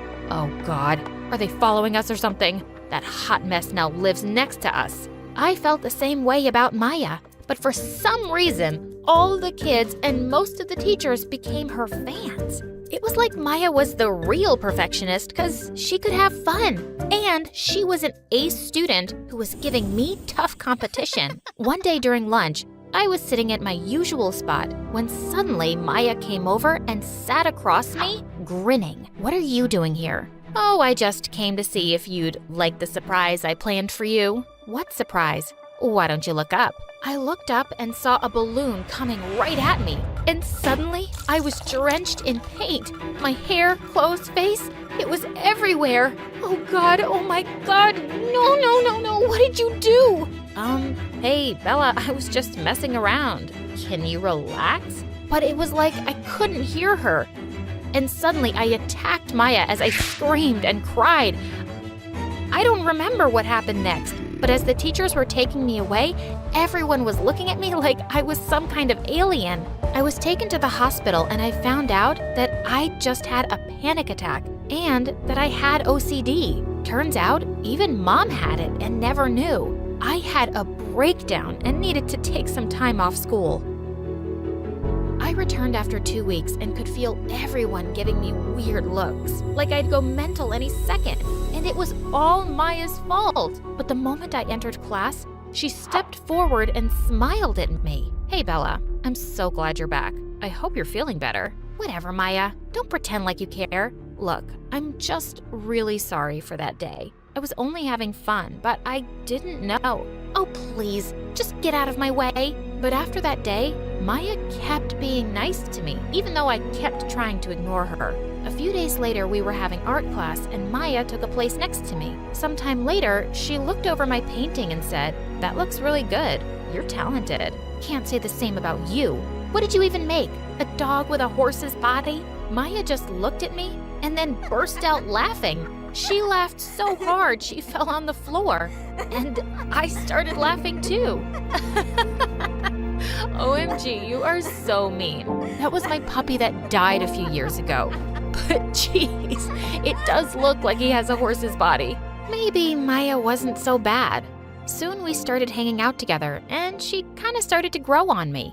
One time I was in the cafeteria eating my lunch when I realized Maya was staring at me. What? Why do you finish your fries first, then the burger, and cold drink in the end? I don't know. I always eat it like that.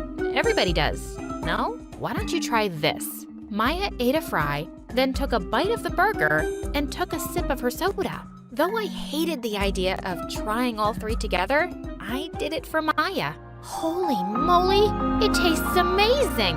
Told ya. Maya was the friend I needed. She accepted me for who I was, but also made me try different things. One day when I was home, I suddenly heard Mom screaming loudly. She was arguing with Maya's mom, who was washing her car while playing loud music. "I asked you to keep the music down and stop making a mess. You're wasting water, you dumbhead. Who are you calling a dumbhead?" And then she turned the hose to Mom, completely soaking her. Mom was furious and tried to snatch the hose from her. As they both fought, I saw Maya come out. "Geez, Maya, tell your mom to stop. Look at her, she's messy and crazy." She's crazy? Well, at least she's not a robot, like you and your mom. And just like that, we both got into a fight. I was so angry at Maya, I totally ignored her at school the next day. And she was doing the same. In our science period, the teacher announced how there was going to be a science tournament and we needed to pick teams. Even though Maya and I were the smartest kids in class, everyone wanted to be on her team. "You're going to make the project so fun, Maya. I want to be with you." "Me too. Pick me, Maya." So I had to choose from 3 backbenchers. And as we worked together, I realized my team really needed to learn the basics. I could see Maya's project was almost done, and I was so far behind. So just one day before the submission date, I became a dictator. "Listen to me loud and clear. We will get this done today. You got it? Go, go, go!" I pushed those guys so hard, and by some miracle, we finished it. Well, team, I'm proud of you. I'm sure we'll win tomorrow. But Maya's project looks so much better.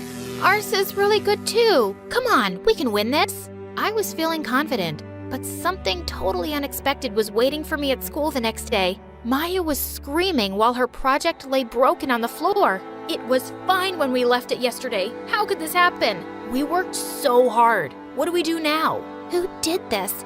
Do you think it could be Bella? Oh, shut up. She would never do this. I felt my heart swell hearing her words. She wasn't talking to me, but she still defended me. Just then, I spotted my team member snickering on the side. "Ours is the best project now." "What do you mean now? What did you do?" "Bella, we just wanted to win." "What did you